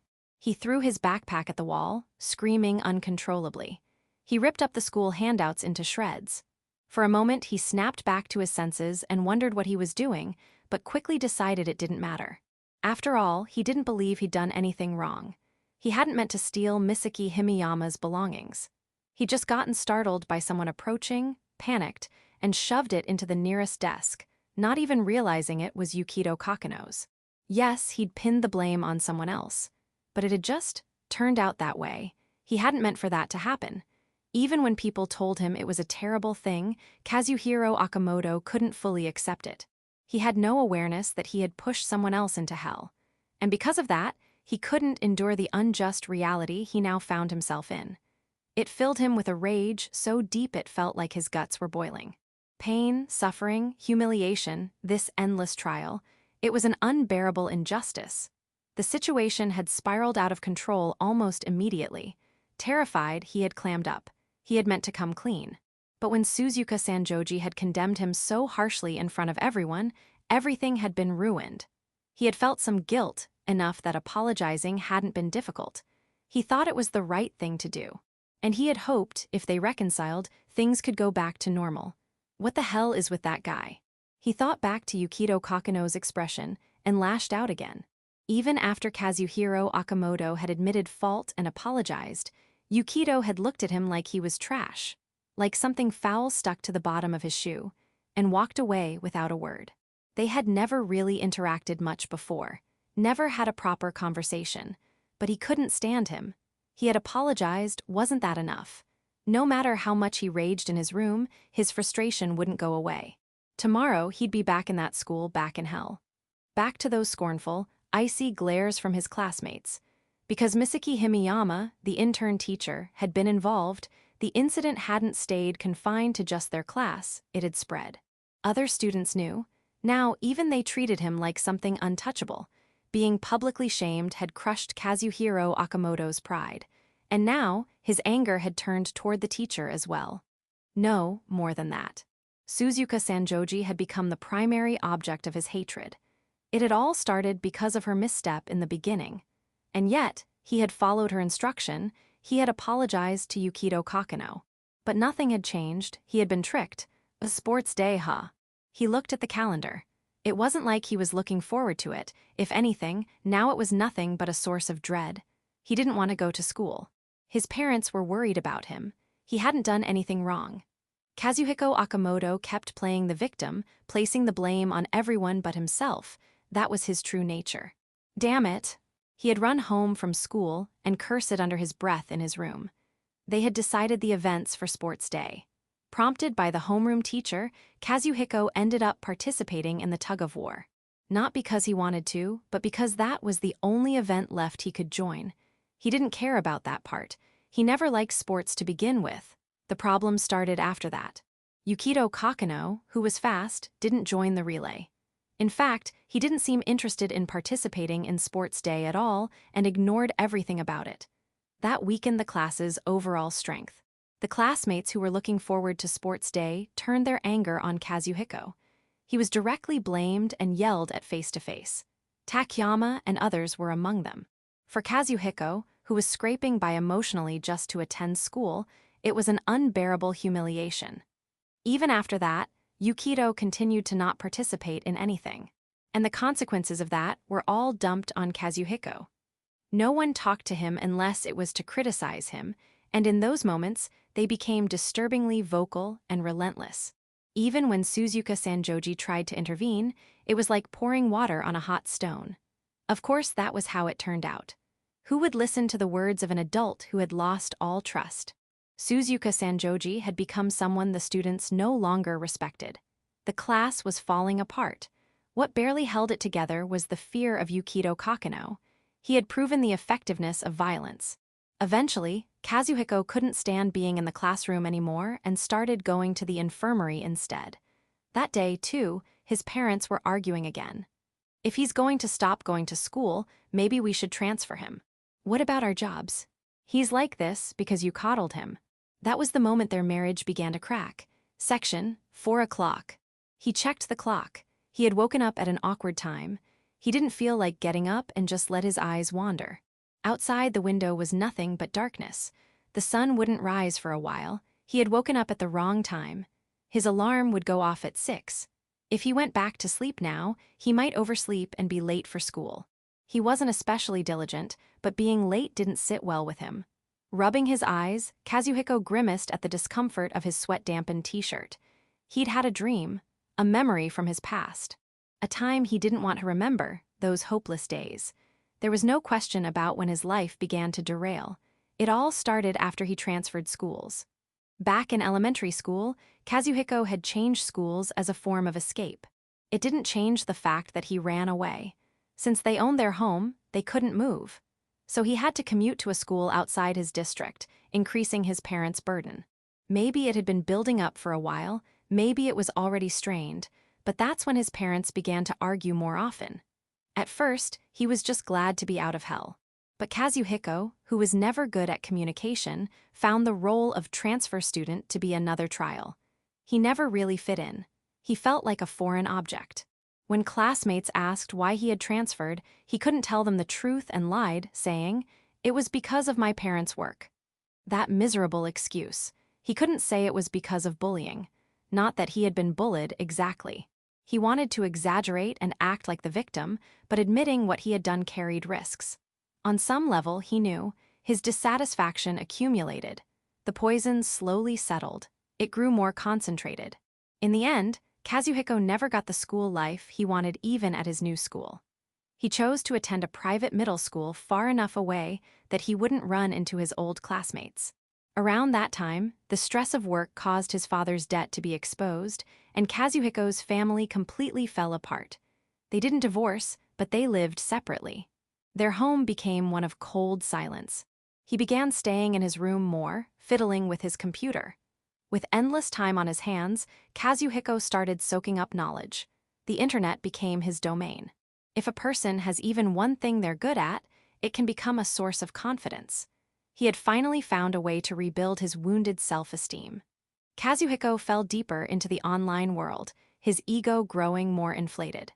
Thanks to the start of free high school tuition, the family's financial burden lessened, but they never really had breathing room. He remembered clearly the day his mother said, "It's your fault." Because of his transfer, his father had pushed himself too hard. That stress exploded, and everything fell apart. She must have been bitter. He was always complaining without understanding his father's struggles. He had wanted to attend Shoyo High School, but chose a closer school instead. He couldn't push for his own desires anymore. That, too, became poison that coursed through him, eating away from the inside. Feeling idle, he opened his phone and checked social media, as was his habit. Immediately, he saw a name he didn't want to. They were thriving, radiating so brightly it almost hurt to look. Why are you there? Surrounded by friends and living a noisy, lively life, it was a disgusting joke. The boy who once rejected everything, who stole everything, who drove him into the depths of despair, was now enjoying his days. That was not where Yukito Kokonoe belonged. That was where Kazuhiro Okamoto should have been. Kazuhiro Okamoto was leading a dull, uninspired high school life. No matter how hard he tried, he couldn't reclaim what he had lost. If only he hadn't transferred schools and had continued on a normal path, he could have reached a different future. A dropout, banished from the classroom and cast out of normal life. The world was wrong. His hatred only deepened. It would never fade, not now, not ever. Not that Kazuhiro Okamoto had felt intense hatred from the beginning. He had made it this far, however clumsily. He had studied, made friends, gotten into high school, and was getting by. Even if he had complaints and dissatisfaction, they were things he could swallow. Then one day, by chance, he ran into his old elementary school classmate Akari. She had entered Shoyo High School, the school Kazuhiro had wanted to attend.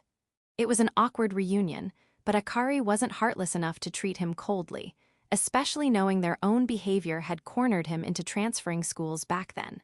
She apologized, and the two began talking again. Unexpectedly, it became enjoyable. Inside, Kazuhiro was surprised at how much Akari had changed. Gone was the headstrong girl he remembered. She had become a beautiful girl, with a somewhat melancholy air. And more than anything, he didn't pry too deeply. Kazuhiro himself had things he didn't want asked. From their conversations, he learned that Yukito Kokonoe and Suzuka Senjoji also attended Shoyo High School. The names irritated him, but he forced himself to brush them off. He didn't want anything to do with them. However, according to Akari, Yukito was apparently in a rather interesting situation. Suddenly, his interest was piqued. It was a sharp pleasure, like scraping off stubborn rust stuck deep in his chest. Before they knew it, the two had become silent co-conspirators, unable to share their connection with anyone. Rumors about Yukito Kokonoe were already spreading on message boards. All they did was add a little bit to it, just a small prank. A little revenge.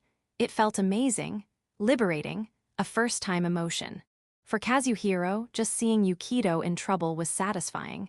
It calmed his rage. Akari had no real grudge either, she just wanted to get a little payback. So they decided to stop after that. That was supposed to be the end. But Yukito's situation began to change drastically. While Kazuhiro lived through suffocating days, Yukito kept rising higher and higher. To a place so far above, it was like Kazuhiro was nothing more than a pebble on the roadside. Even Akari felt inferior. She wasn't even in Yukito's field of view. That's why, just once more, they teamed up. This time, Akari carried out Kazuhiro's idea. It was too malicious to be called a mere prank. But by becoming the one who acted, Akari gave Kazuhiro leverage over her. And yet, the result was a failure. The ripples it caused died down immediately. After hearing the full story from Akari, Kazuhiro was left baffled. The cheating accusations vanished almost instantly. Soon, no teachers were speaking ill of Yukito at all. They couldn't even land a single blow. It was just like elementary school all over again, soaked in humiliation. By then, Akari had begun distancing herself from Kazuhiro. As Yukito's presence grew larger, she could no longer bear the weight of what they had done. The once close relationship between Kazuhiro and Akari began to cool. Then, one summer day on his way back from cram school, Kazuhiro happened to see them. Yukito Kokonoe walking with Misaki Himiyama. Kazuhiro recognized her instantly. She had the same gentle air as before, but had become even more beautiful. She exuded more mature charm now, but it was unmistakably her. What struck him as strange was that she was walking arm in arm with Yukito. Why is she with him? Endless questions surfaced. The sight was too surreal. If they were enemies, he could understand. Even if she harbored resentment, it would make sense. They were supposed to be on opposite sides. But their atmosphere was sweet, like they were on a date. Kazuhiro wasn't about to scream about betrayals or anything like that. He was just furious. Just how much are you going to mock me? He felt like he could hear the words, lifelong loser. Maybe it was his first love, he couldn't even remember. Not that it mattered now. Misaki had never known how he felt. At best, she had been a fleeting childhood crush. He had no lingering feelings for her. Had he not seen her, he wouldn't even have remembered. But he couldn't accept it. It felt like a nightmare, like a fresh defeat had been forced onto him. Had she been sweet-talked? No matter how much he thought about it, there was no answer. He asked Akari, but she was just as shocked and didn't know anything either. He didn't know what path Misaki had walked since then, but he believed she must have hated Yukito too. He had assumed she was on his side. And yet, the contrast between their lives became overwhelming. Kazuhiro's resentment hardened into a blade of hatred. According to Akari, Yukito's attention-grabbing behavior was getting him disliked. He was often summoned and scolded by Sanjoji, who was supposedly in charge of student guidance. Served him right. The ones who had ruined his life, Suzuka Sanjoji and Kokonoe Yukito, now joined by Misaki Himiyama. Kazuhiro Okamoto began to feel as though he had been dragged back into those miserable, humiliating days of elementary school. Is something like this kind of absurdity, really allowed? Thrown into hell, burned endlessly by the flames of purgatory. While his family was destroyed and he led a miserable high school life, Yukito Kokonoe became famous, always in the spotlight, surrounded by people. What the hell is this? A cruel contrast. The dormant desire for revenge stirred awake. At the same time, a calmer self issued a warning. The opponent is powerful. A head-on confrontation won't work. He would need a more indirect, cunning approach. Personal grudge? So what? The one who deserves all this pent-up resentment is right there. He had never intended to risk his life for revenge, but at the very least, he could leave a scar that would never fade. Otherwise, it wouldn't be fair. A revolution born from a scorned and underestimated slave. A dark flame began to burn. The die is cast. Thanks to Akari, a more direct and powerful method had been set in motion. The risk was high. The punishment Suzuka Sanjoji deserved had been carried out. To let her go on living comfortably as a teacher, he would never allow it. After hearing from Akari about Suzuka Sanjoji's condition, he smirked. Let her waste away just like Kazunari Okamoto once did. Let her fall, lose everything, and be left with nothing but envy from the bottom. He headed to the living room, poured water into a cup, and chugged it down. Regaining a bit of composure. Pathetic. Fiddling with his phone, he clicked his tongue, hoping to find something interesting. There was a huge scandal involving a part-time job gone viral. A case of attention-hungry fools self-destructing. Uploading their own crimes on social media, utter stupidity. He scoffed at how people never learn. Wait a second. A spark of inspiration lit up. These past few days, Kazunari Okamoto had felt a sense of purpose like never before. Though shrouded in gloom, his heart was burning with excitement. A twisted grin spread across his face. This is it. Ha ha ha, this is exactly it. Yukito Kokonoe is an influencer. He has tons of followers. But in the end, they're nothing more than a disorderly mob. Still, all that attention can easily become his downfall. I'm going to drag you down from that pedestal. The one to strike Yukito Kokonoe down wouldn't be him directly. There's a famous trope in SS, short stories, a drug that reverses affection. Without a doubt, Yukito Kokonoe would fall right into that trap. Those he believed to be allies would betray him in an instant and become enemies. Behind every word of praise lies an ugly jealousy. All it takes is the right moment to explode. He planned the strategy. From the looks of it, Akari was reaching her limit. Getting her cooperation again would be difficult. If that's the case, ideas kept pouring in. He was having the time of his life. He had never felt more alive. A message. He checked it. It was some nonsense from some worthless people. Annoying, but I can't just ignore it. He figured he could talk to them directly tomorrow. They had agreed not to say anything explicitly in writing. It was part of their risk management plan. Just in case something happened, they'd have a way to escape blame. They could use self-erasing messaging apps, but even using something like that was basically admitting they had something to hide. Better to stay cautious. He got into bed and closed his eyes. His consciousness drifted toward sleep. It looked like he might have a good morning for once. Kazunari Okamoto's fate had arrived at yet another turning point. Section, Audiobook by Masquerade at Masquerade Audiobooks. Chapter 5, The Savior. Mio point of view. Not having to ride a packed train, that alone makes me lucky, right? That thought drifted through my mind as I stood on the train. The unpleasant pressure pressing in from all directions. Still, there's no point in complaining. Probably everyone else here feels the same. Because I had a first period class at university, I was commuting by train in the morning like this. A gloomy time of day. Even so, I'm just a carefree college student. I'm privileged. If I really wanted to skip class, I could. I've got that kind of leeway. But once I start working, that won't be the case anymore. I truly respect the people who commute while enduring this level of stress every day. Maybe that's what it means to be an adult. And if I'm in that in-between phase, not quite an adult, not quite a child, then what am I really? That kind of trivial thought floated into my mind. The time I can spend in this state of moratorium probably won't last much longer. Once your worries are resolved, you just end up worrying about the fact that they're resolved. A vague unease crept in, like there must be some trap waiting ahead. Things were going too well. Even without looking back, I could say my life, Mio Ninamiya, had gone pretty smoothly so far. I had just made the biggest decision of my life, but whether it went well or not, I believed it would become something I could grow from. Still, I had a feeling things wouldn't turn out badly, because Yukito was with me. He's younger, but when it comes to life experience, the gap is huge. I couldn't help feeling a little jealous. Tristy had her own struggles too. After graduating high school and entering college for now, the question becomes, what's next? A job? It's her first time confronting the uncertainty of the future, a path with no map. Seeing how smoothly and efficiently I've lived up to this point made me feel shallow.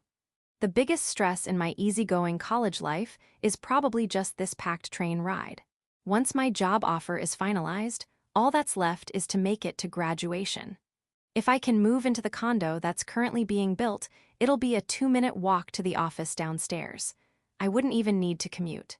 It's all too perfectly laid out. It makes me uneasy. Maybe I just have a poverty mindset. I haven't faced enough hardship. I get anxious thinking I might one day take a big fall. And it's all Yukito's fault. He's always so composed, dependable, and younger than me.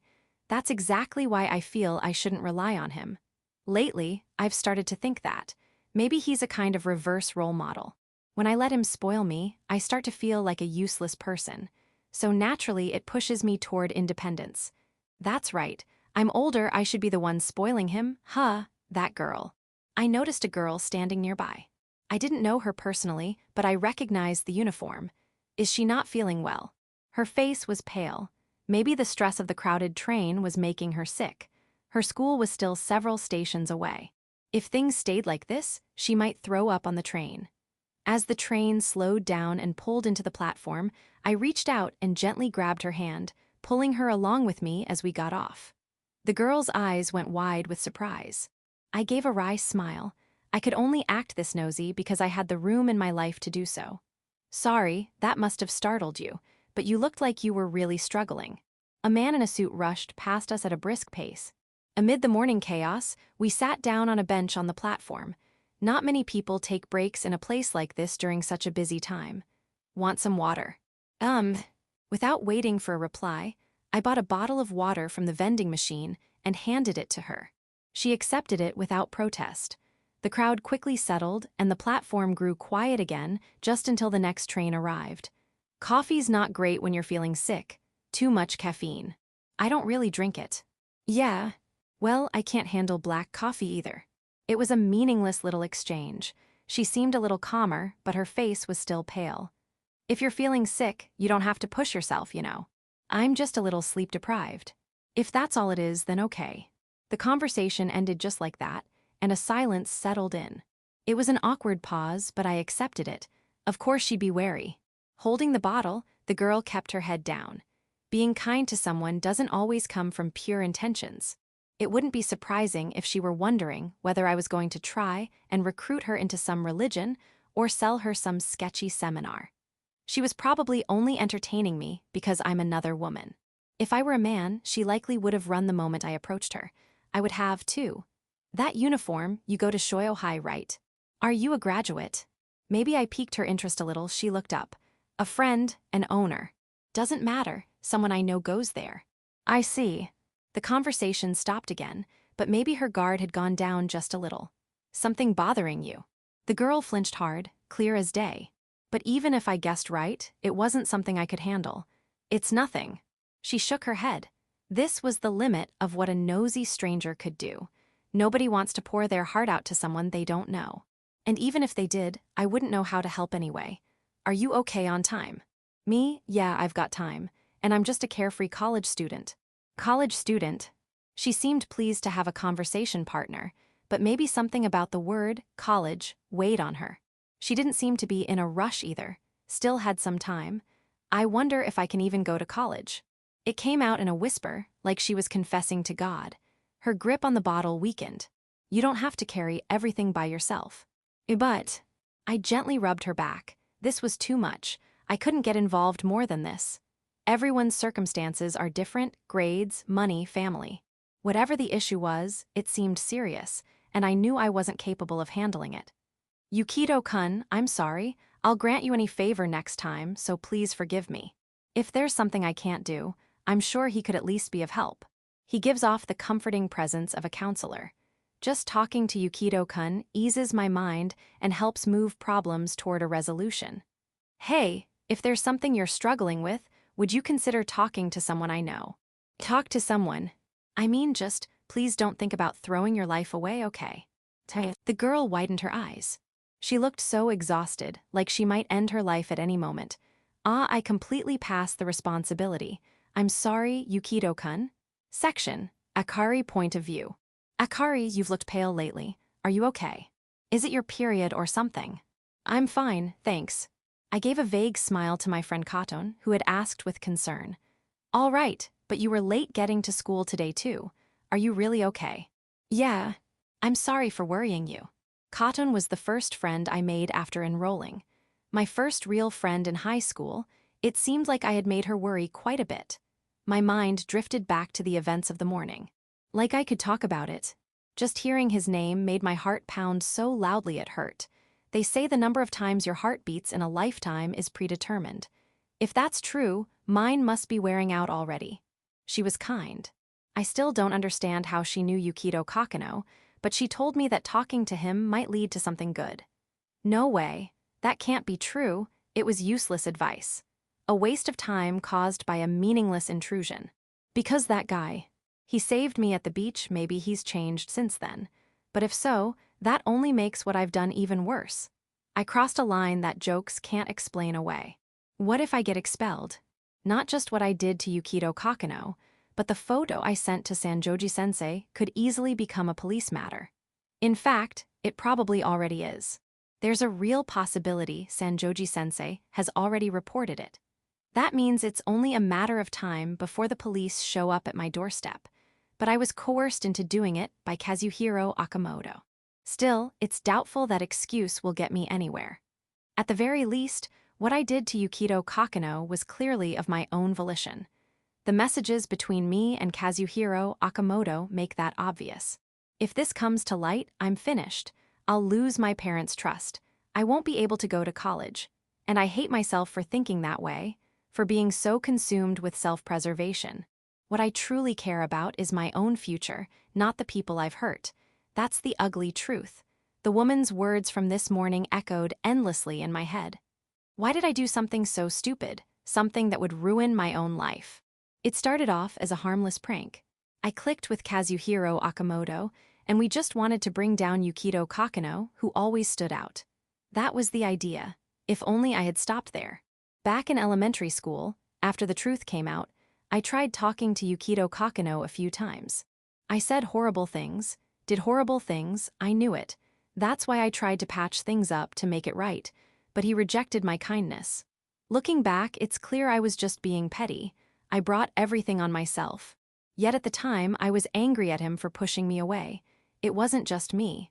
The whole class felt guilty and tried to make amends. He was the one who rejected us. After that, our class never recovered. It was all in the past. I should have just let it stay buried. But that doesn't matter anymore. It's just an old story, something to look back on fondly, not something to dig up again. I destroyed my peaceful school life with my own hands. Kazuhiro Okamoto's long-held grudge, I underestimated how twisted he was. To him, Sanjoji-sensei, Yukito Kokonoe, and even we classmates were all enemies. I realized that too late. By the time I did, I was already knee-deep in the mud. To me, Sanjoji-sensei was a strict but kind homeroom teacher. Sure, she made mistakes, but she did her best to fulfill her duty. She even bowed her head to us and apologized over and over. I remembered that clearly, and yet, I still did something so cruel. I never thought I'd see him again in high school. My last name had changed, so he didn't recognize me, and I had no intention of revealing myself. It was a memory best left buried for both of us. Yes, that's how it should have stayed. I never meant to upset the balance. Sometimes, when I saw how much Sanjoji-sensei was suffering, it tore at my chest. The weight of my crimes crushed me. Calling her a pervert teacher, she's not like that at all. We fabricated a lie, framed her. It was beyond cruel. Monstrous, I should have just said no to Kazuhiro Okamoto, or better yet, told someone what was happening. There were so many chances to stop. Akari, hey, Akari. Before I knew it, Cotton was leaning over, peering into my face. Her blurry expression was distorted with concern. Akari, are you crying? Startled, I touched my cheek.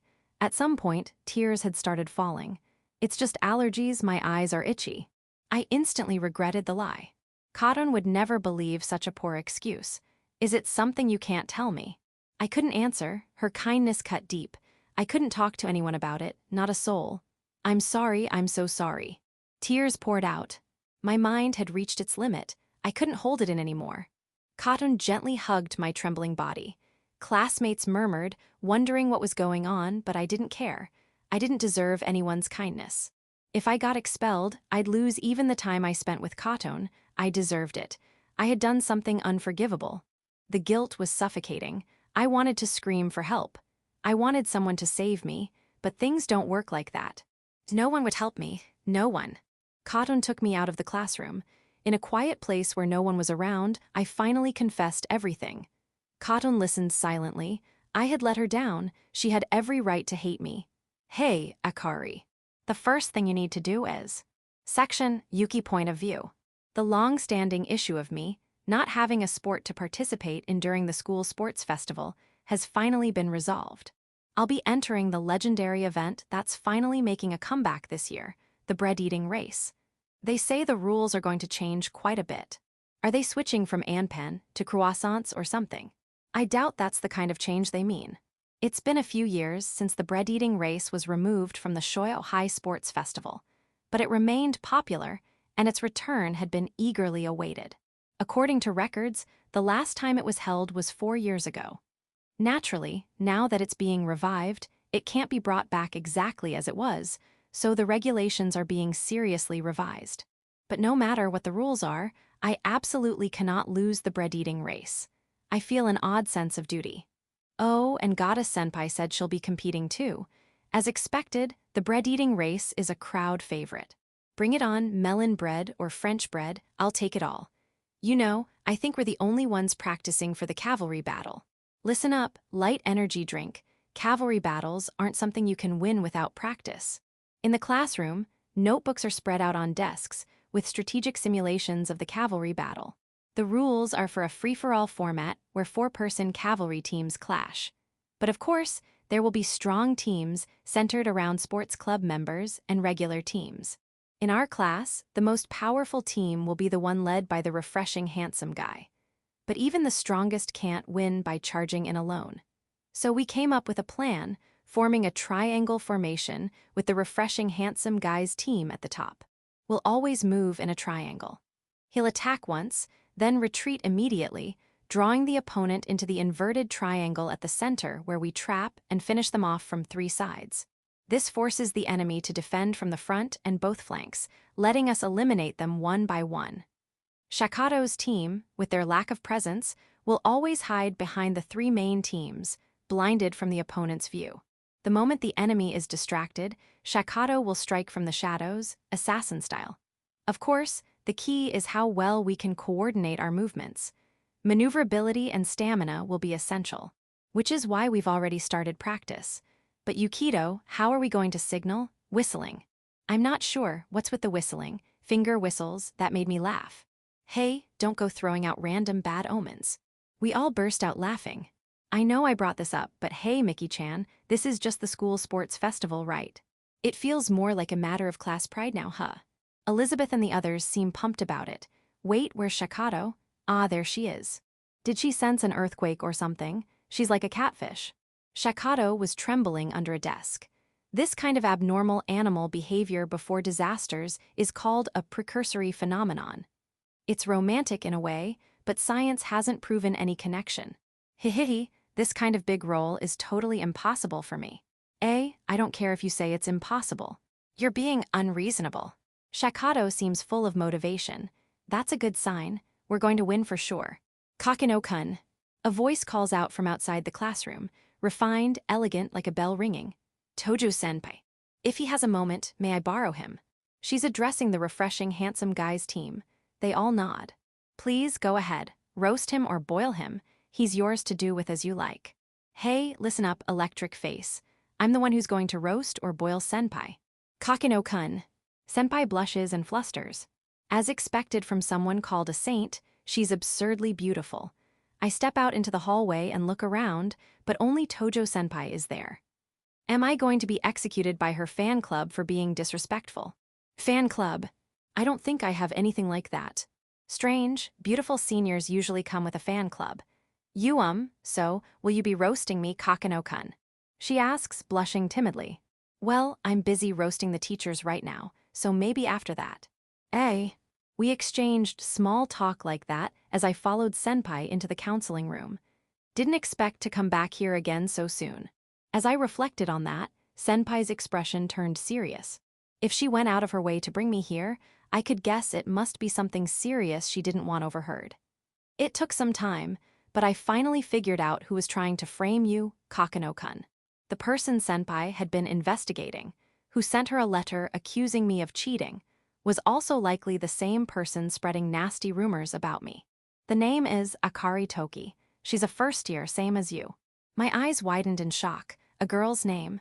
W8 could it be? Do you know her? What's with that guilty-looking reaction if you don't? Senpai showed me a photo. A picture of the girl called Akari Toki. Oh, this girl. Isn't she the one who almost drowned in the ocean? Section, Sanjoji point of view. The sky was heavy and overcast, as if it could rain at any moment. The warm air had given way to a chill, and I could feel the cold brush of it on my skin. The ever-changing autumn sky. I looked up, hand shielding my eyes. Beyond that sky is space. But I sometimes wonder, does infinite darkness really stretch on forever beyond what we see? Even though I know it intellectually, I've never truly seen it. Isn't that the same as not knowing at all? Toki-san, I can't believe she was actually Akari Kezia. I remembered her sobbing like a little girl. She had told me there was something important she needed to confess. Through tears, she admitted she was the one who had sent the fabricated images made with AI. Kokonoe-kun had been right all along. The harsh truth left me crushed. It felt like being hurled into an abyss. My mind went blank, and I couldn't think clearly. If it had come to this, it would have been far better if the culprit had been a total stranger. Regret surged through me. Shackles of remorse bound my body. I barely managed to suppress the nausea rising in my throat. The fact that the culprit was a student, and one who had been so close to me, a former student, I hadn't even realized. The truth had been right in front of me, but I couldn't see it because I refused to look. Maybe I had unconsciously avoided her. I remembered Kezia-san as a lively, energetic girl, an image that didn't align at all with who she was now. Her aura in my hazy memories didn't match this version of her. If he hadn't been there for me, I would have been broken long ago. Lately, anxiety had consumed me. I couldn't sleep. I made mistake after mistake. I couldn't focus on work. Not just my colleagues, even sharp-eyed students had started worrying about my health. And yet, I couldn't bring myself to condemn Toki-san, because I was the one who pushed her into wrongdoing. It was a painful decision, but in the end, I was relieved that I hadn't acted rashly and blown things out of proportion. A dull ache. A lingering fatigue weighed me down. I was worn out, body and soul, by the despair that had been laid bare before me. As my tension finally broke, I felt like a taut thread had snapped. There was relief in knowing I no longer needed to be afraid, but at the same time, crushing guilt that I had pushed a student to this point. My heart was conflicted. No matter what, I couldn't bring myself to hate Toki-san. All I felt was pity and sorrow for her. She said she wanted to apologize to Kokonoe-kun as well. I wonder if he'll be okay. I started to worry, but then gave a small smile. It's different now. He's kind. Kinder than I am. I'm sure he'll handle it better than I could. In fact, I felt more at ease and trusting Toki-san to him. I couldn't bring myself to cause her any more pain, not when she'd already suffered so much. She had already faced her judgment. There was nothing more I needed to do. I would act as though I'd seen nothing. Those photos never existed. That's fine. I slowly raised my gaze forward. I'd reached my destination. Is he really here? Under the overpass, the tunnel opened like the gaping black maw of a monster, swallowing all light. My feet stalled, and I walked more slowly, like I was approaching the gallows. I stepped into the abyss. Silence ruled the space, and there he stood, a single boy. Why are you here? It's been a while, Kazuhiro Okamoto-kun. A train roared by overhead. I knew I wouldn't be welcomed. But now that we were face to face, I truly understood. This really is the same Okamoto-kun, the shy, timid boy. People change dramatically. Kokonoe-kun, Toki-san, and now Okamoto-kun. Each life forges its own character. If that's the case, what sort of life has he lived up until now? As I reflected on the pain his past must have held, he nodded slightly, as though something clicked. Ah, I see. Akari betrayed me, huh? That's not true. She was suffering, breaking down. That's why I... His cynical words made me blurt out a rebuttal. Toki-san had often met Okamoto-kun here. It was their secret meeting place, known only to them. She hadn't betrayed him. Even at the end, she had hesitated. Still, I had spoken to her, drawn out the truth, and asked her to call Okamoto-kun here. Because I had made up my mind, if there was any way I could atone, I would risk everything to pay the price. I don't care either way. She's no use to me anymore. No use. She was trying to protect you until the very end. His cold words stirred my anger.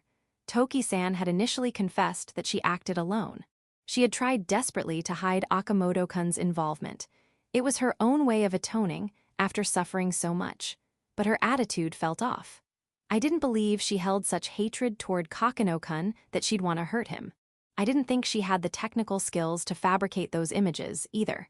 So I took time, asked questions in the counseling room, and finally reached the truth. And I regretted it. It was the past come back to life, demanding I pay for my sins. My mistakes had led us to an irreversible future. You just didn't want to face how ugly you were. Or maybe you just wanted to lighten your guilt. I faltered at his sneering words, but his eyes, glaring at me, weren't laughing. I was shocked when I found out you were still a teacher. I wasn't doing it continuously. I had run away, terrified. But teaching was all I had. I hadn't tried to find any other path. I had just jumped back on the rails laid out for me. I came from a long line of teachers, but my parents never pushed that onto me. The choice had always been mine, but I was afraid of the freedom I'd been given. Must be nice, he said bitterly. After all, even if you ruin a student's life, you don't have to take any responsibility. You just keep playing the part of a teacher, mouthing off about grand ideals with zero accountability. His sharp words left me at a loss. There was no room for rebuttal. Everything he said was true. I'd heard a bit about Okamoto-kun's past from Toki-san. Even after transferring, he'd faced serious hardship. He'd been ostracized from the classroom. Even in his new school, things hadn't gone well. Eventually, he'd been surrounded, completely isolated. I hadn't been able to save him. It was my responsibility for turning a blind eye to his suffering. I had cared, but I couldn't control how students felt. And once the class fell apart, it was inevitable some would hold a grudge against the one they blamed. When it was decided that Okamoto-kun would attend the infirmary instead of class, and later when he and his parents chose to transfer schools, I had felt secretly relieved. The classroom had become nothing short of a bed of nails for him, and I thought that starting fresh in a new place might allow him to enjoy school life again. I'm so sorry. I bowed deeply. Come to think of it, I had never properly apologized to him before. This was the punishment for leaning on a quick and easy solution. I failed to make the effort to change the situation before Okamoto-kun was left with no choice but to escape. Even now, I can't think of a better way I could have handled things. Still, I wonder, did I truly give it my all? I was mentally exhausted and had no capacity left.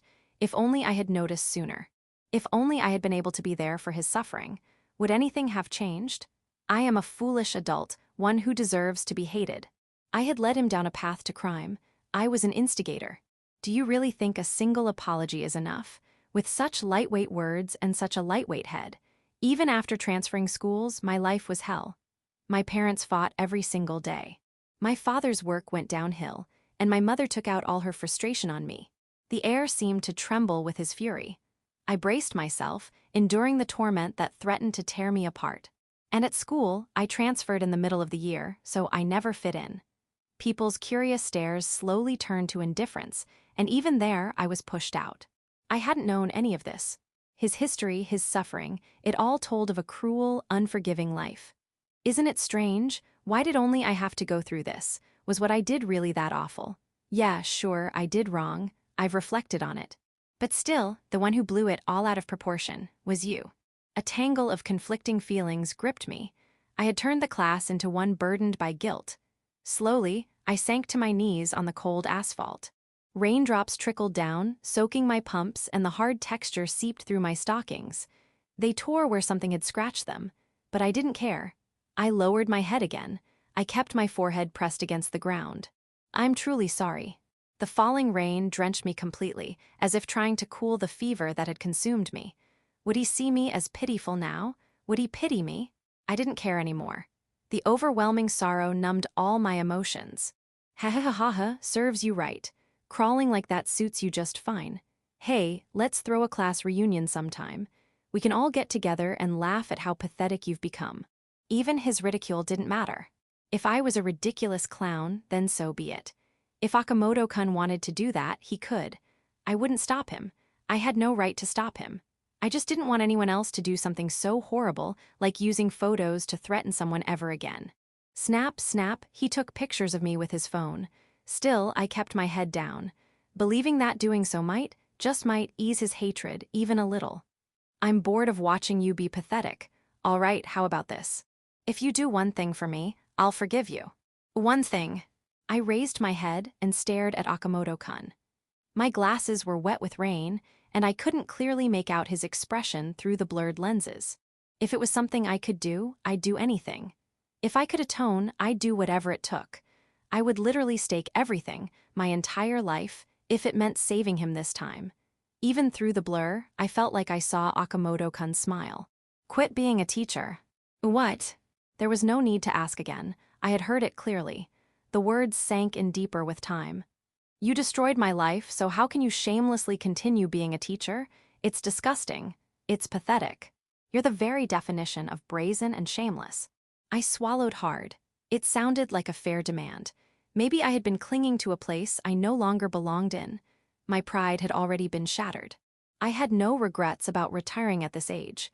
Misaki-san had decided to return. If that was the only condition being asked of me, then HMPH, figures.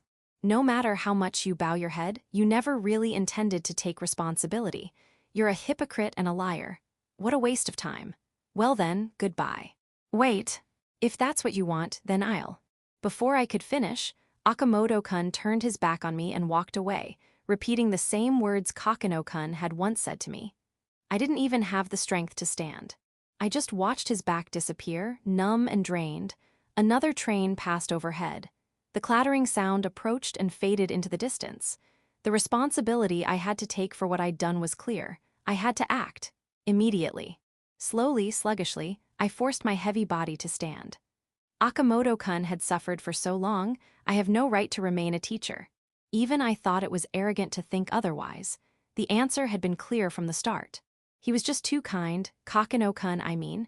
Everyone else probably felt the same as Akamoto-kun. Sensei.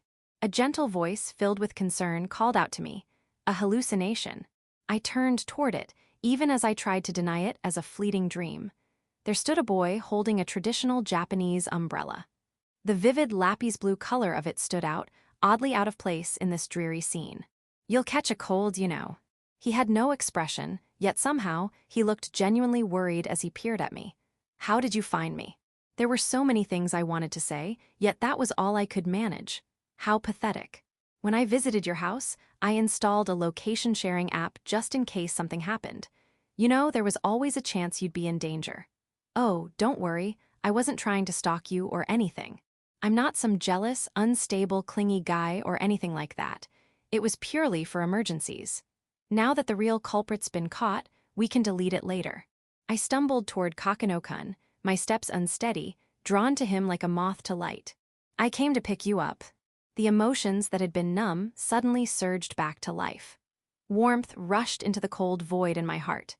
Deep within my chest, where I had locked everything away behind heavy chains to keep it from spilling out, that sealed chamber burst open. He effortlessly unlocked it and stole my heart from within. I couldn't hold back anymore. I ran to him, laid bare everything inside me, and collapsed into his arms. I trembled from the regret, from the overwhelming disappointment in myself. What lay at the end of the path I'd chosen was disaster. I had caused this human tragedy that stole a child's future. I had erased all hope from his heart. I should have been there for Akamoto-kun in his pain. He waited for someone to save him. But I looked away from that harsh reality and ran. The ideals I once held were shattered into pieces, only fragments remained. My sobs soaked through Kokonoe-kun's chest. Unstoppable, unending. With his free hand, the one not holding the umbrella, he gently wrapped his arm around me. In the cold rain, I didn't want to let go of that warmth. So I cried, not caring who saw me. After Tojo-senpai told me that Keizha, or rather, Akari Toki, was the culprit, some time passed before I could even think about how to respond, and then she actually came to see me herself. Her eyes were swollen red from crying. When I asked, it turned out she had already confessed her crimes to Sanjoji-sensei. All the harassment directed at me, and the harassment aimed at Sanjoji-sensei, had been the work of the same person, Akari Toki. It felt like having the rug pulled out from under me. Everything had been resolved before I could do anything myself, but Akari Toki came to see me after I already knew she was the culprit. In other words, it wasn't technically a voluntary surrender. Turning oneself in before being identified counts as a self-surrender, but going to the police after being identified is merely showing up. Naturally, the former is far more likely to result in a reduced sentence, which meant Akari Toki had missed her chance for a reduced penalty by a hair. That said, the fact that the culprit was a student meant we couldn't just immediately report it externally. I tried to coordinate with Sanjoji-sensei on how to handle things, but then I realized I couldn't reach her. So, I used the location sharing app to find out where she was and went there myself. Sorry. I kept you waiting. Avachi. It couldn't be helped. I didn't have anything else to wear. Sanjoji-sensei, standing there in a negligee, twisted her body shyly. Incredibly ecchi. For some reason, Inyukichi was pawing insistently at the closet door. Judging from the look of it, there were probably pajamas inside, but I didn't say anything. Because ecchi. I couldn't just leave her standing in the rain, so we went back to her place, and I had her take a hot shower to avoid catching a cold. She needed time to wash away not just the rain, but a lot of other things too. At that time, her body had been freezing, probably her heart too. I'll dry it for you. I always do this at home. Thank you. I've never had a man do this for me before. I used the hairdryer, making sure to blow warm air evenly so there were no uneven spots. Hair cuticles open up when wet, and in that state, hair is prone to damage. Proper care is important. She had long, glossy, beautiful hair. Damage was unacceptable. At home, this was my job, almost a daily routine. My mom had short hair, so it dried quickly, but my sister had long hair and it took time. Depending on the weight of the dryer, this could be pretty heavy work. If I thought of it as weight training with a dumbbell, it wasn't so bad. Once her hair was dry, I switched to the cool setting to finish and smooth it all out. You're good at this. I'm used to it. Inyukichi looked at us jealously. Well, fine. I blew some air on Inyukichi too, smoothing out his fur. Did you meet with Toki-san? Yeah, she confessed. It's showing up after the fact, though, so I'm not sure how to handle it. I had made one thing very clear to Akari Toki. I wasn't going to just pretend none of it had happened. The fact was, I had been harmed, and Tojo-senpai had worked so hard to find the culprit. Saying sorry doesn't just make it all go away. Akari Toki was certain to face more than just suspension. Most likely, she wouldn't be able to avoid being expelled for a period of time. But she probably wouldn't be expelled outright. Sanjoji-sensei wouldn't want that, and neither did I. What was needed was accountability. We weren't innocent kids anymore who didn't know right from wrong. Akari Toki accepted that. She had no choice, but she wasn't acting out of spite or desperation. By the time she confessed to Sanjoji-sensei, she had probably already prepared herself for the consequences. I had been wary that the culprit might make another move, but now that was over. So, case closed, except there was still one person left.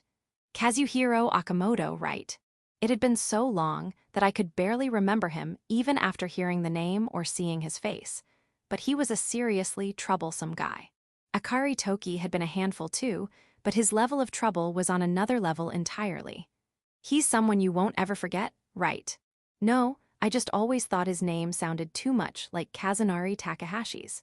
Isn't that confusing? Takahashi-kun, he's that first year in the soccer club, right? You know that, you have some connection to him. Could she really know every new student's name? That would take incredible effort and memory. No, just that he's your classmate. I see. Well, my class was under teacher watch anyway, so that couldn't be helped. I didn't even realize who Toki-san was right away. I'm unfit to be a teacher. Sanjoji-sensei spoke bitterly. I waited for her to explain. He told me to take responsibility for ruining his life. And he's right, he's completely right. Her voice was drained, her whole demeanor weakened. It's not just Okamoto-kun.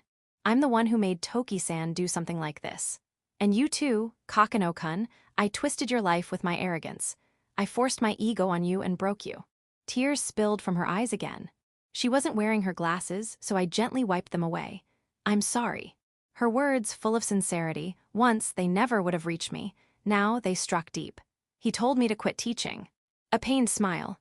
When you're sad, you should just cry. You don't have to force yourself to smile. Maybe I was never cut out for it in the first place. I've never once thought seriously about any path other than teaching. That's negligence. I think this might be a good opportunity.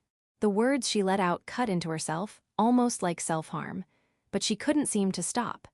If I'd handled things properly back then, Misaki-san could have stayed on her path to becoming a teacher.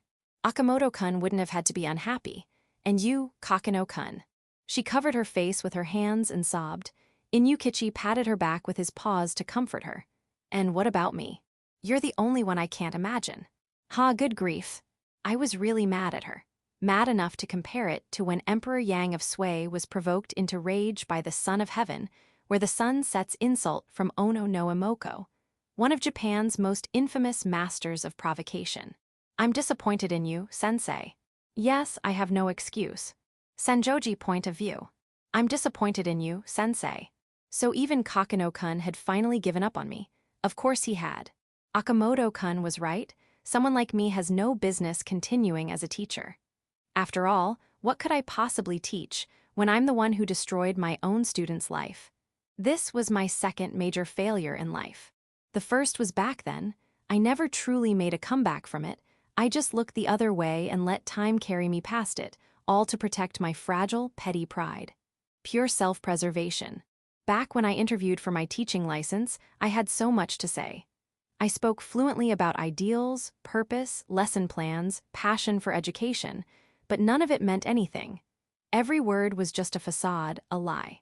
The truth was simple. The Senjoji family was a family of teachers. That was the only reason I ever set my sights on becoming one. Former students who admired my grandparents and parents would shower me with praise. The crushing weight of their expectations was suffocating. What part of me was so admirable? Every time I was praised, I wanted to cover my ears in shame. So when Kokonoe-kun said those words, I could only nod in agreement. After all, they were my true feelings, the ones I'd been hiding all along. Yes, I have no excuse. Surprisingly, I found I could accept it without resistance. There was nothing left in me anymore. I was completely drained, just a pathetic old woman clinging to the pity of a student. Emptiness washed over me. Once I accepted reality, it was nothing dramatic. I was simply too incompetent for the weight I had been carrying. But my apathetic, throwaway attitude made Kokonoe-kun's eyes flash wide in anger.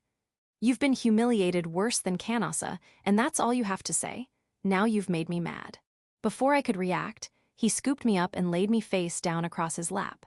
What do you think you're? Smack, hi.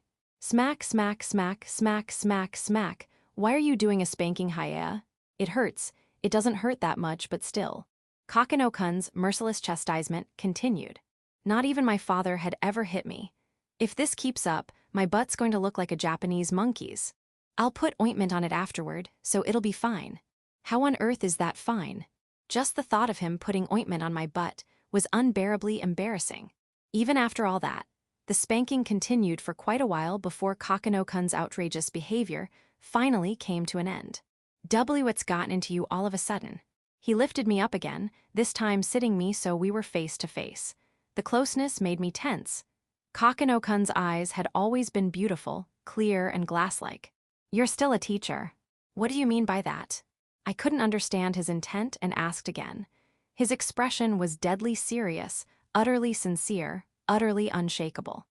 I couldn't help but envy that, his unbreakable will, the way he could choose solitude even when surrounded by isolation. When a student does something wrong, what should a teacher do? I was at a loss for an answer. This was a teacher-student Q&A, but in this moment, our roles had completely reversed.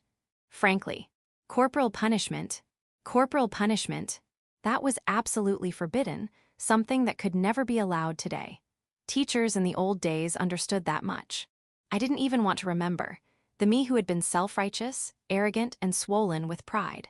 When a student does something wrong, why is it the teacher who apologizes? What you should have done was scold him, wasn't it? Wasn't guiding them toward the right path the very ideal you used to say you had? His life was ruined because of you. What, is Akamoto's life made of PMMA figurines? Suddenly my whole body flushed hot. Heat rushed through me like a fever. There's no such thing as a tiny little life that can be changed by just one person. If Kazuhiro Akamoto says he's unhappy, that's just the result of his own choices. Besides, why would a teacher who only knew him for a few short months have such a huge influence on him? Only then did I realize he was right. I never had that kind of worth in the first place. A teacher's duty, the duty I should have fulfilled, was to face Akamoto-kun as an adult and scold him when needed. Not to wallow in self-blame as if I had the power to dictate his fate. You're full of yourself, sensei. Yes. Simple, direct. The blunt honesty of it made my heart feel suddenly lighter. Maybe I had just wanted to believe I was a person of value. But Kokonoe-kun had flatly denied that, and he was right. There had been a perfect example right in front of me all along, yet I had learned nothing from him. He was always surrounded by people, his influence far greater than mine could ever be, yet even he didn't change people's lives so easily. I should have known my own influence was negligible. Just like my unsuccessful attempts at dating, I had overestimated my own worth and thus found no match. I had no value to overrate in the first place. Even if you curse someone else for being at fault, nothing changes. You have to change yourself. Ouch, that's a bit painful to hear. Well, Akin-san told me off the other day, too. Said I was forcing things on others. He slumped forward like a deflated balloon, and I couldn't help but smile. He wasn't perfect either, and maybe that was what made him so endearing, so lovable. If you're about to make a mistake, there will be people who try to pull you back.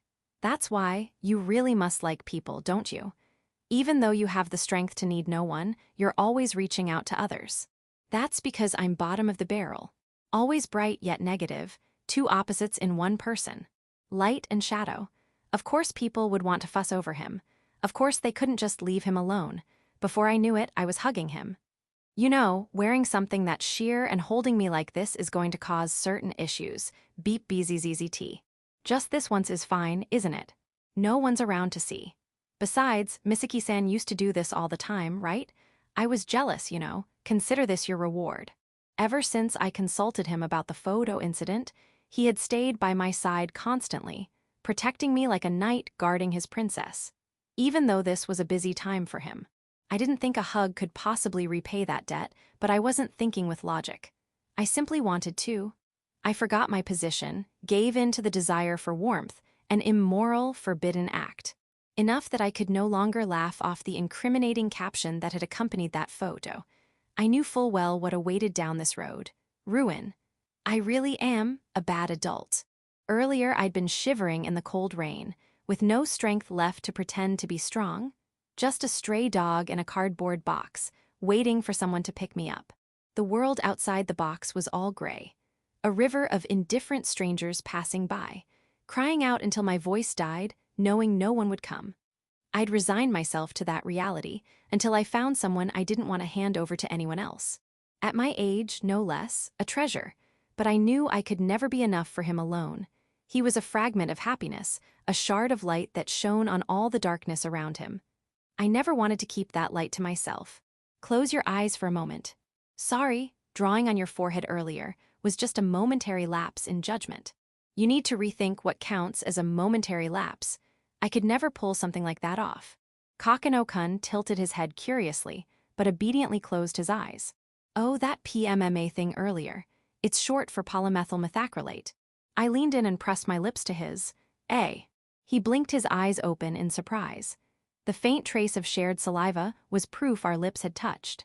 It wasn't some beautiful, romantic thing. If anything, it was the act of a deranged woman, a middle-aged creep forcing herself on a younger man. Disgust would have been the natural reaction. This is actually my first kiss. I tried to cover for myself, a self-defense reflex to keep from tainting the only time in my life I'd ever done this. I'd finally crossed the line for real. This was the kind of thing you couldn't undo. But I had no regrets. I had decided to stop being pure and proper. I had my contradictions, my light and dark, just like anyone else. So, if I asked for it again, would that make it my second? I don't think that's how the counting works. The sweetness in the air suddenly made me self-conscious. Even Inukichi covered his face with his paws in embarrassment. But without this moment, I really would have just quit teaching without a fight. He was my savior. I'd simply given him a reward worthy of an indebted heart, or so I let myself believe. Kokonoe-kun was staring at his phone, looking unusually intrigued despite his expression being as blank as ever. Something wrong. Maybe a message from his family. I'd kept him far too long as it was. Akamoto just sent me a message. Who, looks like he's feeling pretty pleased with himself for making you cry, sensei. Fool, you're not even concave, you're convex. Where exactly are you looking when you say that? Like I could not look, dressed like that. What is this, the sacred Suzuka mountain range? Entry is prohibited. It wasn't pajamas, it was a negligee. That was an airtight rebuttal. If this were about persuasiveness, the win went to Kokonoe-kun. Was the elevation high? I had no idea if that was something to be proud of. WL, I guess I don't mind that much. Sensei, you're kind of weak to pressure, aren't you? Surprisingly enough, he was right. I guess I was weak when it came to being pushed, at least by him. What I felt for him, maybe it was like being a devoted fan, and even if it was only a pretense, I'd follow it through. But no, that's not the point. Why is Akamoto-kun? Aha, I see. Could it be he doesn't even know you and I are childhood friends? Interesting. In that case, I'll prove to him what happens when I start feeling smug. We're not exactly childhood friends. Fine then, how about the bond of severed chin strings? Or better yet, the bond of neck-cutting comrades? Enough with the poetic metaphors, and the first one means the same thing as the second. If only we'd really been childhood friends, then maybe I wouldn't have to wrestle with such an age gap. Then what are we exactly? WL, a teacher and her student, aren't we? I hesitated, just a little. Maybe I didn't want to define it clearly. If there was another answer, it was a forbidden one, something I could never say. Sex friends and trainer-trainee. Ah, so you have no objections to us being sex friends. Not yet. Not yet. I'd blurted it without thinking, and my face went boom, red all over. That's a misunderstanding. There is nothing indecent or immoral like that between us. But we're student and friend, so that makes us sex friends. What does immoral even mean? GRRR. Don't you dare trap me with such a wicked word game. The fake innocent look on his face was infuriating, like he really thought it was an innocent question. I was sure my ears were red by now, so I forcefully switched my train of thought. Anyway, do you have any idea what Akamoto-kun plans to do? Seems like he's up to something shady, but I'll twist him into a pretzel. Kaya hahaha. Somehow, I'm starting to believe you could actually do that. I felt a little ridiculous for having taken the whole thing so seriously. Maybe this was the kind of easygoing attitude I needed. Thank you. Being thanked for sexual harassment, that's pretty rare. So you do realize what you're doing. If he spoiled me this much, I'd end up going straight down the same decadent path Misaki-san had. Don't melt me any more than you already have, okay. I am with you, Chapter 6, saved. Beautiful. The vivid crimson spread out in a perfect disk. Perhaps captivated by it, Hinagi murmured to herself. Beneath an equally vivid lapis blue canopy, I watched her reaction. I never thought I'd actually look forward to rain like this. It was our day off. On the way home from watching a movie, we were walking together in the rain. Walking beside me, Hinaga-chan tilted her paper umbrella and spun around with a twirl. Thanks for the souvenir, Yukito. I'll treasure it forever. It's not really practical for everyday use. It can't handle strong winds, and it takes a bit of maintenance. Its durability isn't great. A strong gust would snap it, but even that fragility is part of its charm. Raindrops pattered against the washi paper, making a distinctive sound. It was refined, almost elegant. The umbrella Hinagi held was a bright crimson one. I'd bought it for her as a souvenir since I'd been going to Kyoto quite often lately. The one I held was lapis blue. Yay for matching umbrellas. I see, maybe it's precisely because it's delicate that I want to take good care of it. It's almost a waste to pair it with casual clothes. Yeah. Next time, want to try wearing a kimono. Does that mean I can spin the obi around? Idiot. Even though I'd spun Tsubaki-san's obi plenty of times before, if there's an obi there, you can't help but want to spin it. But it's strange, so the correct way is to set it down in reverse. There's no place to hang it to dry in the entryway. Guess I'll have to hang it with the laundry out on the balcony. With an ordinary umbrella, you'd lean it with the handle up, but a wagasa is stored with the handle down. If you want to use it for a long time instead of treating it as disposable, it takes a certain amount of care. I'd been looking forward to rainy days. I'm just glad you like it. If I only gave a present to Hinaga-chan, Hiyori-chan would get all pouty, so I also bought one for Akin-san. An elegant adult beauty like her would suit it perfectly. The other day, my mom said something weird to you, sorry about that. That was a full-on truth punch that almost knocked me out, Naya. Hinaga-chan looked apologetic, but there wasn't a single thing wrong with Akin-san's point. Calm and mature Hinagi. Just 2 years ago, she had been sharp-tongued, unable to control her emotions, lashing out. Now she had grown so much, too much perhaps. Hinagi had paid the price in her effort to change herself, to overcome the past. She had gained things, but lost others. I would respect any decision Hinagi made, but I think Akin-san wanted her to stay a girl for a little longer, speaking as the parent Hinagi should be able to depend on. I got chewed out by my mom too. You by Aoka-san. Feeling awkward, I instinctively looked up at the sky. That had been a pitiful disaster. With a serious face, my mom had come over and suddenly given me a painstaking lecture about how, since she was a maid, it was only proper to call her by name, Aoka. When I was changing clothes while wearing socks, she looked at me with a face as if the world were ending, so I tried saying, "Hey, Aoka. Socks." She beamed from ear to ear and put them on my feet for me. We were seriously getting into dangerous territory here. Lately, maid mom lives for pampering me.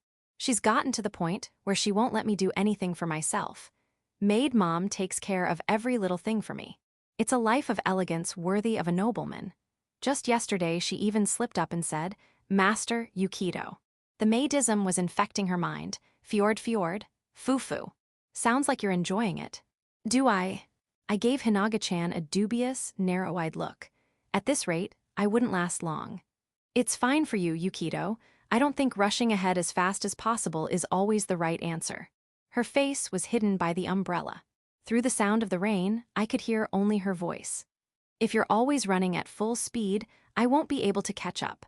I want to stay by your side, Yukito. I want to treasure moments like this where we can just be together, walking slowly side by side. Mom, sis, Akin-san, and Hinagi, they all say the same thing. They put the brakes on me when I recklessly try to charge ahead. I only have an accelerator. I sought strength. The strength to overcome anything, all by myself. But all that awaited me beyond that was lonely self-satisfaction. And yet, here Hinagi was, walking next to me. In that case, you're like a driving school's training car. You always make analogies that are way too old for your age, you know. Do I? Well, see, training cars at driving schools have an extra brake pedal on the passenger side. Hinagi, wait here. I'm gonna buy takoyaki. Ah, Yukito. I know Goshu right. Leave it to me. Don't just turn me into some gluttonous character without asking. Anyway, I bought 10 from Hinaret-kun's favorite shop. For takeout, of course. Hinagi point of view. You really are an idiot. I stepped around a puddle with a soft splash, avoiding getting my shoes wet. Maybe I should buy some cute rain boots. With this umbrella, even gloomy rainy days might become something to look forward to. Yukito always casts a spell on me, a happy spell. The rain had completely stopped, and with the takoyaki in hand, I headed home. There was too much for the two of us to eat, so Yukito gave me the rest, saying it was a souvenir. Apparently, he was trying to curry favor with my mom. He didn't have to. Mom liked Yukito too. It was because she liked him that she worried. Worried that one day he might return to the way he used to be. But unlike Mom, I thought it was just needless anxiety. Because Yukito was willing to wait for us. He had stopped his frantic pace so we could catch up to that back of his. After a painful reunion, we had finally regained our happy, peaceful days. And I realized that this uneventful everyday life was the most precious thing of all to us. This was the beginning. The starting line was still far away. But unlike back then, when I couldn't even see it, now I could. We could just keep getting closer one step at a time. Yukito wouldn't run away. And someday I'd be right beside him. What a coincidence, meeting you here, Suzurakawa. Yashikawa. Can't you at least call me senpai? Noise mixed into my thoughts. The unpleasantness smothered my happy mood. Tashiya Yashikawa. In middle school, he'd confessed to me, and we'd gone out for a short time. To me, he was a stain on my life, the start of my downfall. If not for him, I would never have become isolated. It wasn't unusual to run into a student from another school by chance. Maybe he lived in the area. If so, that was troublesome. He was someone I'd rather never see again. Don't look at me like that. Well, I guess it can't be helped. Sorry about last time. He spoke bluntly. I couldn't make sense of it. That wasn't like him at all. What are you thinking? Huh? Oh, well, last time I had some friends with me, so I kinda got carried away. The fact that this conversation was even continuing was deeply unsettling. I inched backward. You're the worst. From your point of view, yeah. That's why I'm sorry, for middle school too. Should I trust my intuition or my reason? Still, for all that, Yashikawa was expressing an apology. Back then, in middle school, it hadn't been entirely his fault. I'd had my share of blame too. I was wrong too. I'm sorry. I shouldn't have treated you so terribly. I had used Yashikawa's confession just to gauge Yukito's feelings. After we started going out, I'd never once treated him decently, always cold and distant. Of course he would be angry. I was just as awful as he was. That doesn't mean what I did gets wiped clean. Sorry. I felt oddly deflated. Had this man grown up, his sudden change in attitude left me unsettled. That's enough. I was just heading home anyway. A strange, gnawing sense of impatience urged me to cut the conversation short. I didn't want to stay here. Yeah, well, if you'd like, how about I take you out for a meal to make it up to you? No thanks. I see. I turned my back on Yashikawa's wry smile and started walking. By the way, Suzurakawa, do you like someone? The voice behind me made me respond without thinking. Who knows, but I can tell you one thing for sure, it's not you. I had no interest in knowing what kind of face Yashikawa was making just then. Section, Tashiya Yashikawa point of view. Huh, a school festival. Come to think of it, I've never been to another school's festival. Let's go together, senpai. I got some invitation tickets from a friend who went a shoyo. Wincing at the stifling heat, Tashiya Yashikawa wiped his sweat with a towel as he changed in the clubroom without air conditioning. He took the so-called invitation tickets from his junior, first-year student Takashi Imamura. He looked them over carefully, but there was no useful information to be gleaned, so he handed them to Kozo Kano. A high school festival wasn't anything spectacular, at best, the work of amateurs. It was an event meant for insiders to have fun together. Whether it would be enjoyable as a visitor was anyone's guess. Still, with no particular plans, it might be fun to go. Yashikawa and Kano, both second years in the soccer club, and Imamura, a first year, often hung out together. The two second years were regulars, Imamura was a substitute. With not many members and practice that wasn't too strict, the club was comfortable for them. Finishing practice early, they packed up and got ready to head home. Talking idly, their conversation naturally turned to the festival. Shoyo, that's the place with the goddess thing, right? Goddess? What are you talking about, Tashiya? I don't know the details, just heard rumors. Apparently they have a saint now too.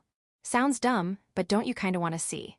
If there was such a beauty, he couldn't deny he was curious. He'd also grown bored with his current girlfriend. He was the one who had confessed, but it wasn't because he liked her. He'd simply learned she was the girlfriend of a player who had beaten him in a soccer match and approached her out of spite. Different schools meant distance, and that gave him a way in. He played the part of a caring partner to slip into the gap of her loneliness, gradually lowering her guard. Once he could see her wavering, the rest was easy. If romance was a heroine capturing game, all it was shifting parameters. He wooed her persistently until she easily dumped her ex and fell for him, game clear. But once he captured her, he quickly got bored. Any girl you could take that easily wasn't worth much. Mayo's ex was from Shoyo too, wasn't he? Akajima Mayo, that was her name. It might be fun to go to the festival with Mayo and show off in front of her ex, but she probably wouldn't agree. She still seemed to have some lingering loyalty. If she likes her ex that much, she shouldn't have betrayed him. Guess it's about time to end this. Mayo seemed to be plotting to get back together with her ex, but a person who would betray someone so easily could never be trusted by anyone. It would end in failure. Yashikawa had no interest in what happened to her. There were plenty of other women out there. Now that he was in high school, he wanted to enjoy his freedom. His middle school days hadn't been pleasant. This might be a good chance to erase those bitter memories. Maybe he'd target a girl from another school next. Thinking that, he turned to Imamura. What about you, not going with your girlfriend? Broke up ages ago. She was boring. You only went out for a month. I get bored fast. Well, I did get everything I wanted the first time, so I'd say it was worth it. Anyway, check this out, senpai. I finally finished it, Class A Girls Nude Catalog. Without the slightest hint of shame, Imamura laughed and pulled out his phone. He opened the image files, revealing a screen filled with photos of girls. All of them were nude. You're sick, man. Looking at the screen, Kano let out a sigh. It was so vile, so repulsive. Even Yashikawa was put off by how far Imamura had gone, but the boy didn't care. What's so good about fake stuff? Of course the real thing's better, but that's not realistic, right? I've got a big dream, to finish an album of every girl in this school before we graduate. They were all fake images, generated by AI. If you weren't told, you wouldn't be able to tell the difference. Whatever value it might have, it was still grotesque. There's actually a lot of depth to it, you know? A friend taught me how to edit the body shape freely. Now I can make even more progress on my graduation album. Imamura laughed carelessly. Yoshikawa and Kano were exasperated by his obsession, but they'd also accepted images of girls from him before, comparing them to the real thing. They had no intention of misusing them, but they felt a creeping fear of where modern technology was heading. One day, morals would collapse completely. Takashi, don't share these with anyone else. I know. It's just a personal hobby. Oh, this one's my ex. It needed to stay in that realm. There was no reason to take unnecessary risks. This kind of thing was fine for sharing only within the group. He had no intention of taking dangerous chances. That was how he had always managed, and how he intended to keep managing. If you wanted no-strings-attached sex, you could just hit up a prostitute. Walk through the city and there were plenty. No matter how you dressed it up, that was undeniable reality. Fake was fake. Yoshikawa had no intention of getting in too deep. Imamura sent him the image of his ex. Among the first years, she was a high-class catch. From Yoshikawa's point of view, she was too good to waste, but obsession was dangerous. It would destroy you eventually. If you're bored, it's over. Suddenly, a face came to mind, an infuriating, unpleasant woman. My ex-girlfriend from middle school, with whom I'd gone out for barely a few weeks. And just a few days ago, we'd run into each other again. In the end, I'd never got to sleep with her. The wound from being made a fool of still festered inside me like a thorn, leaving a scar. When I saw Suzurikawa again after all this time, she turned into quite the tempting woman, at least on the outside. That was exactly why I decided to change tactics and go after her carefully. If I apologized first, she seemed like the type who would quickly start to trust me. What a naive woman. By the way, senpai, what are you going to do about that main girl you met before? I'm not sure yet. She probably has a boyfriend, though. Suzurikawa hadn't answered my earlier question. That in itself was an answer. She didn't have a boyfriend. Looks aside, she's a piece of work, total trash personality. If you can get her into bed, who cares about her personality? Don't say that so lightly. I was exasperated at my junior's words, but it was true, she was my main target. And I knew that this was nothing more than the obsession I just claimed I didn't have. If I could make her fall for me, thoroughly use her, and then cruelly dump her as payback, would that finally clear up this rotten feeling in my chest? Would it make me feel better? Right now, she was clearly hostile toward me, so it wouldn't be easy. But people can fall surprisingly easily when they're emotionally vulnerable. And from what I could see, Suzurikawa had plenty of openings.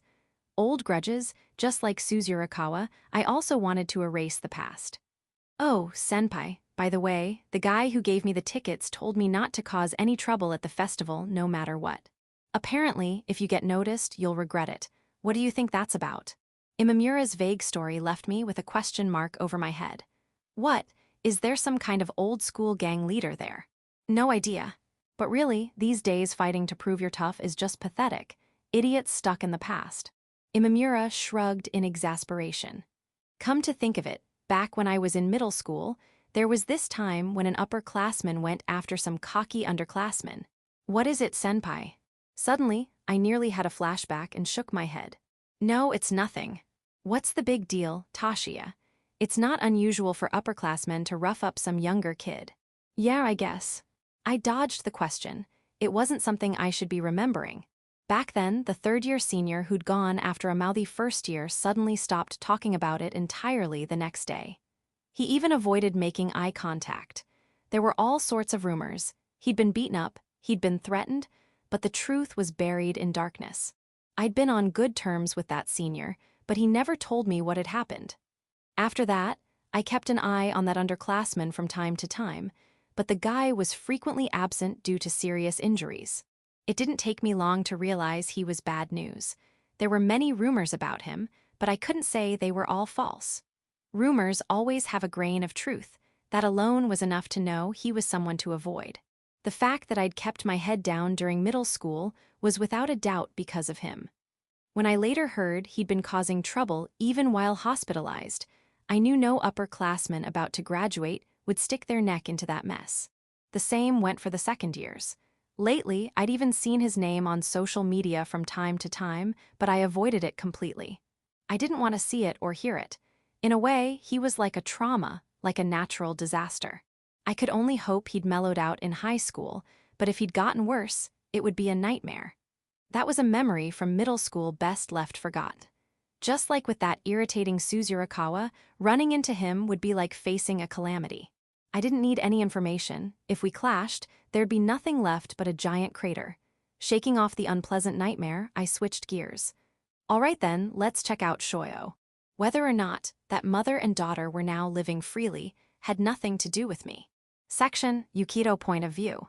You saved me at the beach, and yet, I still treated you so terribly. Toki bit her lip, holding back her emotions. It had just been a passing thing, I'd picked her up along the way.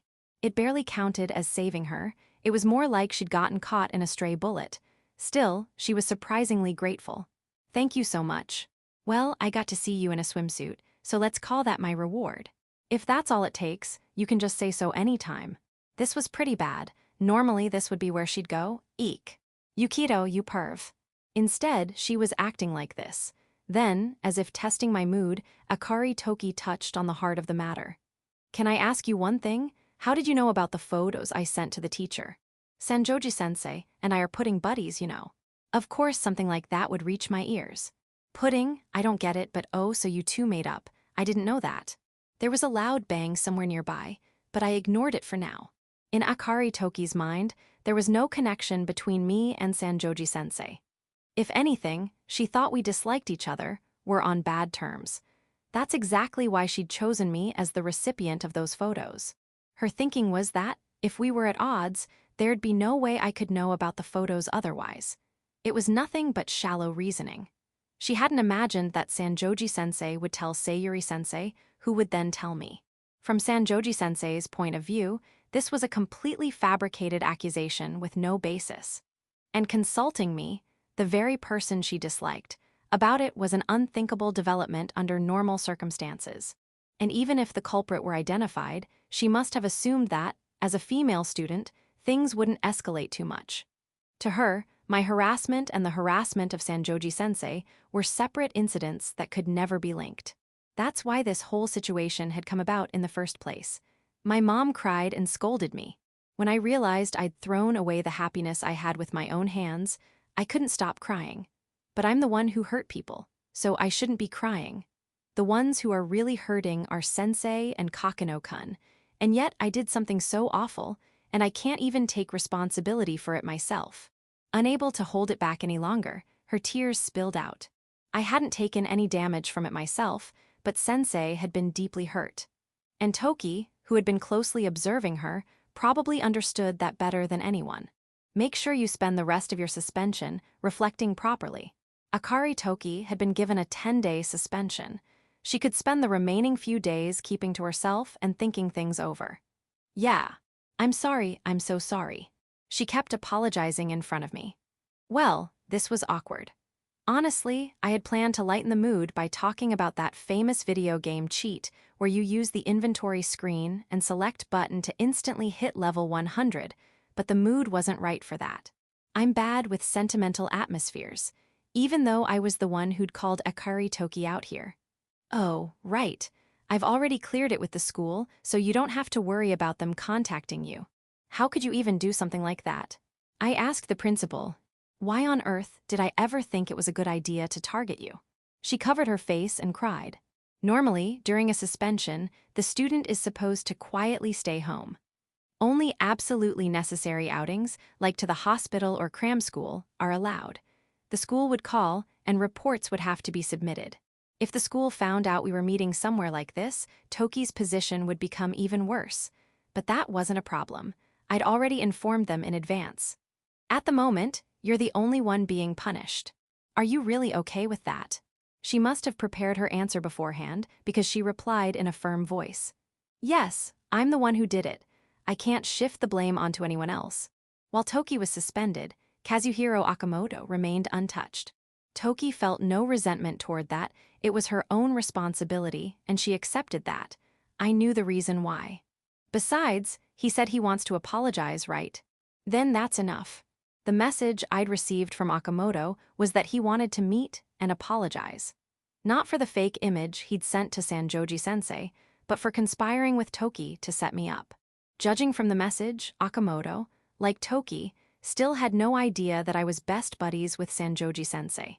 He probably thought that since Toki had confessed, I had learned about everything they'd done. Toki had blocked Akamoto's messages, and I'd told her not to contact him either. That meant Akamoto had no idea Toki had been suspended. Likewise, Toki didn't know that Akamoto had already met with Sanjoji-sensei in person, or what they had talked about. Even if Akamoto said he wanted to apologize to me, it was probably not sincere. By deliberately splitting up the flow of information, I'd finally set the stage. When Toki saw the message Akamoto had sent me, she'd looked genuinely relieved. Part of it must have been wanting to escape this nightmare, but more than that, as his co-conspirator, she was happy that Kazuhiro Akamoto seemed to have changed his ways. It was because she believed in his desire to apologize to me that she accepted taking all the blame herself. In other words, this was the final judgment, whether or not Kazuhiro Akamoto could turn back. Looks like he's here. Outside the shop, I saw Akamoto. He spotted us, and for a moment looked surprised to see Akari Toki. He stopped, hesitated briefly, then walked straight into the store. Toki's expression brightened a little. For someone who felt responsible, she probably hoped this meeting would be harsh, but serve as a foundation for reconciliation. Whether that would happen or not was entirely up to Akamoto. Well then, let's see if the demon shows up or the snake, fitting for the year of the snake, huh? I tossed out a dumb joke. The only thing I wanted showing up was the AT. At home, I had a pack-a-slot machine, nicknamed the Pie Slot, sitting in the living room, and it was an open secret that I spun it all the way to the ceiling every day just to see the rest of the story. Once I'd seen it all, I'd decided I was going to smash it to pieces. Machines as evil as that shouldn't exist in this world. Anyway, I waved him over. Kazuhiro Akamoto sat down next to Akari Toki, naturally ending up directly across from me. The air went tense. Toki glanced nervously between the two of us. For all the big things she'd done, she was apparently a worrier. Just to be clear, I had no intention of picking a fight. I greeted Akamoto with the utmost friendliness. "You've got some nerve showing your face here, you piece of shit." The moment I landed the first punch, verbally, the color drained from both their faces. Section, Kazuhiro point of view. "You've got some nerve showing your face here, you piece of shit." The sudden, unexpected words caught me off guard. Right, this guy has always been like this. It's not that I let my guard down, but somewhere deep inside, I thought maybe he'd mellowed out. With that many followers, you'd think he couldn't stay as sharp-edged as before. But maybe personality isn't something that changes so easily. If anything, this works in my favor. I was surprised to see Akari the traitor here, but I guess he did his homework beforehand. At the very least, he seems to be suspicious of us to some degree, and that's understandable. Now that our misdeeds are exposed, Akari and I are in a position where we have to beg for forgiveness. If there's anything to worry about, it's the possibility that he's told Sanjoji about the photo we sent, but there's not much reason for him to do that. Even if he did, it wouldn't help him. Given how he probably resents Sanjoji like I do, emotionally he might even be on our side. Either way, it doesn't matter. It had been a week since I contacted Kokonoe, saying I wanted to apologize. Apparently, he'd been busy with the school festival prep and couldn't find the time. The fact that he's seriously participating in a school event is weird in itself, considering how he was in elementary school. But that just means Yukito Kokonoe has become normal, just an ordinary, everyday, normal person. If that's the case, then there's nothing to fear. I used to be terrified. Back in elementary school, older students scared the hell out of me. I couldn't imagine standing up to adult teachers. They were just people you looked up to. But how about now? Once I confronted them, I saw just how fragile and pathetic adults can be. The pitiful sight of Suzuka Sanjoji crawling on the ground. That's the true nature of people. Crawling on the floor, begging for mercy, utterly disgraceful. This guy too, sooner or later, I'll drag him down to the bottom, make him crawl and get pelted with stones. Burning with that dark flame in my chest, I put on a friendly front. I just thought somewhere quiet, where we can talk would be good. How the hell would I know, dumbass? You're the one who chose this place in the first place. I held back the urge to yell. Originally, I was going to choose the location, but he said he didn't know when he'd be free, so I left it to him. The room we're in is a private space called a dama. It's like a tatami room where you can stretch your legs.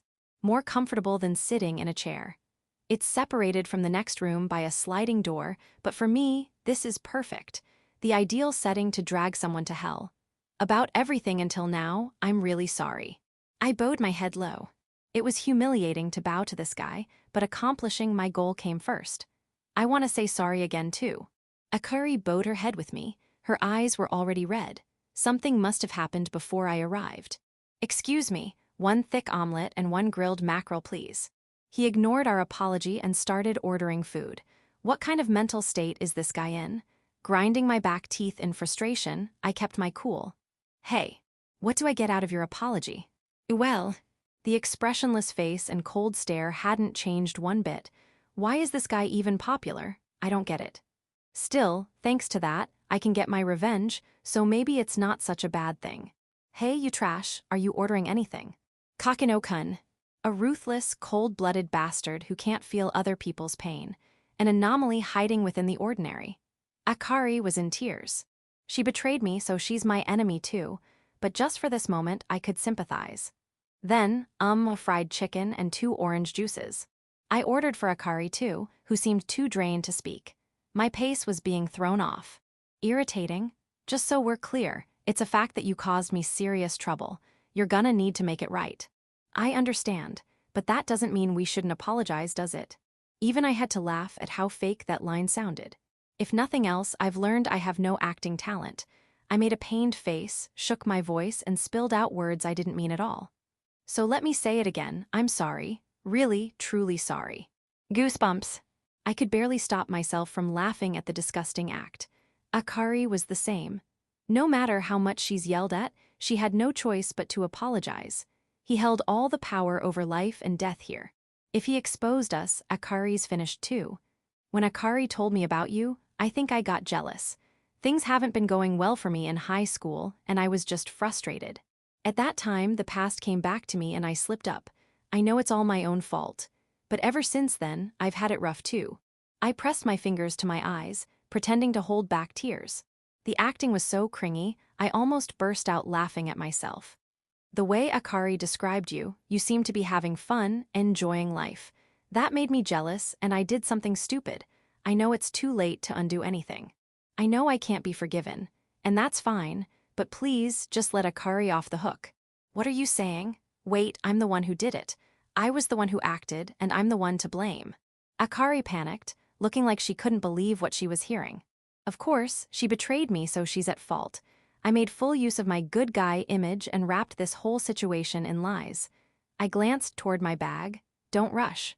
The time to use that will come. I feel bad eating fries in front of Natsume. He bit into a fry, ignoring my performance entirely. He's the real piece of shit here. More and more dishes were brought to the table, piling up along with the staff's suspicious glances. If you're really sorry, you can at least pay for the food, right? The sudden question made me suspicious. Is this a scam? There's no way a student without a credit card can handle a massive bill. But looking around, it's just a regular restaurant. Prices are listed clearly on the menu, and they're all normal, nothing strange about it. Maybe I'm just overthinking things. If it's just that much, leave it to me. Fine, I'll go along with it. Kokonoe turned back toward me with a fed-up look, though he didn't stop eating. And like that, our deceit-filled dinner gathering began. About an hour had passed since we started eating. The conversation wasn't exactly lively, as we were all cautiously feeling each other out, but the atmosphere had softened a bit. Akari had calmed down and was speaking more.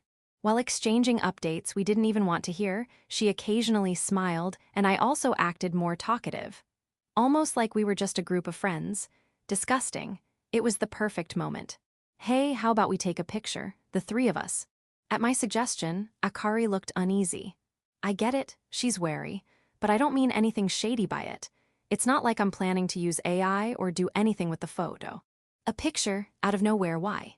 I'm not trying to say it's a let's make up, commemoration, or anything. I don't have the right to say that anyway. But since we managed to gather the three of us here like this, I just wanted a memento. I don't have many friends, so. A sparkling SNS-addicted girl, huh? Kokonoe mocked me with that savage jab, but didn't outright say no. More importantly, the fact that he didn't react negatively to the idea of a photo confirmed something. He really doesn't know about the harassment we did to Sanjoji. Akari had no reason to bring it up to him either. I switched my phone to wide angle and held it up like for a selfie. I made sure to emphasize the table in the background. Okay, I'm taking it. I stretched my arm out and hit the shutter from a slightly high angle. Ha ha ha, I did it. I finally did it. Laughter welled up from deep within me as I accomplished my goal so easily. Hey, what's wrong? Why are you suddenly laughing? Akari looked confused, but that didn't matter anymore. Hey, seriously pathetic. Kokonoe glanced down at the table with complete disinterest.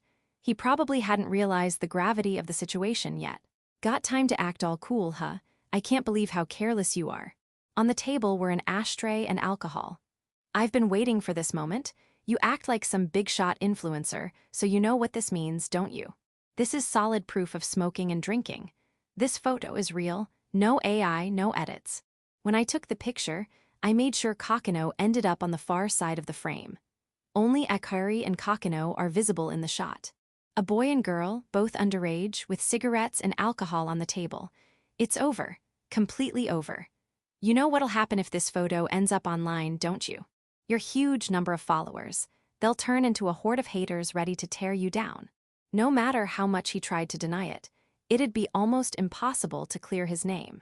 Just like with Sanjoji, proving you're innocent in a situation like this is a nightmare. How do you prove you didn't smoke or drink? Especially online, where truth doesn't even matter. People only believe what they want to believe. Once the narrative spreads that Kokonoe is that kind of person, it's all over. His image will be ruined. Brands and sponsors will bail on him in droves. Of course, he might report it to the police and claim damages.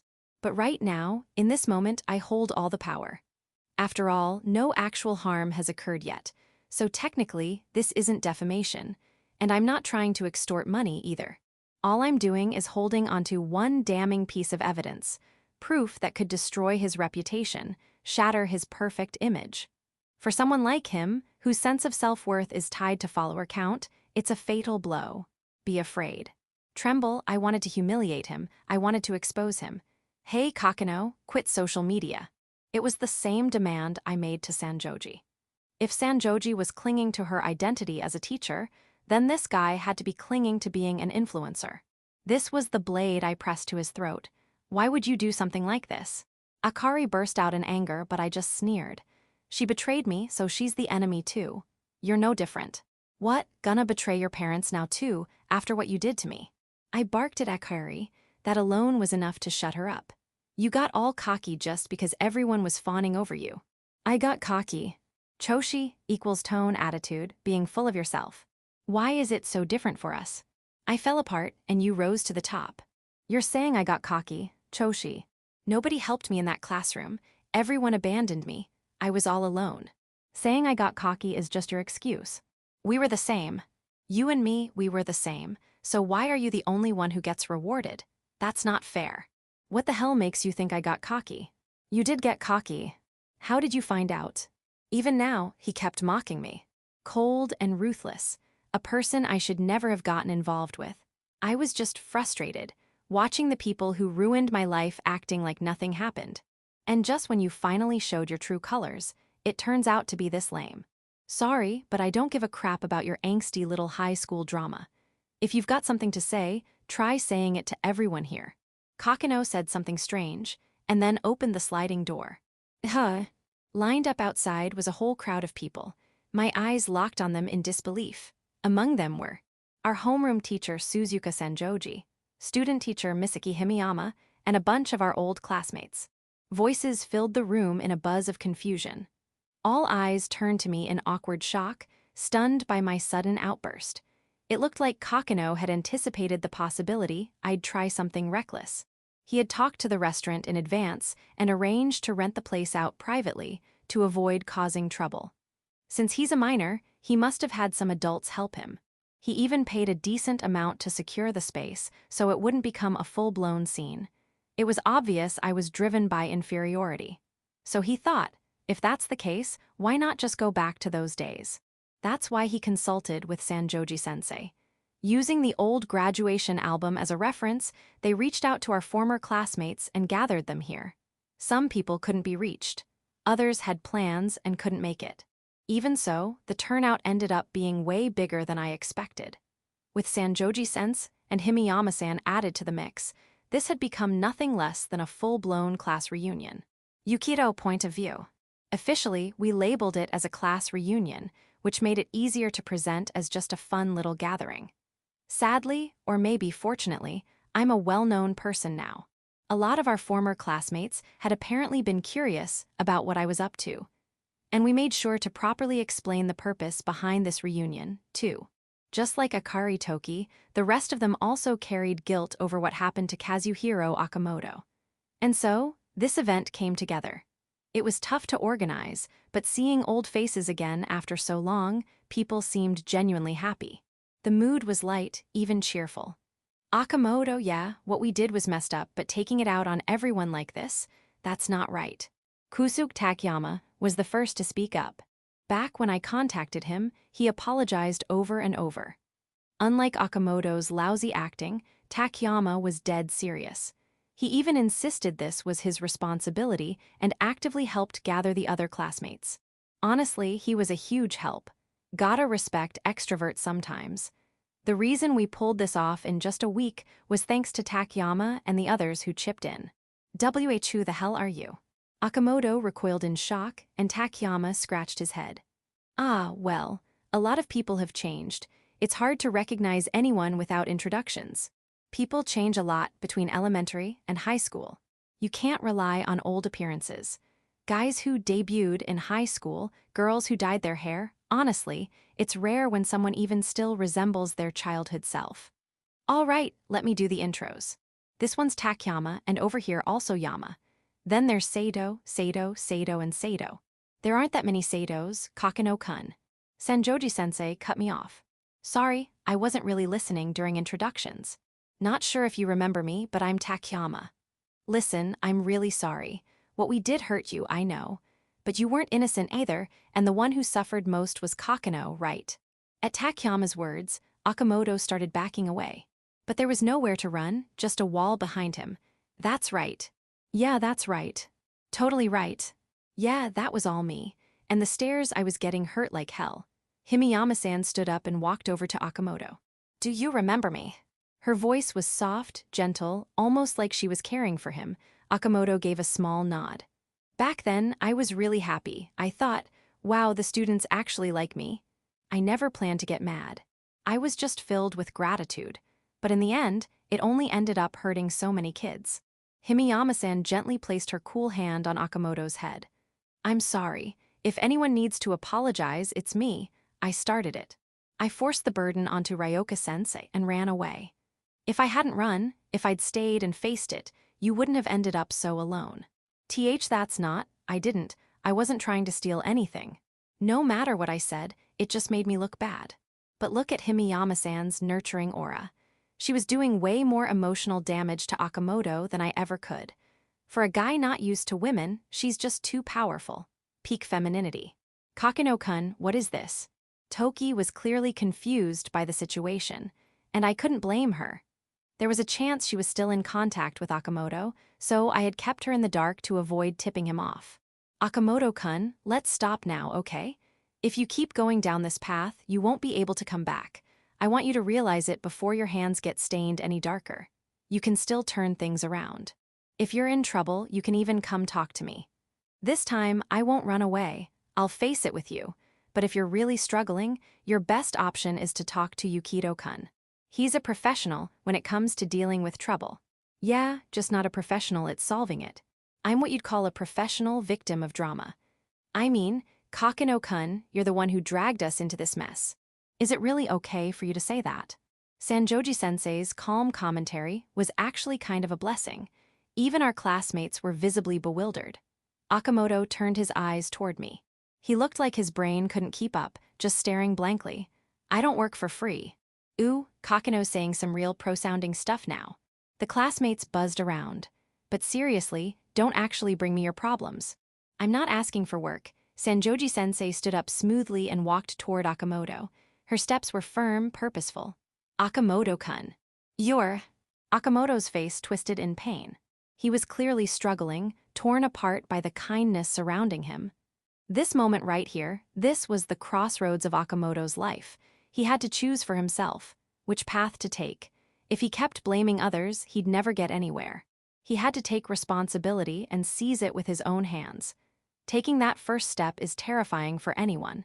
It's easier to blame someone else, to avoid facing the truth, but doing that means giving up on the path to happiness. It means choosing misery instead.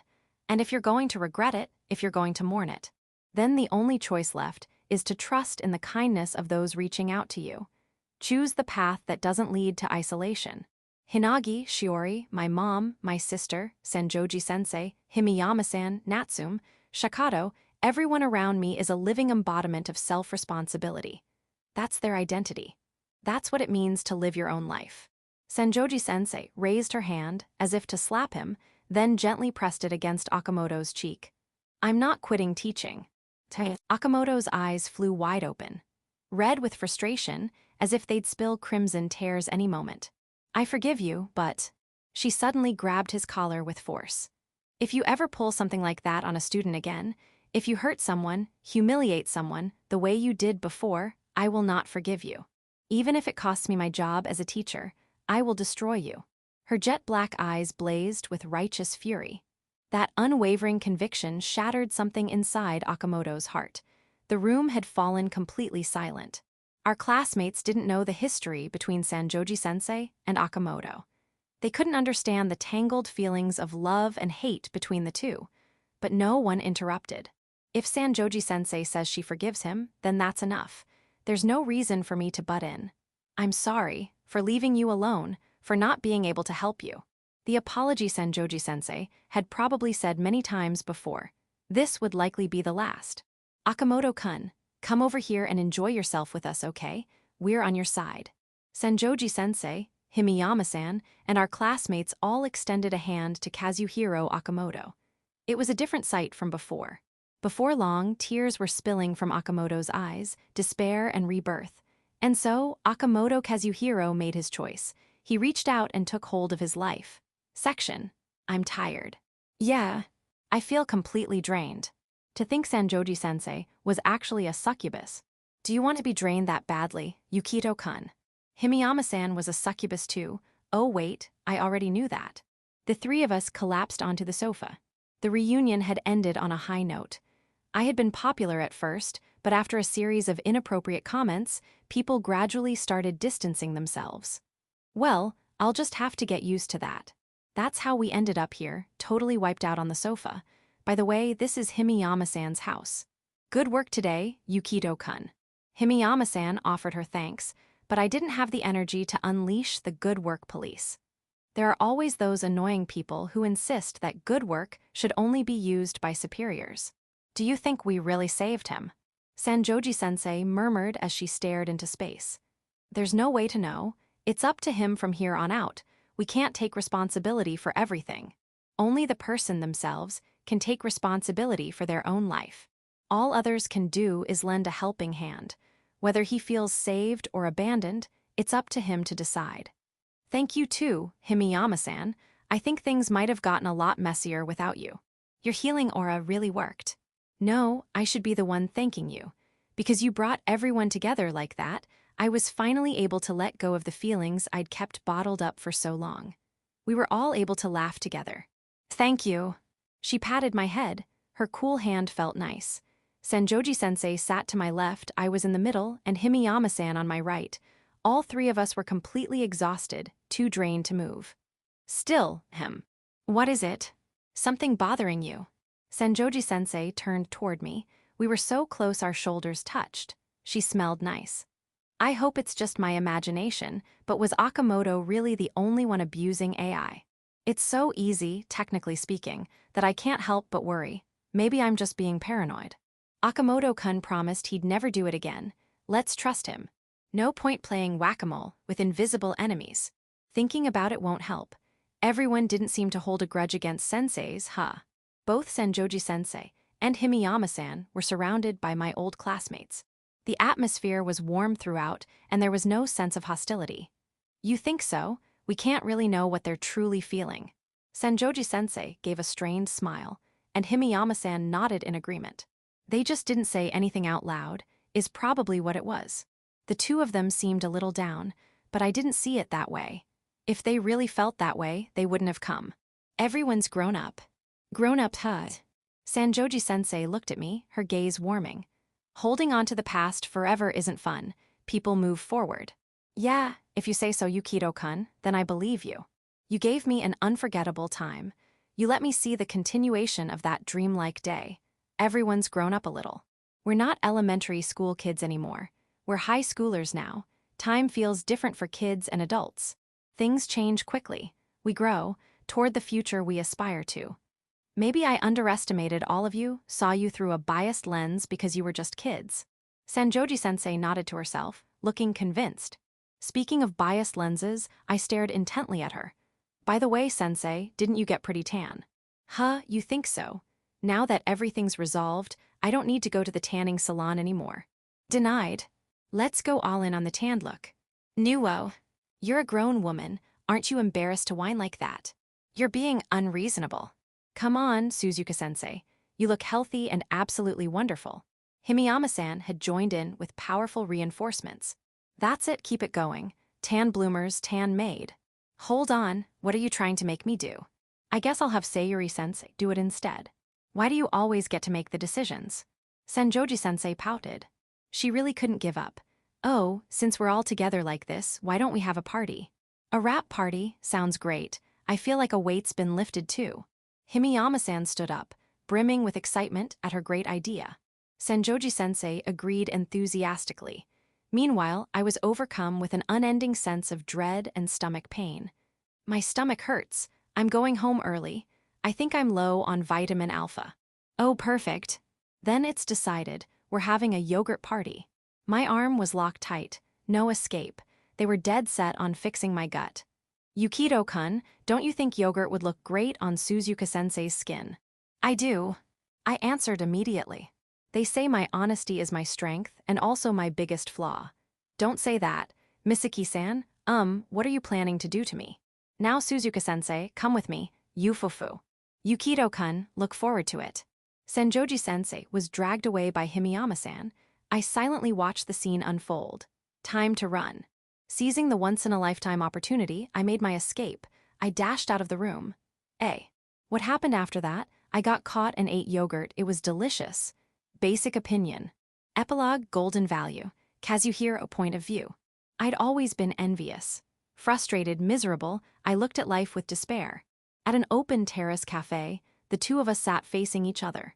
I spoke my feelings aloud, letting out the pent-up gloom that had been weighing on me. I knew it was necessary. If I wanted to start over, I had to completely clear out the black, stagnant sludge that had been building deep in my heart for years, or else it would just settle there again someday. And then I'd reach out desperately for air, blaming others in the process. It's fine now. From here on, you just have to decide how you want to live. Sitting across from me, Misaki Himiyama smiled gently. To me, Kazuhiro Okamoto, those words looked kind at first glance, but they were actually harsh. Choosing meant taking responsibility. That day, when a reunion had been suddenly organized, the place Yukito Kokonoe had built was dazzling and warm. It made me feel like it was being shown off to me. No, he had actually shown it off. He had shown me the difference between the gloomy, cold place full of resentment I had been trying to create and his own. And on top of that, he forced me to make a cruel decision. Which world did I want to live in? The option of heading toward ruin together. I understood well what kind of future that would bring. I struggled with emotions I couldn't neatly sort out. But as for what those feelings I'd averted my eyes from truly were, I didn't even need to answer. They were envy. And there was one more thing, I was afraid. Afraid of Suzuka Senjoji's resolve. I had always looked down on her as pathetic, pitiful, and small-minded, but in that moment, without a doubt, I was afraid. It was a firm, unshakable decision that she would never forgive me. There would be no leniency. Her eyes had said as much. It was the first time I had ever been faced with such strong hostility from an adult. The frail figure in the rain that had once pleaded for forgiveness was gone. I had been overwhelmed, my fighting spirit crushed. I didn't know what had caused such a change in her heart in such a short time. And whoever had led her to that change, it was probably that man. Suddenly, the thought of trying to bring someone down with a petty trap felt empty. Regret came crashing in. I've decided I'm going to try to become a teacher again. I see, so once again you'll be. Yeah. I took a detour, but I've decided to take back my life too. I widened my eyes at Misaki Himiyama's words. I couldn't hide my surprise at this fact I was just now learning. Akamoto-kun, will you support me? Why yes. I don't have the right to say this, but please do your best. There was no reason not to support her. After all, I was one of the people who had crushed her dream in the first place. It was a future I thought was gone. But Yukito-kun found it, buried as it was. Kokonoe did. I didn't understand. It didn't match the Yukito Kokonoe I knew from the past. But Kokonoe had also presented me with two futures, one happy, one unhappy. It's fine, you held your ground. And you're still young, so you're free, your future is up to you. That's why you mustn't do anything that would hurt yourself or someone else ever again, okay? Yes. In the past, I would have never accepted such lecturing words, but now I nodded honestly. Either way, I couldn't seem to go against Misaki Himiyama's words. I didn't have much experience with grown women, and it embarrassed me to the point that I couldn't look her directly in the face. You made a very valuable choice. You didn't lower your own worth. That's something to be proud of. Could I live with my head held high? Could I believe in it? A golden value, my shattered self-esteem, once again held close to my chest. If you ever worry or have trouble, anything at all, if it's something I can do, I'll help you. You're not alone. Though maybe talking to Yukito-kun would be faster. I wasn't alone. There was someone I could rely on. Her sincere words made my chest warm. It was exactly what I had always wanted more than anything else. At last, I had gained a trustworthy connection with another person. I was even starting to connect again with the classmates I had reunited with that day. Could I go back? Could I get it back? That brightness from those days, my soiled youth. To hide my emotions, I took a sip of coffee. A sudden question came to mind. Come to think of it, what's your relationship with Kokonoe? I asked the question that had been simmering in me. When I'd seen them before, they had seemed quite close. Considering the past, it didn't seem possible at all. What on earth? My relationship with Yukito-kun? Let's see. After thinking for a while, Misaki Himiyama clapped her hands as if she'd figured it out and answered. Next head of the Himiyama family's main house. Coffee sprayed out of my nose. I coughed violently, unable to stop. Oh, Wakamoto-kun, are you okay? Here, wipe with this. I took the neat handkerchief she handed me and wiped up the coffee. The scent lingered in my nose. You mean you're related to Kokonoe? Rather than relatives, more like my grandfather's successor. I don't really get it. Complicated family circumstances. It sounded messy. Even if she explained in detail, I didn't think I could understand. Trying to calm my shaken thoughts, I grabbed my cup with trembling hands and took another sip of coffee. Or rather, my fiancé. Once again, coffee sprayed from my nose. The shock was so great I thought it might come out of my ears. What's wrong? Are you feeling unwell or? While Misaki Himiyama fussed over me, the mysteries surrounding Yukito Kokonoe only multiplied.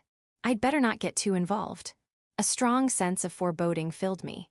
After all, I couldn't imagine someone like Yukito Kokonoe, who had been utterly shunned at the reunion, being popular. He was like some rare animal in a zoo cage.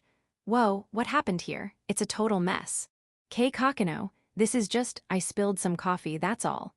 As I was wiping down the table, the man in question, Yukito Kokonoe, showed up. I had actually been planning to meet him here to tell him something. But for some reason, he was holding a megaphone and carrying a placard. His presence was intense.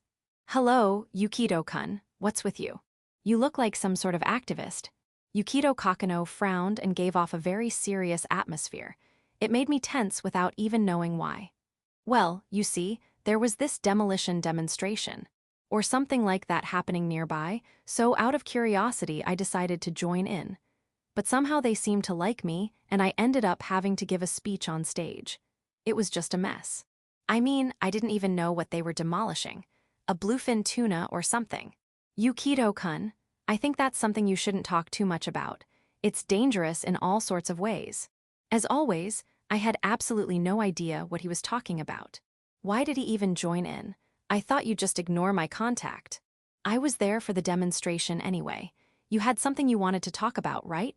First, modern monetary theory is. Yukito-kun, you've been influenced by the demonstration. And you even switched the topic completely. What on earth was I? Kokonoe sat down and ordered a cheesecake and a rare cheesecake. This guy. He was already doing whatever he wanted right after arriving, which gave me a headache. But today's main topic was something else. I'd been agonizing over whether I should say it or not. At the moment, nothing had happened yet. It would be too late once something did, but that didn't mean I could do anything about it myself. It was an extremely sensitive matter. Would this be considered a betrayal? Maybe it was just self-preservation. But if I wanted to restart once more, without any worries, together with everyone in that warm place, I couldn't just pretend I hadn't seen it. It's about the AI I used. I see. Is this about how the jobs disappearing due to AI were the complete opposite of what was initially predicted? Wait, I wasn't bringing up any social issues like that. To think the jobs taken would be the creative ones. Well, yeah, physical labor is hard for AI. No, that's not the point I was trying to make. Anyway, back to the topic, I made fake images using AI. Using AI to defame someone. If you wanted to, it was just too easy. I had been asked by a classmate how to use AI, and he taught them. He didn't know what it would be used for. He had no need to know, nor any reason to dig. They didn't talk at school. They weren't friends, they belonged to different groups. Someone unrelated to me. However, I had been feeling that it would be dangerous to just leave it alone. Akamoto-kun. Himiyama Misaki looked at me with a puzzled expression. If it ended up just being needless worry, that would be fine. But there might be someone other than me who's misusing AI. Section, Yukito point of view. Listen, yes, I was the one who said I wanted to thank you. Yes, I admit that. The moment we left the changing room, she came at me bristling with anger marks, protesting immediately. Sanjoji-sensei was fidgeting shyly, but it wasn't hidden at all. Her waist was slim, and her assertively proud, selfishly voluminous breasts looked like they might spill out at any moment. No, let me be blunt. They were spilling out. Her legs were shapely, and her glamorous, stunning proportions betrayed no signs of her age. Even her trademark charming mole made its bold statement. Any fabricated image would be just that, fabricated. It wouldn't do her beauty justice at all. But, how exactly is this a thank you gift? She pointed her index finger sharply at me. My eyes were being poisoned by the sight before me. Come on, sensei. If you're going to call it a thank you, at least do something like this. There were plenty of healthier ways to thank you. Like what? Well, like homemade cooking maybe. Perhaps lacking confidence, Sanjoji-sensei poked her fingers together, her voice trailing off. Cute, homemade cooking. For me, who's been training under the head chef. For me, who's reputed to be good at cooking. Ugh, don't force me to face the reality that I'm losing in terms of feminine skills. She was frustrated, but honestly, those bountiful assets of hers were overwhelming in the femininity department. What violent twin peaks. To be honest, in terms of size, they were on par with, if not surpassing, my mother's. In construction, there's a demolition method where a wrecking ball is suspended from heavy machinery. That's called mince demolition. But sensei could probably demolish anything. Incidentally, mince demolition is now banned. And no wonder. If humanity had to endure its reason being demolished by hers, there'd be no defense.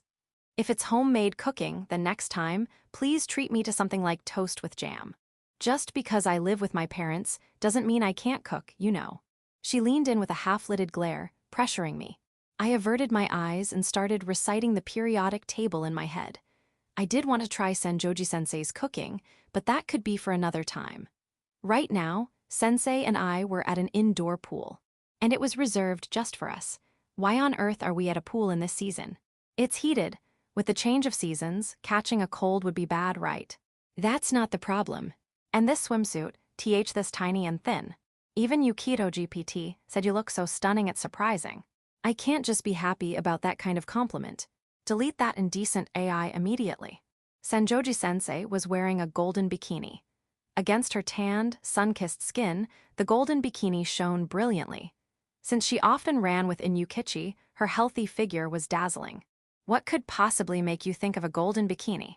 It was trending on social media just recently. I didn't know why it had become a hot topic, but I wasn't about to miss the chance. I'd secretly made one just for this.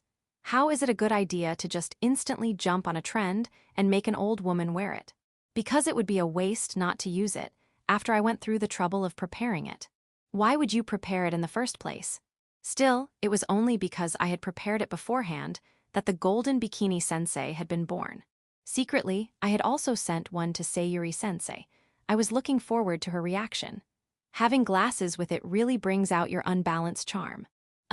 Could you not evaluate me so calmly while I'm embarrassed? Sensei gave me a sulky, gloomy look, but there was a reason for all this. But sensei, you know how swimsuit episodes are necessary, right? Hinagi and the others already had theirs. There's a system where it comes around in order. Of course, that's exactly right. It's not good to create a difference over something like this. It's not just Hinagi and the others. Mio-san, Tristy-san, Goddess Senpai, and Goddess Sensei have all shown their swimsuits too. For Sensei to not have a swimsuit episode, after all, that would be utterly unacceptable. If I had to put it into words, it's practically a duty. I only suggested it out of a sense of responsibility. Because we live in an equal society. I wish equality would just disappear. Sensei, having fallen to the dark side, is resisting the currents of the world. Very anarchic. Sanjoji Sensei may be sulking, but her figure is just too good. It's not like we can play around where people can see us. That's true, but now that the doctored image incident has been resolved, there's nothing to feel guilty about. But that doesn't mean we can just act brazenly either. To avoid unnecessary speculation, we still need to show a minimum of discretion. And that discretion means a private booking. This way, we can enjoy ourselves without worry. If you say, then you just shouldn't meet privately at all, well, that's not the same thing, is it? I thought it might be good to help you refresh yourself since you've been feeling down. The mental strain the teacher had been enduring lately was beyond imagination. An extreme level of stress. She looked so pained it was hard to watch. No matter how bravely she acted, there are limits. We managed to resolve it early, but given how malicious the incident was, the chances were far higher that it would worsen or drag on. If that happened, it would have become a huge deal, and keeping it under wraps would have been impossible. The fact that Akari Toki got off with just a suspension was practically a miracle. If a police report had been filed, it would have been treated as a case of AI abuse, widely reported by the media, and could easily have developed into a social issue. Toki and Akamoto would have faced punishments far harsher than expulsion. It was truly a reckless act, ruining one's life for no worthwhile return. And if it had come to that, Sanjoji Sensei, who was the target, would have been left with even deeper scars. If the media had dug into the motive and dredged up the past, Himiyama-san, who was trying to move on, wouldn't have been unaffected either. The past is over now. A bad end that no one wanted, one where everyone ends up unhappy, that was the one thing we had to avoid. Kakeno-kun. Luck tipped barely in our favor. We were saved by the slimmest of margins. What Kazuhiro Akamoto's decision saved was far greater than he probably realizes. Sanjoji-sensei gently clasped my hand with both of hers. They were trembling slightly. Thank you. It was Akamoto who brought his emotions to a conclusion. Akamoto had seized a shining future with his own hands. If you hadn't prepared that place, if you hadn't gathered everyone, Misaki-san included, his feelings would never have reached us. We wouldn't have been able to overcome the despair. It was a lot of work to coordinate, but it was worth it. This time, I really did it right. Tears welled in the teacher's eyes. Have I managed to atone for my past mistakes? Once, my own rash actions had caused a commotion. I was the one who created the problem. By rights, I should have been the one to be judged the harshest. And yet the ones who suffered were Sanjoji-sensei, Himiyama-san, Toki, and Akamoto. I alone went on living as if nothing had happened. I'm sorry, sensei. I bowed my head deeply. Even if I repent, I will never ask for forgiveness. This is a burden I must carry. I will never make them sad again. I etched that vow into my heart. I was the arrogant one. The real you, you're more honest and kind than anyone. Sensei's hand caressed my cheek. a smile filled with such compassion it could captivate anyone at a glance. I was truly relieved that she could keep smiling. The result was worth more than gold. Worth more than gold, just like that golden bikini. Hech. Right, I pulled something from my bag. All right, before we swim, let's put on some sunscreen. After all, I didn't get the chance to put it on Hinaga-chan and the others at the beach. So here it makes its comeback. I'm already nicely tanned though. What? Sensei, why would you do something so reckless? It suited her vitality perfectly, but it was still an awfully bold challenge. A gorgeous body with a gorgeous golden swimsuit, is Sanjoji-sensei a celebrity? Ha! Don't you dare say you've forgotten. This is your fault. Yours. How rude, don't blame me. Oh wait, I remember. It is my fault. Can you please stop sweeping me along with that ridiculous pace? Still, the effects of the tanning salon were remarkable. A tan sensei was nice too. But now that the incident had been resolved, the era of alternate color sensei was coming to an end, and that was a shame. Damn, so this is the last time I'll see you like this. But that's a loss for humanity. What could possibly be that serious? And besides, this is an indoor pool. I won't give up until the end, you know that thing. There's a chance we can get a tan from the lighting. They're LEDs though. Her sharp and perfectly accurate rebuttal cut right through me. I sulked. You're the type who always completely destroys every argument I make. Please don't stick weird labels on me. I'm not good with people like that either, you know. Yeah, they exist. The truth punch types, people you'd really rather avoid if possible. But there are some things I just can't give up. A solid conviction that will never waver. So I decided to throw a tantrum. No, I want to put it on. I want to put sunscreen on you. Do you have no shame or dignity? Fine, I get it already. Flustered and at a loss, Sensei quickly gave in to my demand. That worried me a little. I stopped flailing, stood up straight, and asked, Sensei, you're not the type to get pressured into buying stuff from door-to-door salesmen, are you? You've got to be firm when saying no. Don't suddenly turn serious like that. I've always thought she seems a bit too easy to sway, too easily pressured. But this was just harmless fooling around, a joke to lighten the mood. After all, putting sunscreen on an unmarried woman of marrying age is a brain-meltingly inappropriate act. And besides, the only person I'm weak against is you. Sorry, what? Sensei faltered, cheeks faintly flushed, glasses fogging up. Kokonoe-kun, you're my favorite, so when you say something, I just can't seem to resist. Fine. If you want to put it on so badly, go ahead. I won't run or hide. Sanjoji-sensei reached for the knot of her golden bikini. The golden bikini slipped loose. This is my way of saying thanks. Her voice was soft, almost a whisper, sweet enough to melt. Through the fogged glasses, I caught a glimpse of her clear, transparent eyes. The contrast with your tan lines is just dangerously sexy. Ooh, what am I going to do? If anyone finds out about this, I'll definitely get fired. Sensei's natural skin was pale, so the contrast with her tanned areas was striking, like a conclave deciding between two equally compelling candidates. Which version of her was more attractive? At this point, maybe it should be decided by a vice principal election. We couldn't stay flustered forever. Time to shake off this questionable atmosphere. Let's just swim and have fun, Sensei. Why, yeah, you're right. I kind of feel like moving my body now, too. We did a proper warm-up before stepping into the pool. The warm water felt great. How about a swimming race? It was an indoor pool, not an amusement facility. No slides, no water playground. Just the two of us here. Honestly, there wasn't much to do. To tell the truth, I'm not very good at swimming. Really? That was unexpected. In middle and high school, subjects are divided among teachers, but in elementary school, the homeroom teacher often handles swimming during the summer. I always thought that to pass the teacher employment exam, you had to be proficient in both music and swimming. Of course, I can swim at a basic level, but the more important thing is knowing how to rescue or resuscitate children if they're drowning. As long as you can swim reasonably well, it's fine. And in some municipalities, swimming is handled by specialist instructors. That made sense, it was more practical. Everyone has things they're not good at. Yeah, like piano. You can't expect a teacher to be great at everything. Well, it's my job, so I do my best. And I'm actually good at piano. But as for swimming, since I've never really gone to the beach and I haven't been to a pool in years, I'm probably really rusty. True enough, in daily life, there aren't many chances to swim. What's your best stroke, sensei? I'm not sure. If I had to say, maybe backstroke. If it were butterfly, the golden bikini wouldn't be able to withstand the chest pressure and would probably burst off. All right, then you do backstroke. Since there's a difference between men and women, I'll wait 5 seconds before starting. You actually want to race.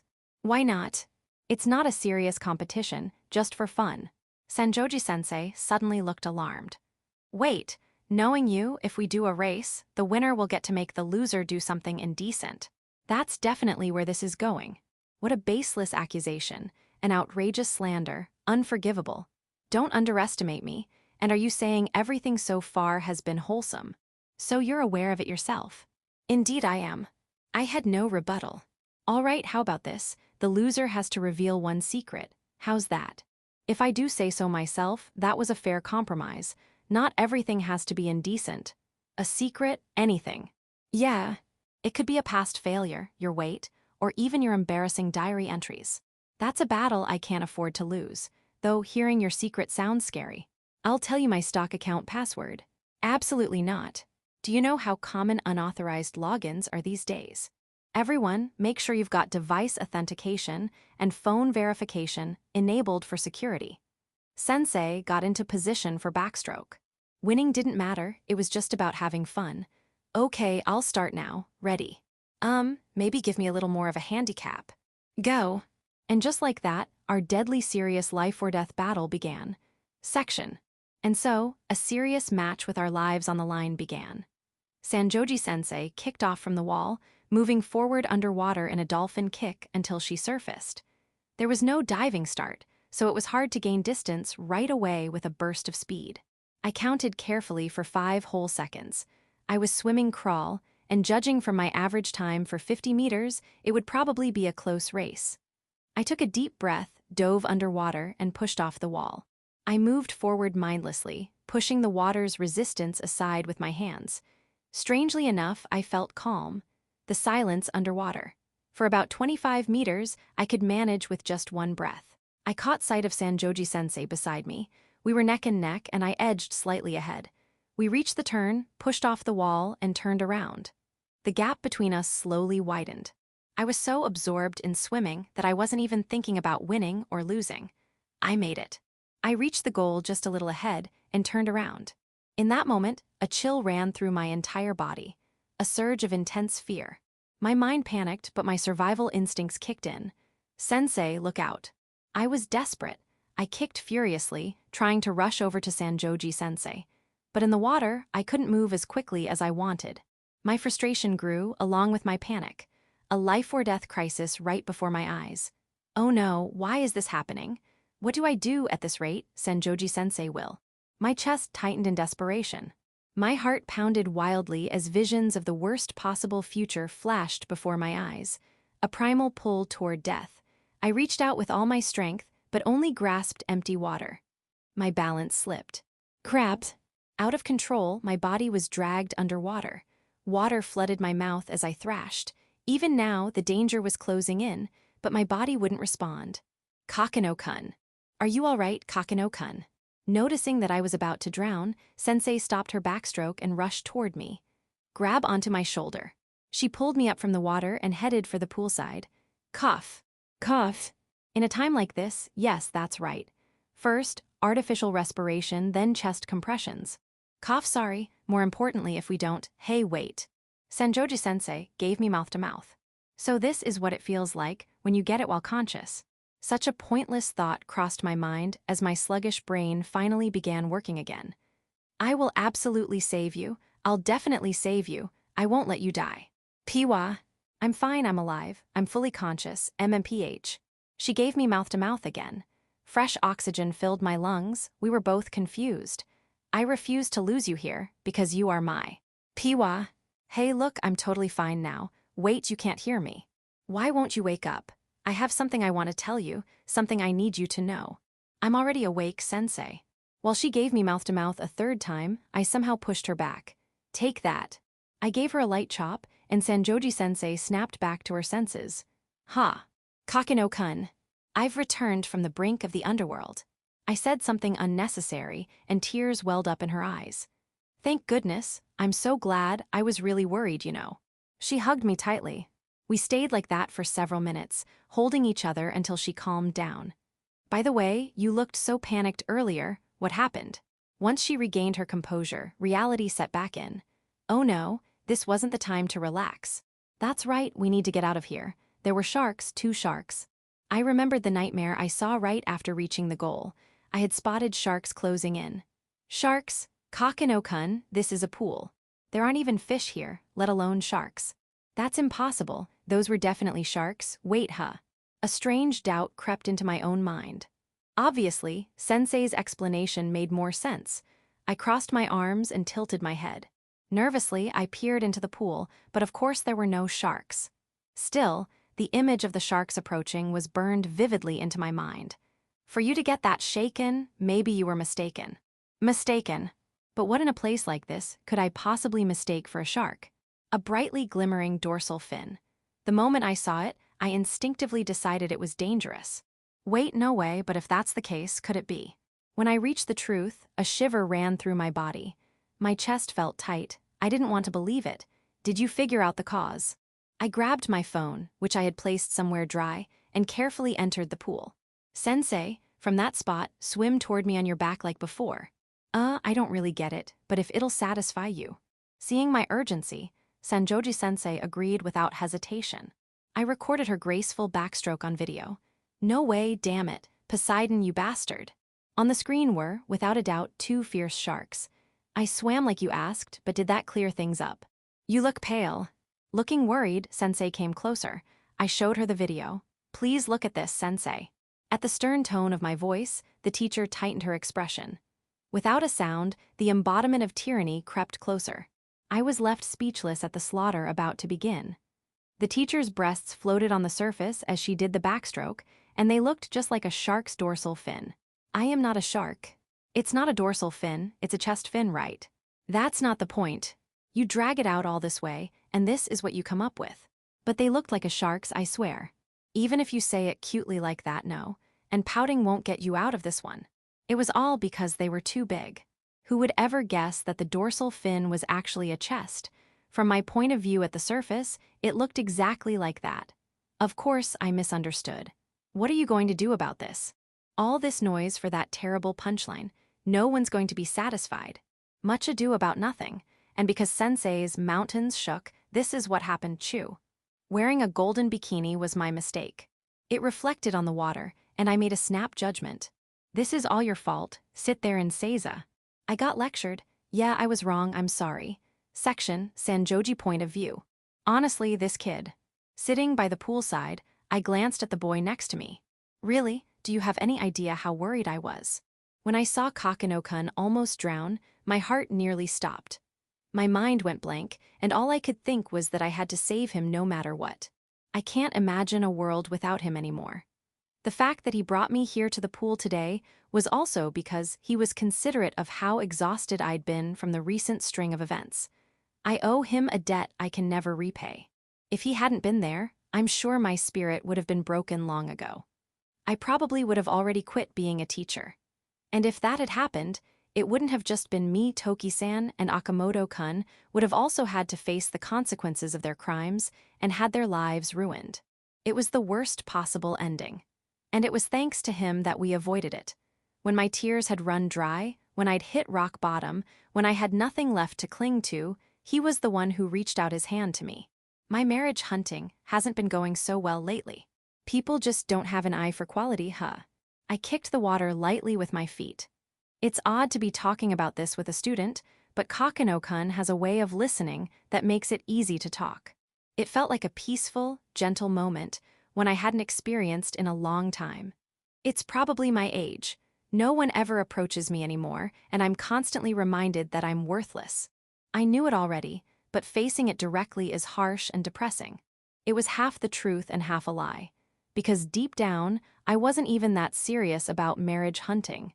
But maybe that's just a pathetic excuse to protect myself. Maybe, after everything I was holding on to was resolved, I've been left bewildered by this freedom I have now. It's like my feet aren't touching the ground. I don't know how to live from here, or what I should aim for. I've lost my purpose. Misaki-san, Akamoto-kun, and Kokonoe-kun. Lingering emotions that had been weighing me down for years. I had kept teaching out of inertia and a kind of obsessive sense of duty. But now, I have none of that. I'm literally empty, and what's left is a worthless woman. I ended up belittling myself. Maybe what I wanted was for him to deny that, because he's always the one who gives me hope. Because it's him, maybe I wanted him to make me give up. If he could just say one thing to make it clear that I have no future, maybe then I could stay the way I am forever. So I could throw away this sweet dream. By the way, I heard they've recently managed to recreate alchemy. Alchemy. The ultimate goal was supposed to be to create the Philosopher's Stone and achieve immortality. To recreate that, what a strange story. But Kokonoe-kun showed me an article online. Is this true? Science is amazing, isn't it? The endless human quest for truth. The article said that using a particle accelerator, they had managed to transform lead into gold. I had no idea. My lack of knowledge is embarrassing. The world changes. History and common sense are always shifting, and I was falling behind. There's no such thing as a worthless person. If lead can become gold, then if something has no value, you just polish it. Polish. I think I understood what he meant, but at my age. Besides, even I've been proving your value this much, and it's still not enough. The way he looked at me made me feel awkward, like I was being treated as a spoiled child. I hugged my knees tightly, but someone like me. That's what the golden bikini is for. Wait, do you mean physically shining? Armor that could make my tarnished self shine. Is he saying that I have the same value as gold? Does that mean you think I'm attractive? I asked, trying to read his expression, wanting to know how he saw me. You should learn from Himiyama-san a little. Misaki-san is still young, and even from my perspective as another woman, she's beautiful. But why is it that you're always on the defensive with her, yet you're always on the offensive with me? I asked the question that had been bothering me. For some reason, he's always so proactive with me. I thought he might avoid answering, but instead, he replied confidently and without hesitation. I've learned that in relationships, distance is important. That's true. Everyone has their own comfortable distance. Himiyama-san comes on strong, so if I went at her the same way, it'd be game over right away. That's your reason. It was oddly convincing, I agreed. You're more reserved, so I have to be the one to take the lead. Your idea of distance sounds like the forbidden fruit that only creates constant drama. This apple's delicious. Munch munch. You're always eating. Maybe with his mentality he could handle it, but for me, it was just one heart-throbbing moment after another. Sensei, do you long for marriage? At my age, I've attended several friends' weddings. They all looked so incredibly happy. It's such a wonderful day, being blessed by everyone, wearing a wedding dress, standing next to the person I love, and cutting the cake together. I think that's a natural dream for any woman. Someday that day might come. It's only recently that I've been able to think that way. I've kept a lid on my own happiness all this time. Maybe I had a chance in the past. Looking back, I did have encounters, but I pretended not to notice and let them go. I had firmly believed that I must never be happy. How could someone like me, someone who drove a student into the depths of misery, pursue my own happiness? There's no way God would ever allow such a thing. But now, even if God doesn't forgive me, he forgives me. Then that's the truth. Perfect timing. I made this thinking we could eat together. Kokonoe-kun stood up and took something out of the cooler bag. Cake. You're as skilled as ever. Honestly, I'm jealous. It was a small, round cake, but in the center, pale pink strawberries were neatly arranged. You treated me to homemade pudding, so I thought I'd prepare a handmade cake. I didn't treat you. Still, it's quite an original shape. I modeled it after your pudding and made a nipple cake. I silently raised my fist, ready to smash the cake. Please calm down, sensei. Look here. I was meticulous about the strawberry color. Why do you waste your hard-earned skills on such nonsense? Without dreams and romance, there can be no human progress. You can't distract me with that. I even recreated the mole with chocolate. You're not even trying to hide your intentions. Kokonoe-kun started to cut the cake with a paper knife, then stopped. Sensei, would you like to cut it together? There was no hidden meaning in those words. It was just because earlier, I'd said I admired that. But for me right now, those words were like sweet temptation, like the cake itself. Is that all right? Hesitantly, I gently placed my hand over his. Feeling each other's warmth, we slowly moved the knife up and down. Sensei's nipple is sinking in. It's not sinking in. Even such silly banter felt important in the face of a sacred ritual. This was just a rehearsal. Will there ever be a day, a blessed moment like this for me? A tranquil moment, emotions I couldn't contain welled up. Haha. Could it be that when your anger hits its limit, you start laughing, sensei? It passed the limit long ago. Hiei. Kokonoe-kun stepped back. This was fine, he had brought my smile back to me. But please, let me say it as many times as I want. Thank you. I couldn't stop myself from saying it, carried by my feelings. You really do look better with a smile. If you hadn't been here, I might have given in to despair and thrown everything away. I surely would have. That's how it was supposed to be. My fate has been changed. I've made so many people around me sad until now. Their tear-streaked faces are always in the back of my mind, and I never want to see that again. Happiness is better than sadness, right? So from now on, I want to make sure, at least within the reach of my own hands, that everyone can smile. An unwavering, unshakable conviction. He had continued to polish himself to make that conviction come true. He lived with resolve while I had drifted along. We were exact opposites. I felt disappointment in my own pathetic self. My rusted soul remained dull and clouded. I bit my lip in frustration. There's no way someone like me could have any charm. Oh, I almost forgot. About that swimming match earlier, technically, I won right. I thought we'd left that vague. I won't let you. So, as agreed, please reveal one of your secrets. I do have to mentally prepare myself. A secret? What kind of secret do I even have? If he asked, I'd honestly tell him my weight or even my dark past. Nothing worth keeping secret. There's nothing I have to hide from anyone, no secret I must keep. Yukito excitement. Kokonoe-kun's face was expressionless, yet somehow his excitement came across. There it was.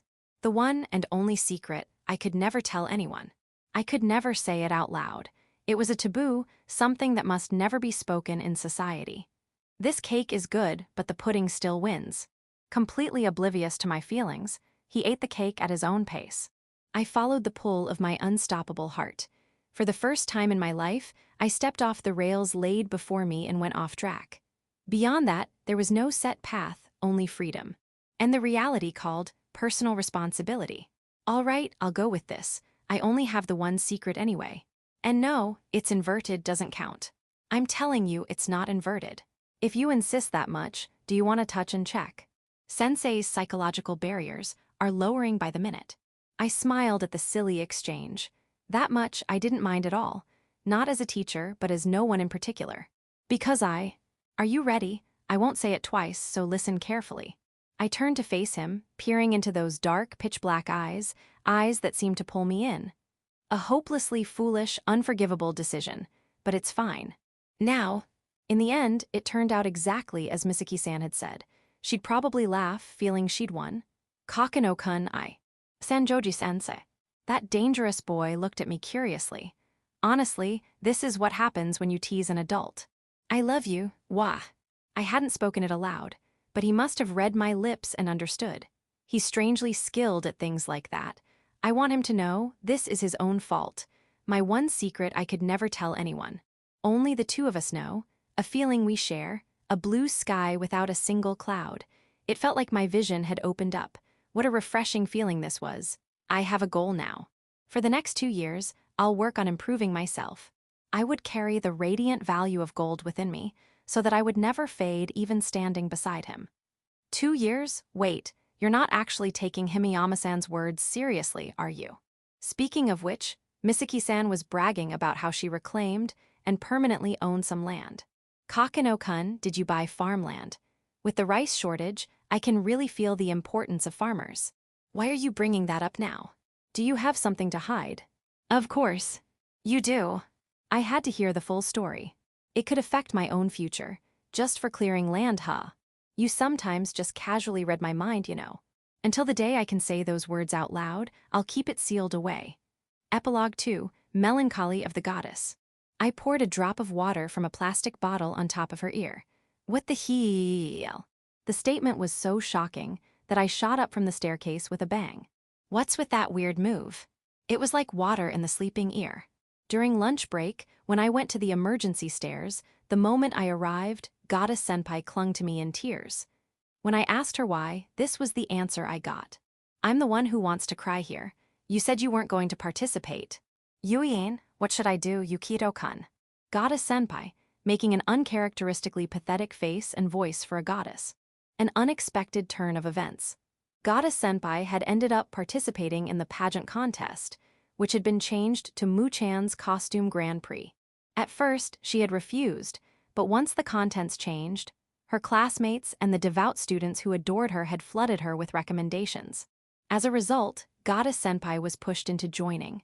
The surrounding faith was only getting stronger, but this was bad. Goddess Senpai was one of the top contenders for victory among the second years, alongside Yuri-san.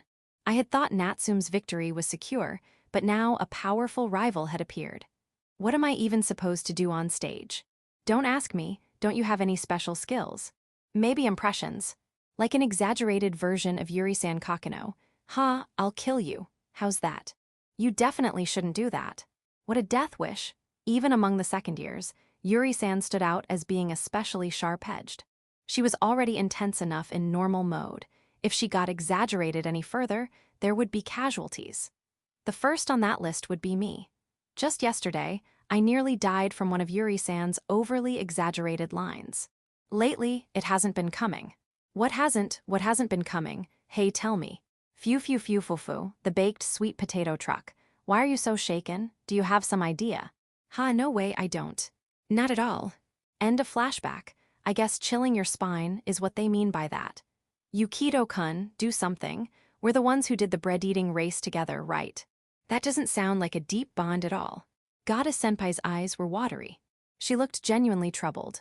Ha, fine. I hate to give aid to the enemy, but I'll make you a shrine maiden outfit before the day.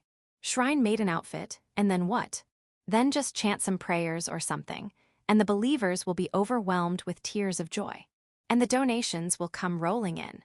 Won't that just make my position even more weird? That's something you'll just have to accept. This is mostly your fault in the first place, you know. Don't blame me for everything. She blames me for anything and everything. Even my patience has limits, you know. Actually, there's no room for denial here. This really is Yukito-kun's fault, isn't it? Yes. Honestly, my bad. I was the one who brought up Goddess Senpai in the first place. I regret it. If this is how it's going to be, then I should prepare a backup plan just in case. Ignoring Goddess Senpai's grumbling, I was forced to revise my strategy. Section. And that's why I need you to join. Hihihi, and no way. Absolutely not. Don't be so selfish. This is a completely reasonable request. Natsume's advantage was still solid, but I wanted another card in my hand. So I decided to ask Shakato, who was just killing time in the classroom, to participate. If I wanted to be fully prepared, her help was essential. This tough battle couldn't be won without everyone's strength. I want you to wear this mascot costume of a stylized giant salamander. Hihihi mascot role. Take a look at this design. The name is Shakato. Totally an adorable healing type. I feel like I've heard that somewhere before. You've only got that feeling. Hihihi, is that so super mysterious? All right, new participant acquired. So here you are, Yukito Kokonoe. Sayuri-sensei. Sayuri-sensei burst into the classroom, her bad mood at maximum. This pattern was happening a lot lately. What's the meaning of that swimsuit you sent me? You want me to wear it? Huh. But Sanjouji-sensei wore hers. Seriously? A refreshing breeze blew in through the classroom window. I had a feeling a new story was about to begin. Afterward, thank you for reading. Now, while this work is a romantic comedy, it has the structure of romance without romance. And if I were to classify this, it can only be called a raid battle. It's a romantic comedy raid battle, where the heroines cooperate to chip away at the final boss Yukito-kun, who has the strongest mentality and 99/99 mental strength. So there's no heroine race or competition between the heroines. Rather, they're comrades. They're love-starved warriors belonging to the same party.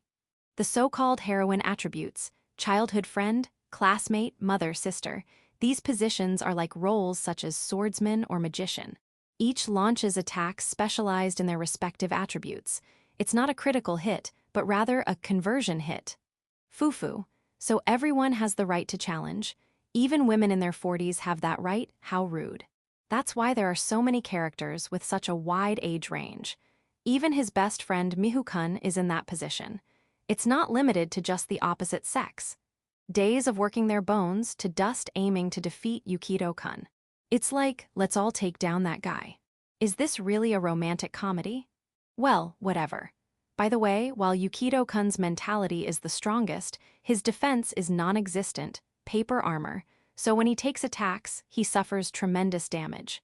He's constantly gasping for breath, not blue in a near-death state. Still, as a result of Sanjoji-sensei's great performance, I never thought the sports festival wouldn't start. So it'll be next time. This time it should definitely be held. Speaking of sports festivals, I remembered that long ago, at athletic meets and such, there was this mysterious event where you had to find candy hidden in flour using only your mouth, no hands. Who came up with that? It seems to be gradually phased out due to hygiene concerns, but I hope it stays because it's fun.